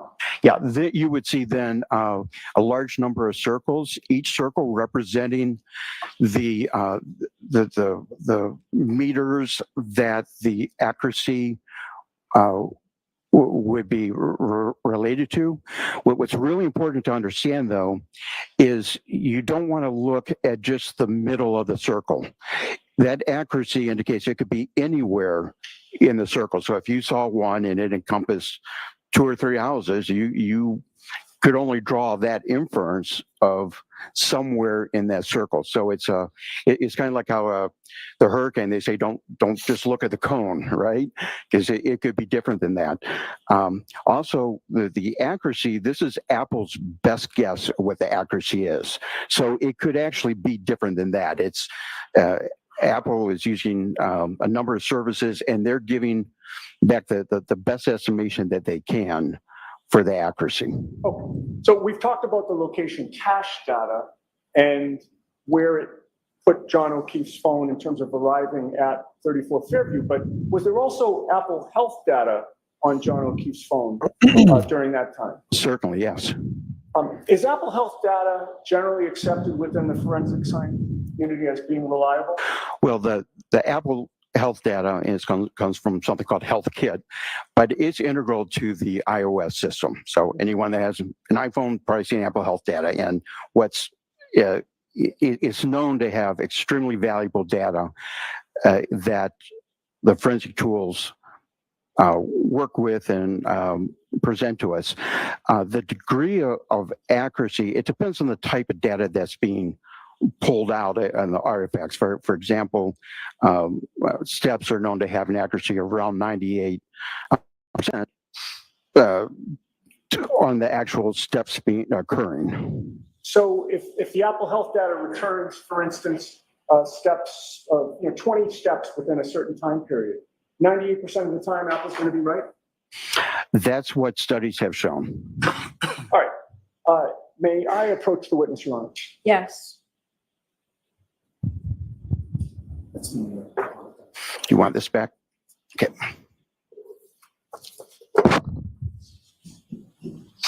Mr. Green, I've placed another document before you. Do you recognize what that is? Yes, I do. This is this lists out Apple Health data for that was from John O'Keefe's phone on January 29th, 2022. All right. That came from the data that you received the image file of John O'Keefe's phone, correct? That is correct. I would offer that, Your Honor. Mr. Lally? No objection.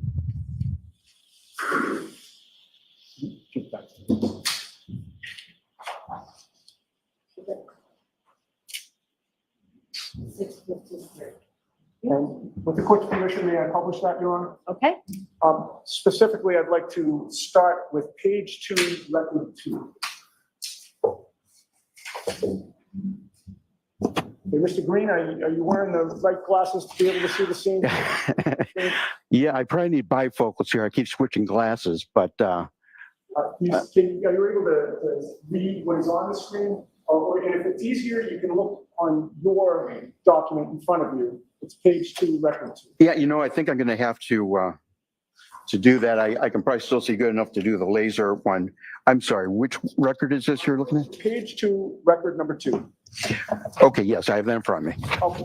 What does record number 2 show on page 2 of John's Apple Health data? Sure. So this is the number of meters. It's listed as 87.74, and the time is listed between 12:21 and 10 seconds. And there's a milliseconds after that, but I'll just round it off to the second if you don't mind. So 12:21 and 10 seconds to 12:24 and 22 seconds. Okay. And you said that it showed 87 meters traveled during that time period? Correct. And with regard to that same time period, 12:21 and 10 seconds and 12:24 and 22 seconds, please turn to page 5. And Mr. Bates, if you would zoom in on record number 2. Excuse me. I have that.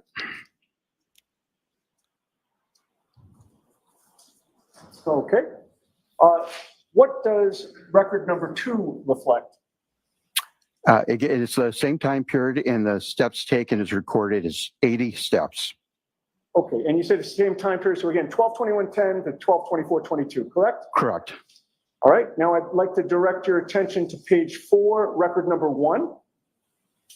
And if Mr. Bates could post that.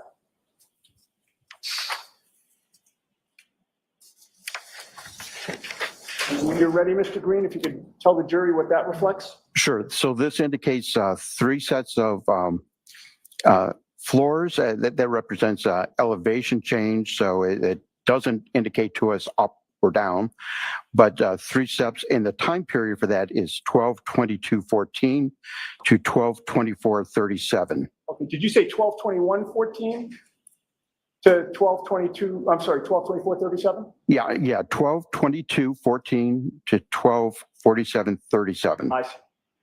And with regard to all of this data, the 80 steps and the 3 flights of stairs that you mentioned, is it possible to pinpoint where within the time frame that's given those steps or flights of stairs were ascended or descended? No, the most granular we can get is the time period, and it doesn't signify as any more likely at the beginning of the time period than at the end of the time period than at some time in the middle. And if you think logically, like distance traveled, that doesn't happen at a split moment. It happens over a period of time. So it's time is a factor in that equation, and this is how the Apple records that data. You got to look at the time overall. Okay, so you don't know if the steps are bunched up toward the beginning or toward the end or more evenly spread out? No, I would not be able to tell you that. Now we've discussed the Apple Health data. I want to go back for a second to talk about the location data on the iPhone. Does that data that you've already talked about in terms of the arrival time that it gave for John O'Keefe's phone at 34 Fairview, does that arrival time fall within or outside the range of 12:21 and 10 seconds, or 12:21 and 10 seconds and 12:24 and 37 seconds? Well, that certainly indicates an overlap, but the health data is ending after the arrival, and now I'd like to discuss with you the concept of clocks used by apps on an iPhone. Sure. Are you aware of the 3 different clocks that are used by iPhone apps? I am. What are they? You have three separate internal clocks. You have a monotonic clock, a baseband clock, and a wall clock. Okay, and is the wall clock also called the display clock? Yeah, that would be also a common name for that. And what is the significance of the existence of three clocks regarding, different times that may show up within these records? Sure. Well, app developers can access Apple program library, and they can call upon any of the clocks to use within their apps.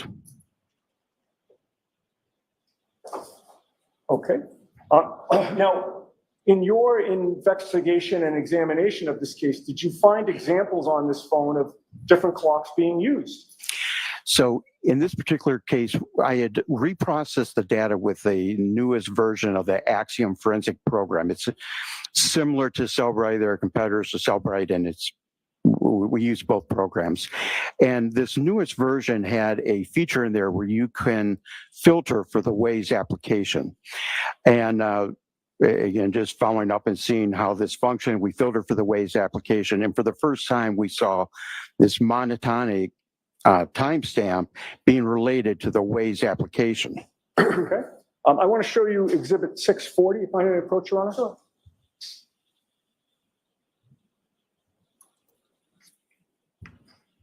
I've placed Exhibit 640 before you, sir. Do you recognize what that is? Yes, sir. What is it?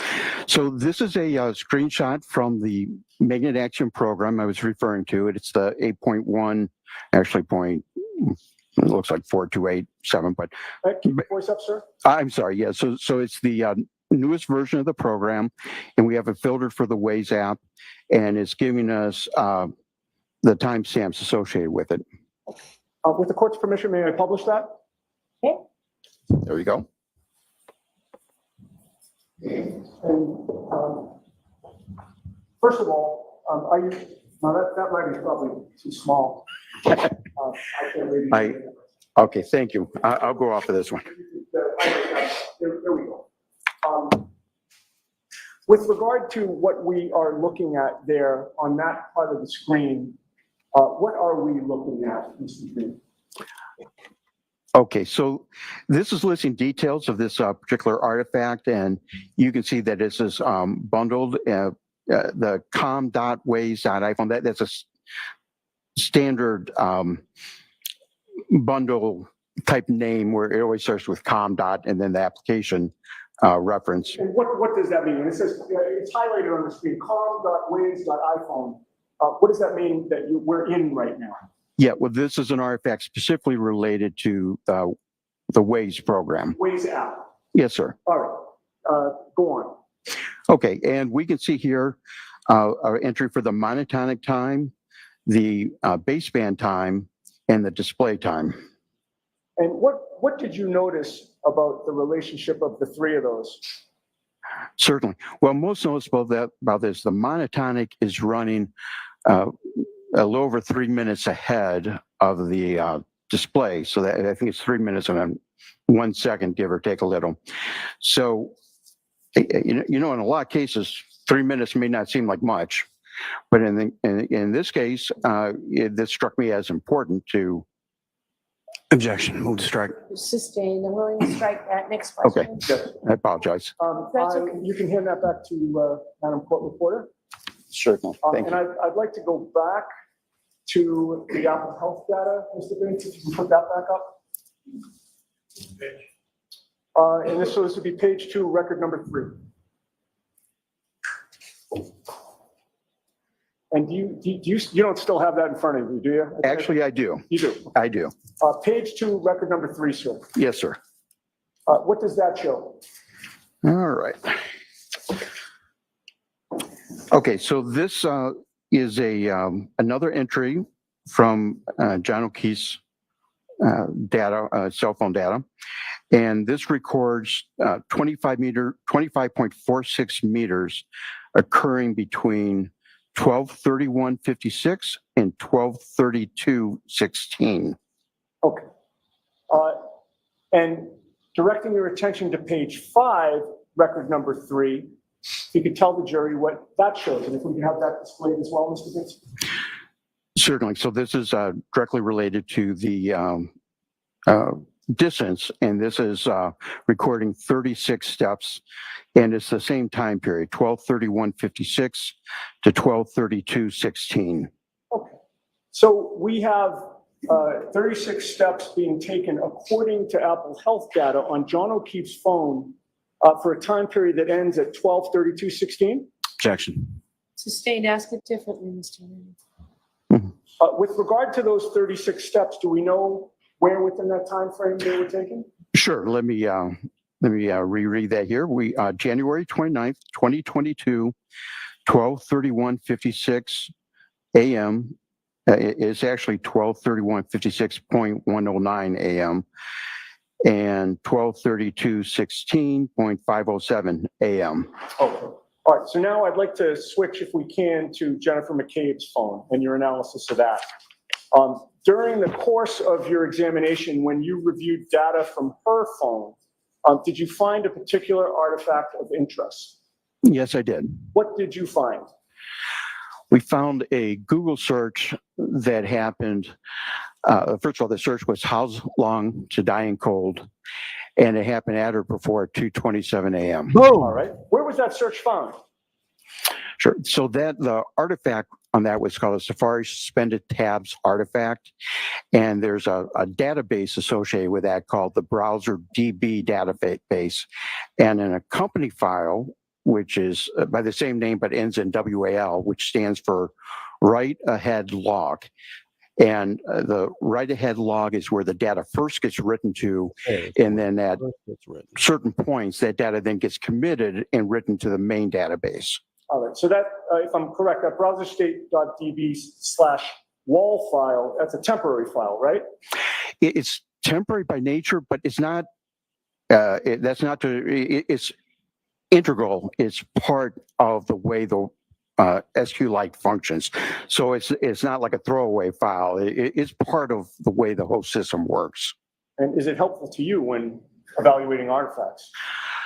Certainly, yeah. The just by nature of it, we'll find a lot of the newest artifacts in that wall file. Now, how do you determine the timing in terms of the timestamp on the browserstate.db wall file? Sure. So the wall file has different rows and columns. You can kind of think of it as an Excel spreadsheet. And in this one particular column had it was a time column. That'd be the nature of the data going into it. And this the heading on this particular one was last viewed time. Okay. Regarding that Google search for HOS long, and I say HOS, HOS long to die in cold, found in the browser state DB wall file, what was the date and time for that artifact? Sure. So that's recorded in what's called Apicocoa time, and it's actually the number of seconds since January 1st, 2001. So you end up with this large number, but that gets converted to present to us something that's human readable, and then you have to apply the offset for the local.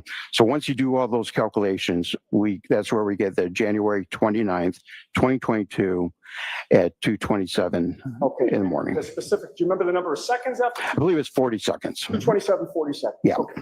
And in what state did you find that artifact? Yeah, so the specific artifact, or it comes from a record, and the record number on this is 4028, I believe, and it was in a deleted state. Okay.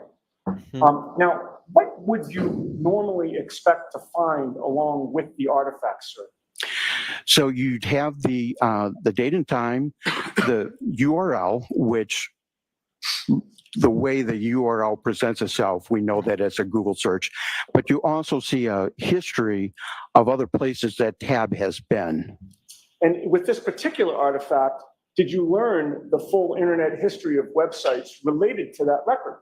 No, that wasn't possible. We were only able to get the one website. I would say. And I'm sorry. I'm sorry. Go ahead. I interrupted you. Sorry. Well, no. So we definitely got the one artifact, the Google search, and we have the time related to it, but we do not know everywhere else that tab had been. What significance was there to you about the fact that the full internet history related to that record could not be recovered? Well, I wanted to do a little deeper dive into that, and so I used some various other database specific tools. One was called Belkasoft X, which has an excellent database viewer in it. Sanderson Forensics, which is known to specialize in this type of work, and ArtX? I'm sorry? ArtX? You saved me. Yes, ArtX, which is a program known in the community for research. And how did you sort of cross-reference the three of those together? How'd you use them? Yeah, so all three of those tools, along with Axiom and Cellbrite, which I did, they do have a low-level SQL viewer as well. So I looked at the data with all 5 of those tools, and I found it to be consistent amongst all the tools. And in addition to using those tools, what else did you do? So I wanted to get a little more context. One thing with this artifact, it is deleted. And one thing about deleted data, sometimes you get it all back, sometimes you don't, sometimes you get a fragment. Deleted data makes it very difficult to give you the whole picture of what's happening. So in this particular case, I wanted to see what other artifacts were around this time as it related to web history, and particularly this browser database file. And so what do you compare the 227 AM search to in order to gain more information? Exactly. I'm sorry. What the information was. So what we found is that when we looked at a particular URL, a particular website that was visited, and then searched using that URL, the browser state database entry is the last entry in all of that. So we could see searches, videos playing. There's an artifact called knowledge C that records the user's activity, but the browser state is the very last entry on the items that we observed. And did you find other examples of that you can speak to before this jury? Yes, I believe we have one printed out there. Okay. May I approach, Your Honor? Yes. Okay. I placed the document before you, sir. If you could familiarize yourself with that and look up at me when you're done. I have it. What is it? Okay, so this is another screenshot from the Axiom program. And it is showing a search that we conducted for raining men. And then it takes that search, and we have a couple different items on there. We set the date to begin in 1970 and ending in 2100. In other words, we only wanted to see artifacts that had dates associated with them. And then we listed them from the newest date to the oldest date. And this particular one, again, it ends up with the Safari suspended tabs artifact being the very last in the series of dates and times. All right, I'd like to go through that, but first I'd offer it into evidence, Your Honor. Okay. Any objection? No, Your Honor. There you go.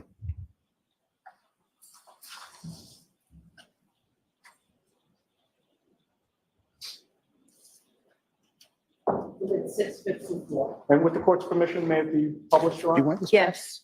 Okay. Okay. Okay.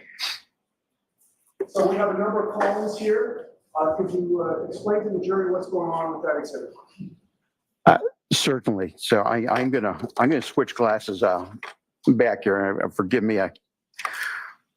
Do you need the light on, sir? Or are you okay? No, I'm fine, Your Honor. Okay. Thank you much. I can certainly do this. So we are looking at here web-related history, and also I have the filter turned on for application usage because there are some log files, sort files that the iPhone keeps track of to record user interactions, and that can give us a idea of the history as well.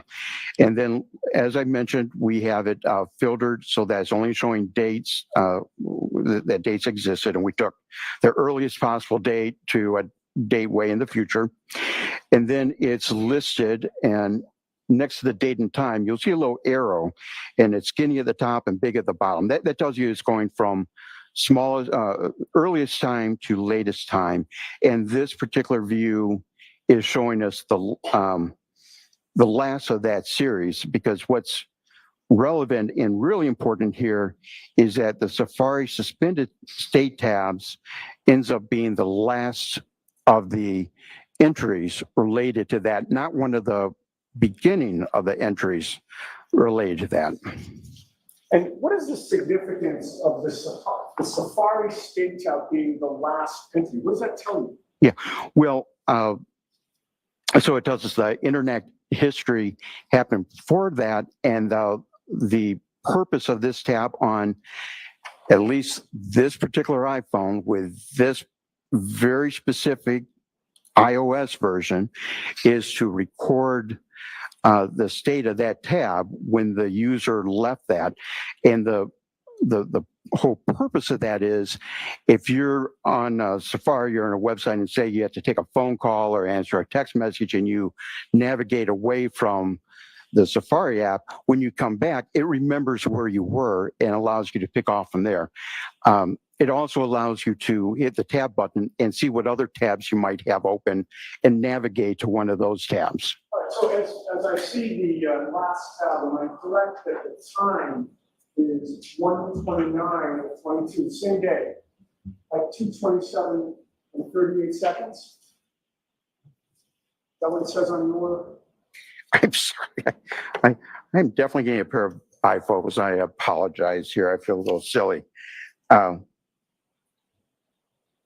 Yes, on this particular one. So that is just moments before the Google search artifact. The one that you previously talked about, the Hoslam to Die House. It's long to die in the code, yes. But all the other history of this particular artifact was before that time, correct? Correct. So with regard to what that tells you about when the It's Raining Men was either searched or accessed, was that at, after, or before 2:27 and 38 seconds? I'm sorry, can you? Sustained. Okay, well, if you say it one more time. All right, let me try and put it a different way. Given the timestamp of 2:27 and 38 seconds on January 29th for that Safari suspended state tab with the It's Raining Men, what did that tell you about the timing of when It's Raining Men was accessed by the user? Yeah, well, so the indications would be that that tab was brought up and then went away from to do another tab. So it can happen less than a second. It doesn't take long to open up a tab and start a new tab. Can be done very quickly. I'm not really phrasing this the right way to get what I want. What I want is the timing of the interaction with It's Raining Men by the actual iPhone user. When did that happen? Well, certainly, all the activity that we have is all prior to the recording of this that timestamp in the browser state. All right. Now, with regard to this particular example where the browser state DB is the last entry, so the activity happened before, was that unique on this phone, or were there many examples of this? No, I found many examples of this exact behavior. All right. Now, given your findings in researching these issues and how this user used this iPhone with this iOS, do you have an opinion to a reasonable degree of scientific certainty as to the timing of that search for Hoslam to Die in Cold? Objection. Sustained. Do you have an opinion to a reasonable degree of scientific certainty as to when Hoslam to Die in Cold was searched? Objection. Sustained. I can see you at side now. Thank you. Gonna keep it out. Always trying to keep it out. Always trying to keep this out. Always trying to keep it out.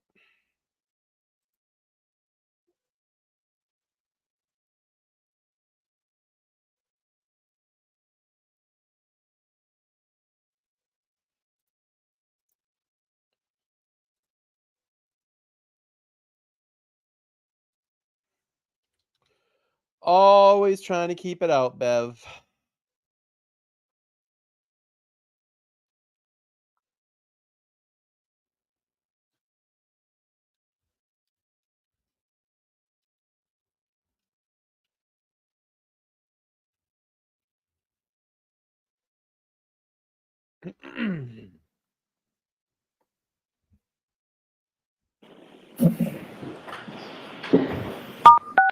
You are unmuted.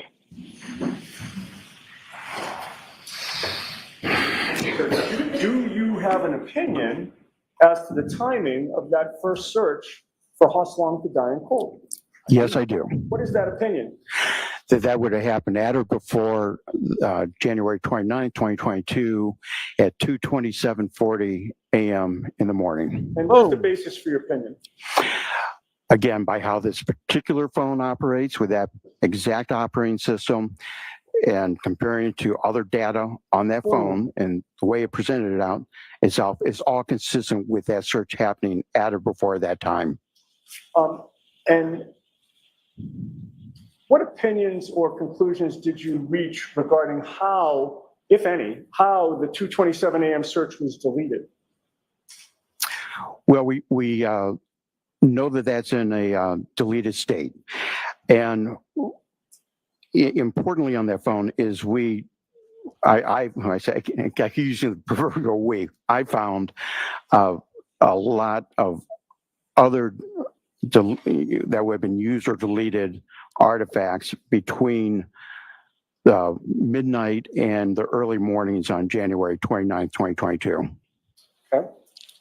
Are you aware of any internal mechanisms that could have caused that deletion? No, not in this particular case. I know of no mechanism that would have done that. All right. And you mentioned other deletions on the phone. I want to show you what has been marked, if I may approach. Sure. MMM for identification. Do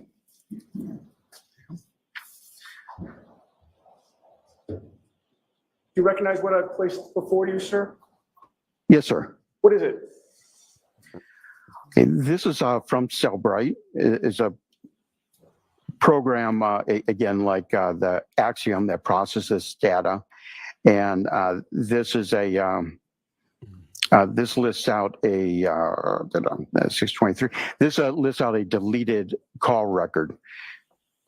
Okay. Are you able to see from that record to whom the call was placed? Yeah, well, we have the number, and I won't necessarily read it out loud here, but through searching, and this is from the phone of Jennifer McCabe, but through searching for that the number, I was able to see that it went to. You want to say the name? Sure. Yeah, Uncle Brian A. Oh, Brian Albert. I would offer that into evidence, Your Honor. Same objection as before, Your Honor. As when this was, may we approach? Okay.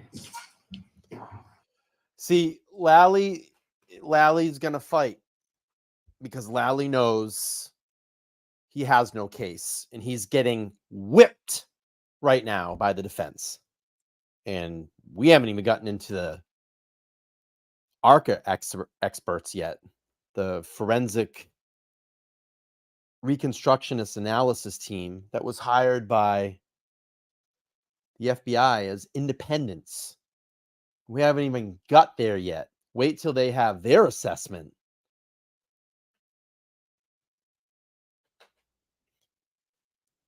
Lally is smoked.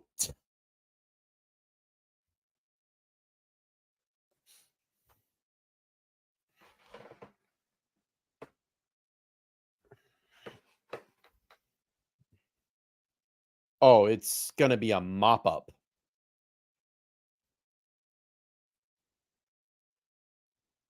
It's going to be a mop up when Wolf gets on the stand. That guy is so qualified. Oh, it's going to be ridiculous. And the funny thing about it, that's her peeps. Those are her peeps. Those are her peeps. The FBI is even saying it, Jennifer Coffenaffer. Your own peeps are saying this didn't happen. That's in the report from the FBI. Independent witnesses.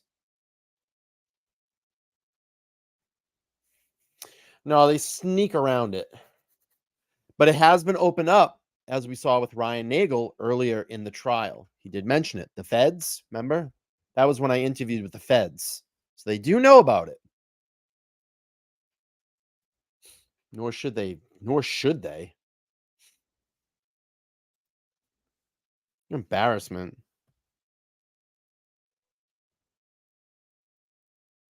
Karen almost looking like she just wants this to be over. Feel so bad for her. She's tired.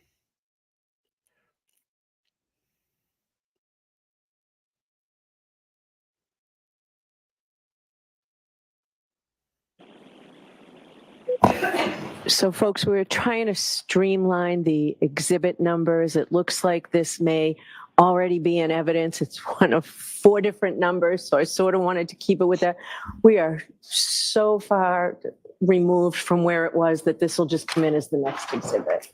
So you will technically have it in evidence twice. Okay. It's 55. Thank you. May I approach again, Your Honor? Yes.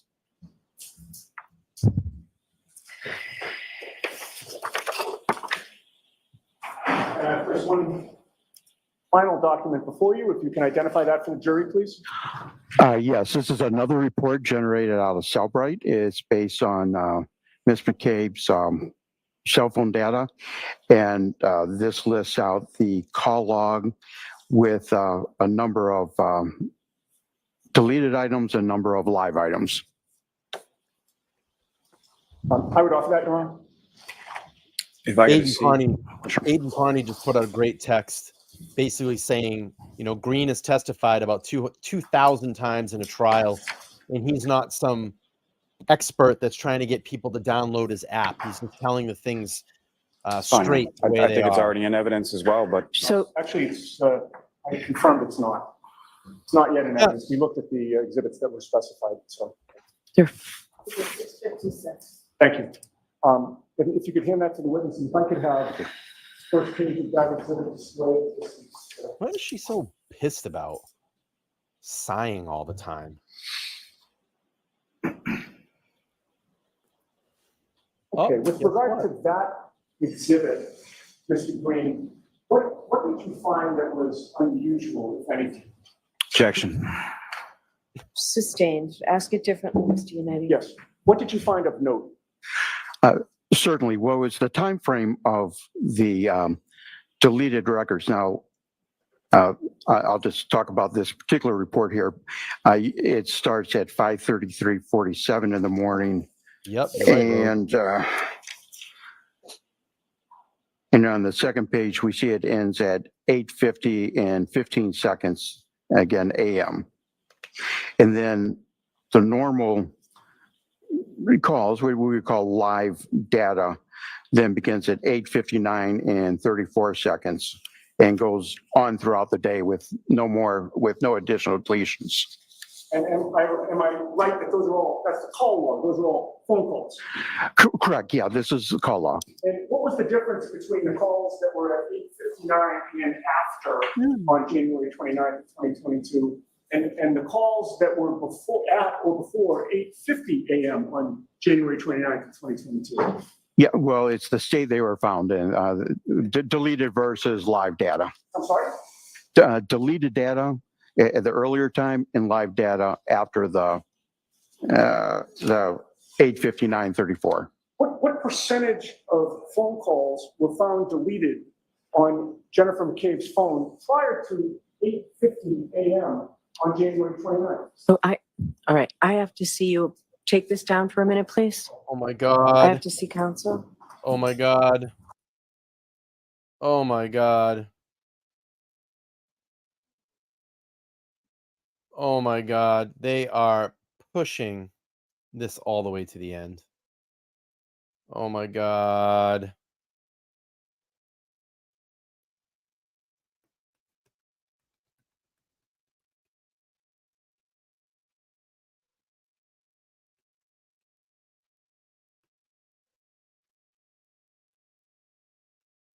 I think this trial has the most sidebars I've ever seen in a trial. It has to hold a record. It has to hold a record somewhere. It's literally the most sidebars. Oh, by the way, there was a Rust trial hearing today, and that is the trial of Alec Baldwin. And I can't wait for that to kick off. I'll be covering that.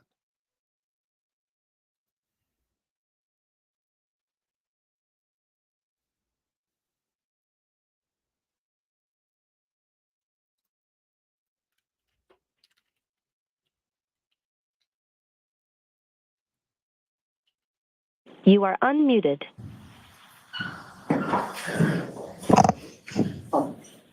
So, Mr. Green, I'm not sure if that question is clear or if you understood it. If it's not, please let me know. But I had asked you from the first recorded call there that was listed as deleted until 8:50 a.m. or so, what percentage of calls were deleted on Jen McCabe's phone within that time period?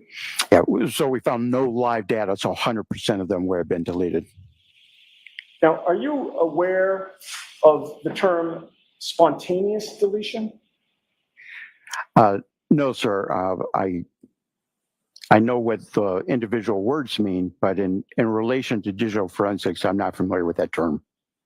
And do you have an opinion as to how those calls would have been deleted from that phone? Those would have been user deleted. Huh. I may have a moment? Sure. Wow, wow, wow. User deleted.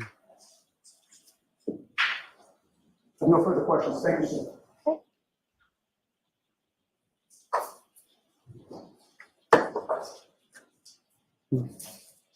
Oh, here we go. Lunchbox. Look at this box. It's such an embarrassment.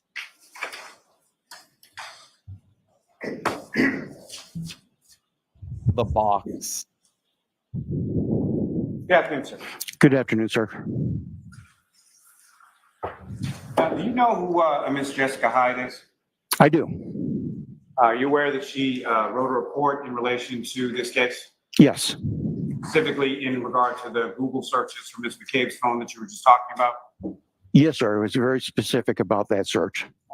And have you had a chance to review that report? I have.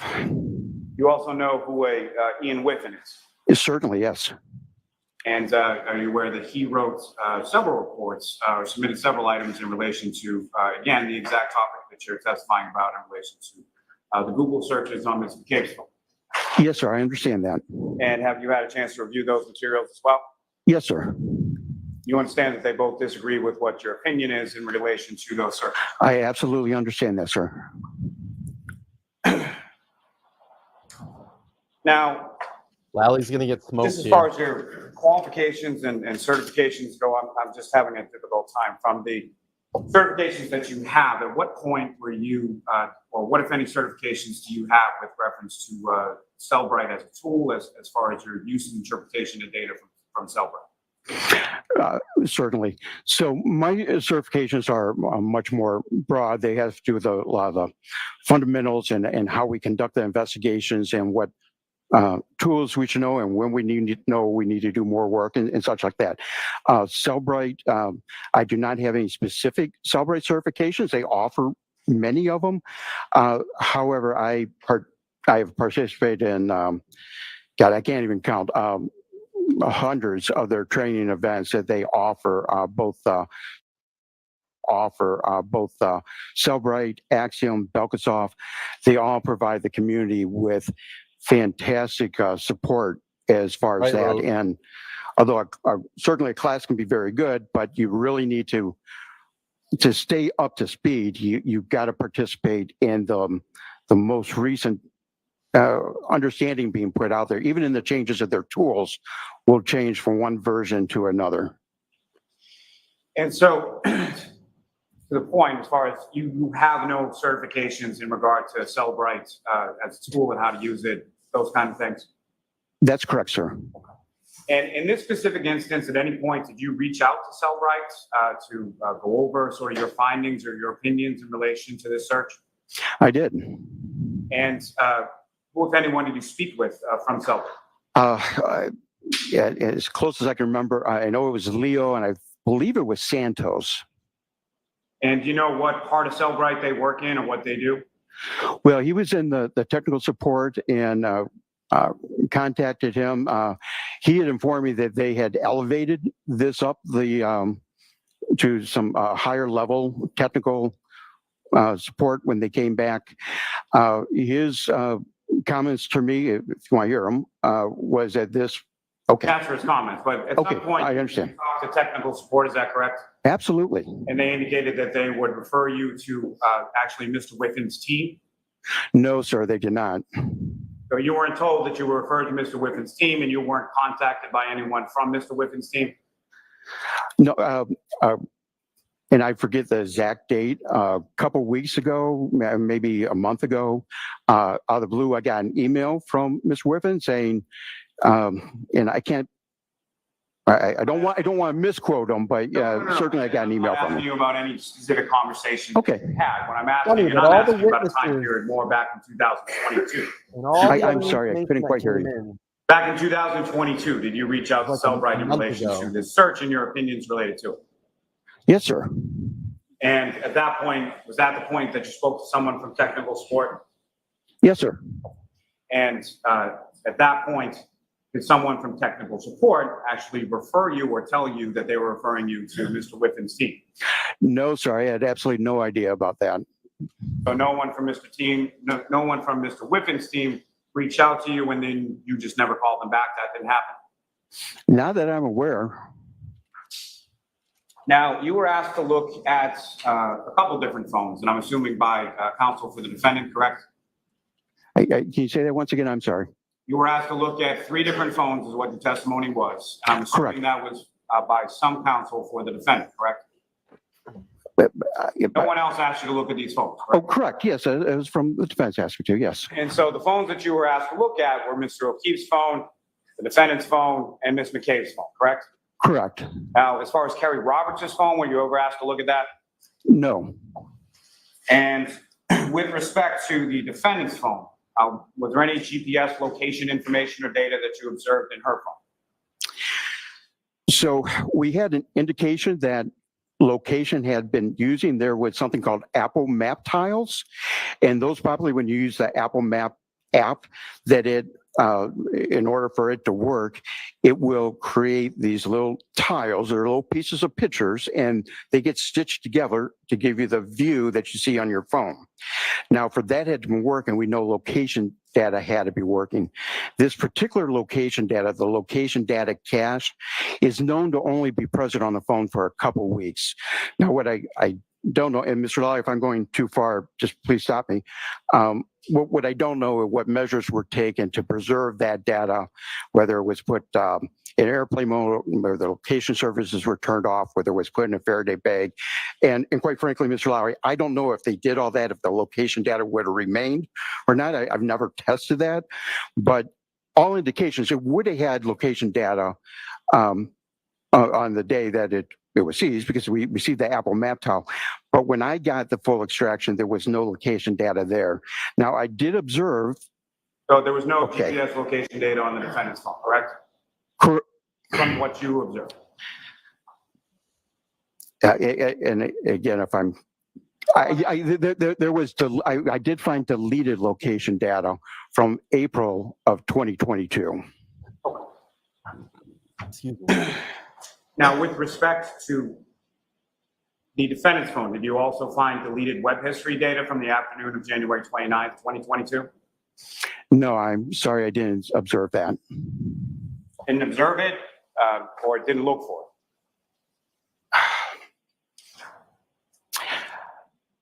it? You know, I really don't have a recollection if I specifically looked for deleted data. I don't believe I did. I don't know if I would have had to have a cause to.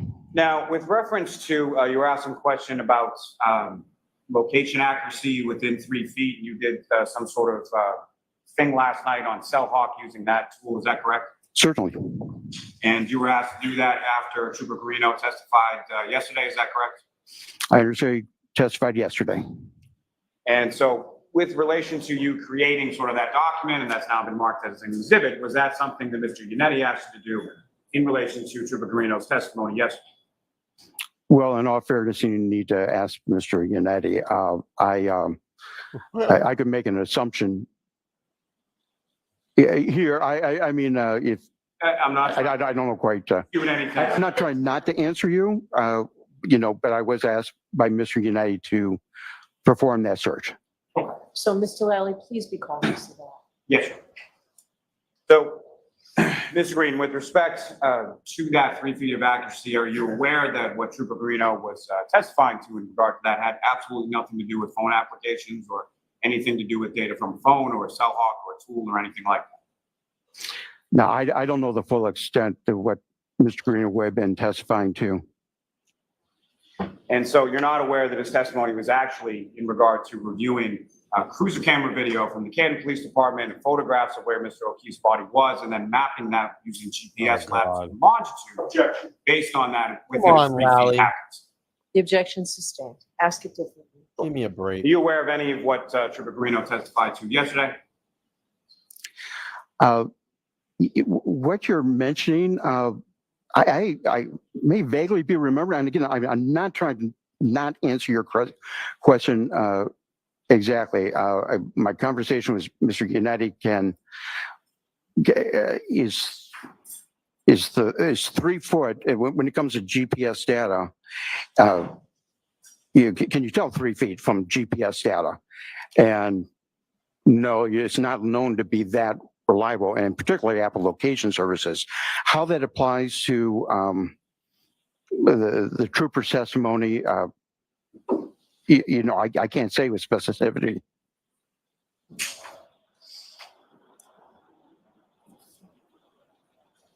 I'm happy to opine on location data, though. There's no question. Okay. Thank you.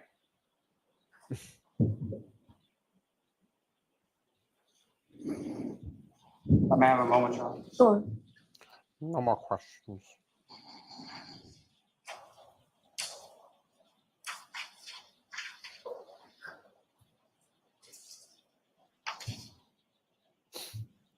Oh, lunchbox. I have no more questions. Oh, Now, sir, with reference to Safari and deleted tabs, isn't it true that there is no way for a user to delete a tab, only to close it? Do you agree with that? Yeah, well, when you close a tab, all right, you're taking it out of the active state, and it's going to an inactive state that some people could call deleted. Now, the Safari history allows you to go in and delete history by certain date ranges, but you can also go into specific websites that you visited and delete those. Now if you want me to continue, the WAL file itself, you can't open up a WAL file and say, oh, I'm going to delete that record. But functioning the phone through the user interfaces will have an effect of deleting data within that WAL file. Isn't it also true that Celebrite uses that red X to annotate that the record is no longer active and has been recovered? It should then make it incumbent upon the examiner, being you in this instance, to determine if it was actually deleted, correct? Yes, sir. Thank you for asking. It's yes. That's all I'm asking. Okay. All right.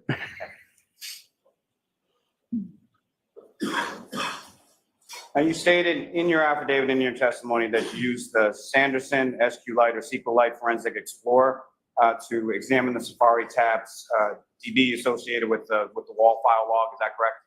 Yes, sir. Now, in your analysis using that Sanderson Forensic Explorer, was there an indication that House Long to Die in Cold was found in the WAL file? Yes, sir.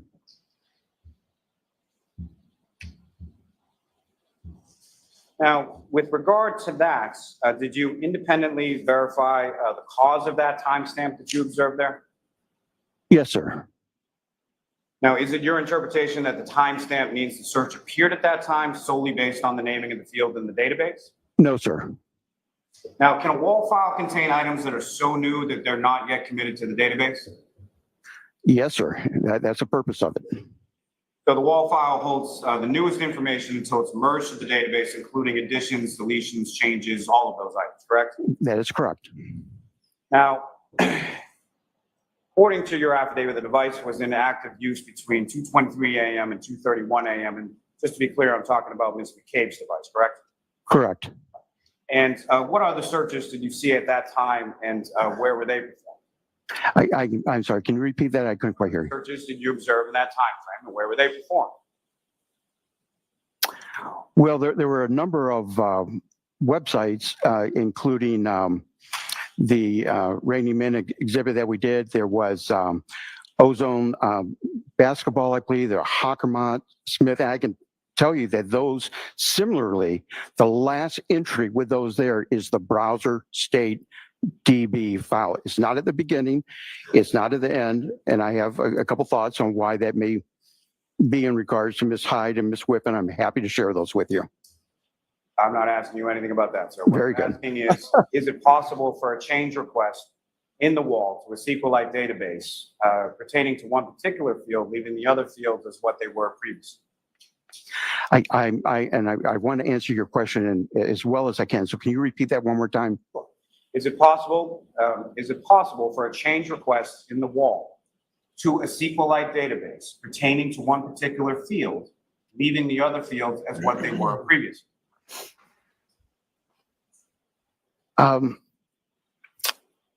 So I'm having a little trouble answering this. So if I'm understanding correctly, when the wall file gets written to the database, and could that have made the change ending with this deleted record? Is that the question? I'm sorry. I want to answer you. I'm just a little lost on how you're asking it. And the question? Sorry? Do you not understand the question? Why don't you move on, Mr. Mayor? Is it possible that the URL field, which has the website name, was updated to the newest search while the timestamp retained the original search? Is that possible? No, not the way on this particular phone in this particular iOS, and also with the user interacted with it, that it would have been at the 227 or before. The way this very specific iOS was happening, that is consistent with all the other ones that I observed out there on the phone related to specific web searches and activity. Is it possible that the search for How Long to Die in the Cold at 6:24 a.m. was the most recent search completed in the tab? Oh, well, not in that tab, but I certainly agree with you that there was a second search done at around that time. Now, is it also possible that the search that you assert took place at 2:27 and 40 seconds in the morning is the same as the search that took place at 6:24:51 a.m.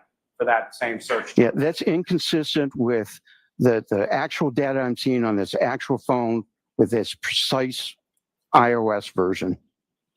Now, as far as the search in Safari with the string, as far as the smotot.apple.com included, is it, you recall that search as far as being a suggestion from Apple, from the iOS, as far as the search with how long to digest food?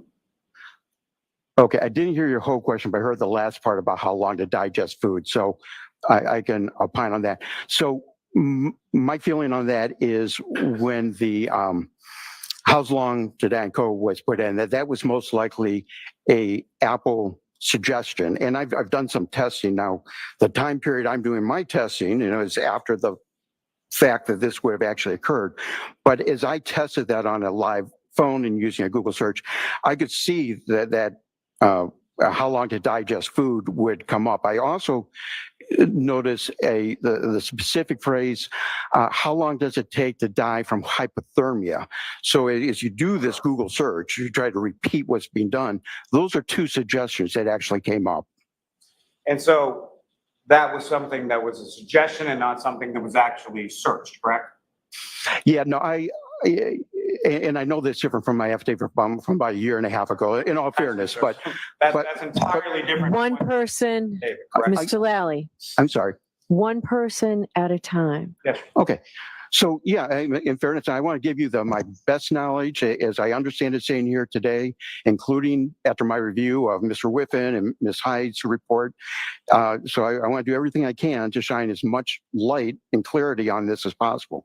So as I repeated, since that time and did the search, I would notice that is one of the things that would come up, and it would have a little picture of like a dinner plate or something like that. And there was actually a similar, if not the same picture found in the artifacts of that phone. And so just to conclude, that's not what you said in your affidavit that was actually filed under pains and penalties of perjury with this court, correct? Yes, and on that day, that is what my true and proper belief was. Okay, it's since further testing, I have found that I now believe that was probably an automatic one, and if I've caused you any distress, I apologize. Haven't caused me any distress. Okay. What I'm asking, sir, is that that's what you filed because that's what you thought at the time, correct? Yes, sir. And subsequently, you've done further testing, and that's shown that you were wrong, correct? That is correct.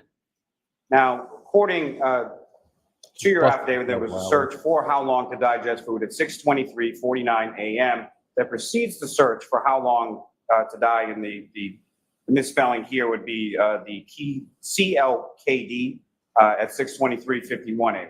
Is that correct? Yes, sir. Now, is it possible that the how long to digest food was a predictive suggestion from Apple rather than a search entered by the user? Is that also correct? Yeah, I don't know.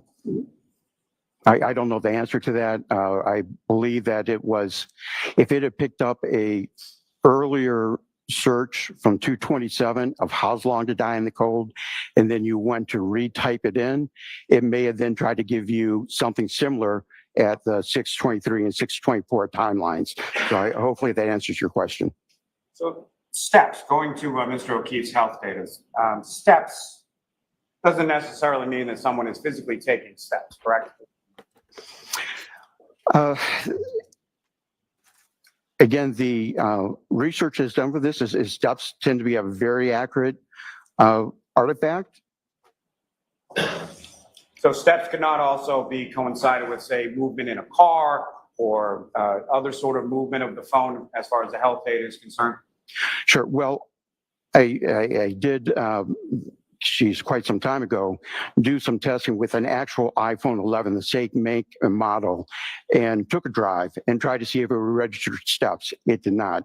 I sat in a chair and tried to duplicate how I thought I would walk to see if it recorded steps. It did not. I took the phone from the floor to the ceiling to see if it would record a flight of stairs. It did not. The only, with that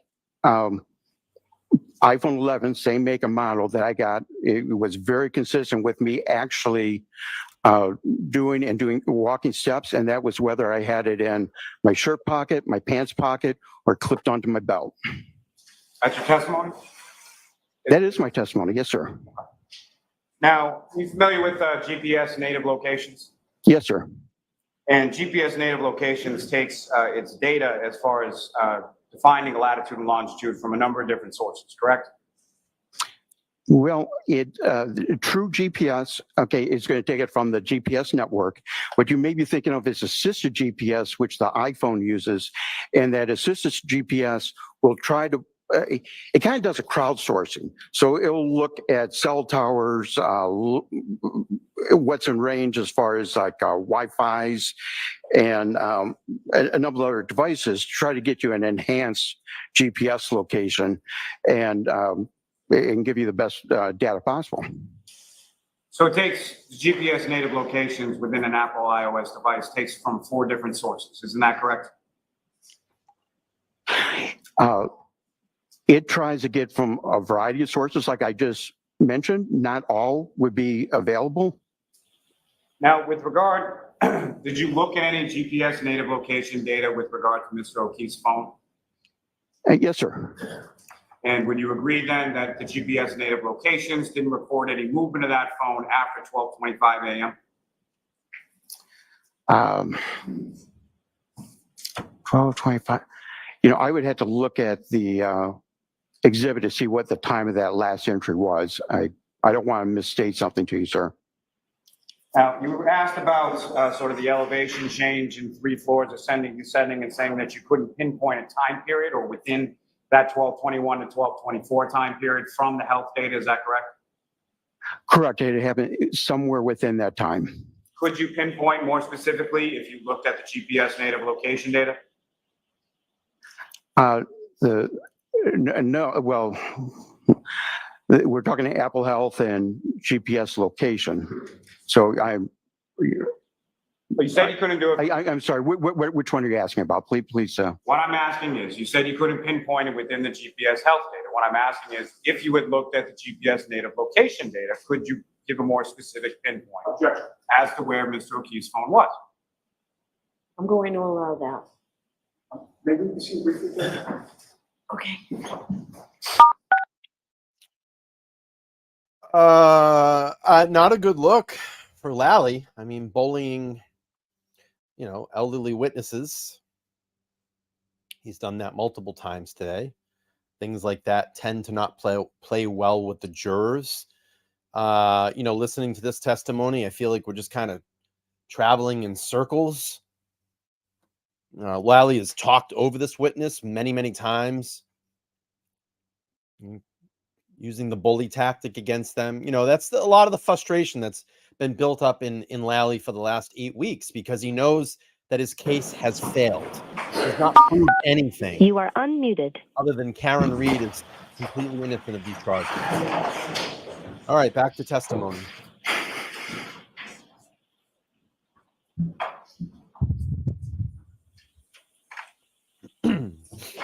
Now, to be clear, sir, you had indicated earlier in your testimony that the elevation change from 1221 to 1224, you could not pinpoint where in that time period, or specifically where in that time period the elevation change occurred, correct?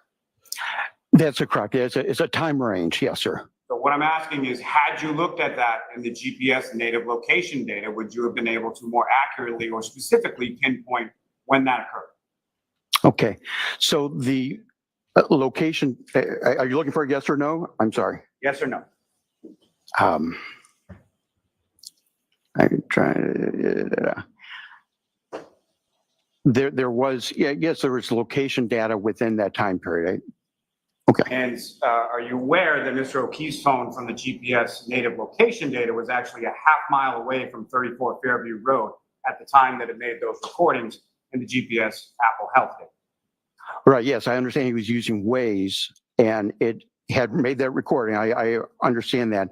That's why the finding that 3 minute and 1 second offset brings into serious doubt if that time was accurate. And when you apply that to the location offset, then the Apple Health data and the GPS all aligns. Now, I have not decoded Waze and found out what functions they were calling and all that. And I don't mean to indicate that I have, but I mean that the latest version of Axiom is bringing that up as an artifact and a timestamp related to Waze. And in the case of here, where minutes are important, I thought it proper that I bring this to the attention of the case as a possible explanation. As a possible explanation? As a possible explanation, sir, yes. The 3 different clocks that you were talking about, are you aware that those are actually associated to power usage and not applications? Right, that power usage was directly related to the Waze application. So it's your testimony that those 3 clocks apply to the times in Waze? Is that your testimony? I'm saying that the timestamps were directly related to Waze. It was reported by Axiom when you applied the filter and say, show me all the artifacts related to Waze. These were artifacts that came up related to the Waze bundle. So I guess you need to give it the weight it deserves.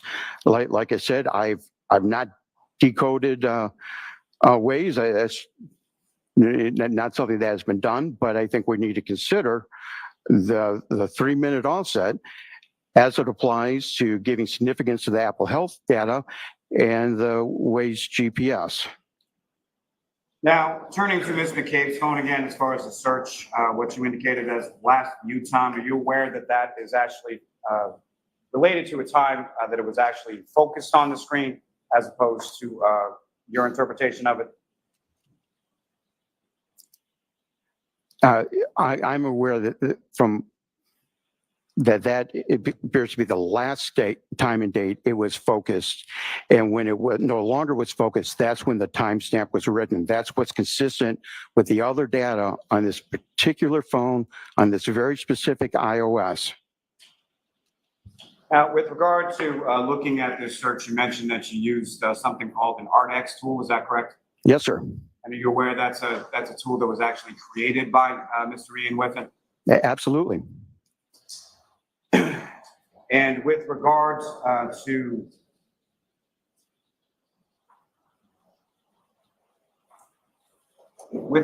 this specific issue, as far as how this data is being interpreted from the browser state DB versus the knowledge C database and the wall file and all of those, the P list and all of those other kinds of things, as far as the misinterpretation of the data has then caused Mr. Whiffen in further versions of Cellbrite to revise that so that this kind of error can't occur. Sure, happy to answer that. So Mr. Whiffen's testing was not done with this specific version of the iOS. The iOS has been known to be changing the way this artifact works. To do proper analysis, the researcher that he is, he would need to work with that same iOS. Now, in regards to the Cellbrite question, they have two versions of the Cellbrite Physical Analyzer. One is the standard physical analyzer that's been out for several years now, probably is majority use in the community. It's a tool that takes that raw data and it puts it into human terms that we can look at and understand and write reports like you've been seeing here. So they have the Cellbrite Physical Analyzer that's out there. I believe it's 7.68, but don't quote me on that. And then they have a new version that's come out called Insights, and this operates more on a where you can put multiple cases in and that. It's only the Insight versions that they have bothered updating and no longer reporting on that time. Their current Physical Analyzer program, and I tested this a few days ago, still reports on that search occurring, and that timestamp. So currently Cellbrite is providing examiners, law enforcement, and people worldwide with two different versions giving two different results. That I can't speak to more than that, other than I've tested that, and I see how those programs are working now. My question, sir, yes or no, is are you aware that Cellbrite has had to modify their software based on misinterpretation of data, as you've done in this case? Yes, with the asterisk, they updated one of two programs. Nothing further. No further questions. Okay. All right, Mr. Green, you are all set. Thank you, Judge. Thank you. City of 2 hours. Please, with your votes. Get your seat. Yes, sir. All right, George, that's it for today. What is your? All right, so juries, we are going to send you home for the weekend. Please do not discuss this case with anyone. Don't do any independent research or investigation into this case. If you happen to see, hear, or read anything about this case, please disregard it. We are on track. We will get this case next week for your deliberation. See you on. Court, all rise for the jury. That's it. Early day.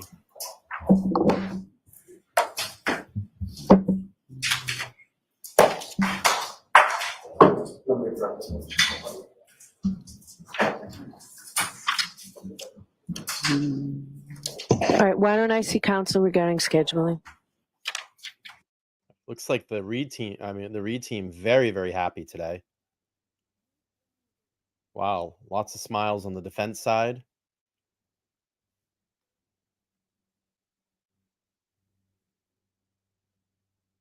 You know, it's funny. I see a lot of shit from the other side, the people that, come at us, the free Karen Reed supporters.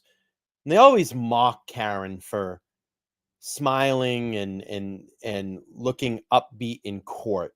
And you know what I have to say to that is, listen, when you have been falsely accused of something and your team is doing well to defend that, there's no reason that you can't be happy about that. This is a woman that has been put in a position by an obviously false and framed case. Trying to say that she killed her boyfriend, not like accident, whatever. Second degree murder is what she's up against right now. And she's had to live through this for the last 2.5 years, defending herself, spending copious amounts of money for these attorneys and all these expert witnesses to come in and help defend her. So when you feel like you have a win on your side, I don't think there's anything wrong with that. If things are going the way that your team has planned it, I don't think there's anything wrong with that. I mean, you've seen this in numerous thousands of other cases. I mean, look at go back and look at the O.J. Simpson trial. He smiled during that trial. That guy's a stone cold killer. I know that for sure. But you look at a case like that. I mean, this happens throughout cases. When a win is a win for your team, you may not like it. You may be against Karen Reed, but a win is a win.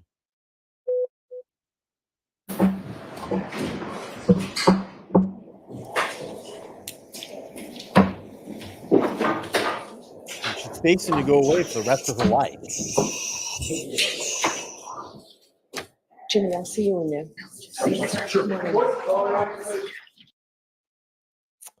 I think that's going to be it.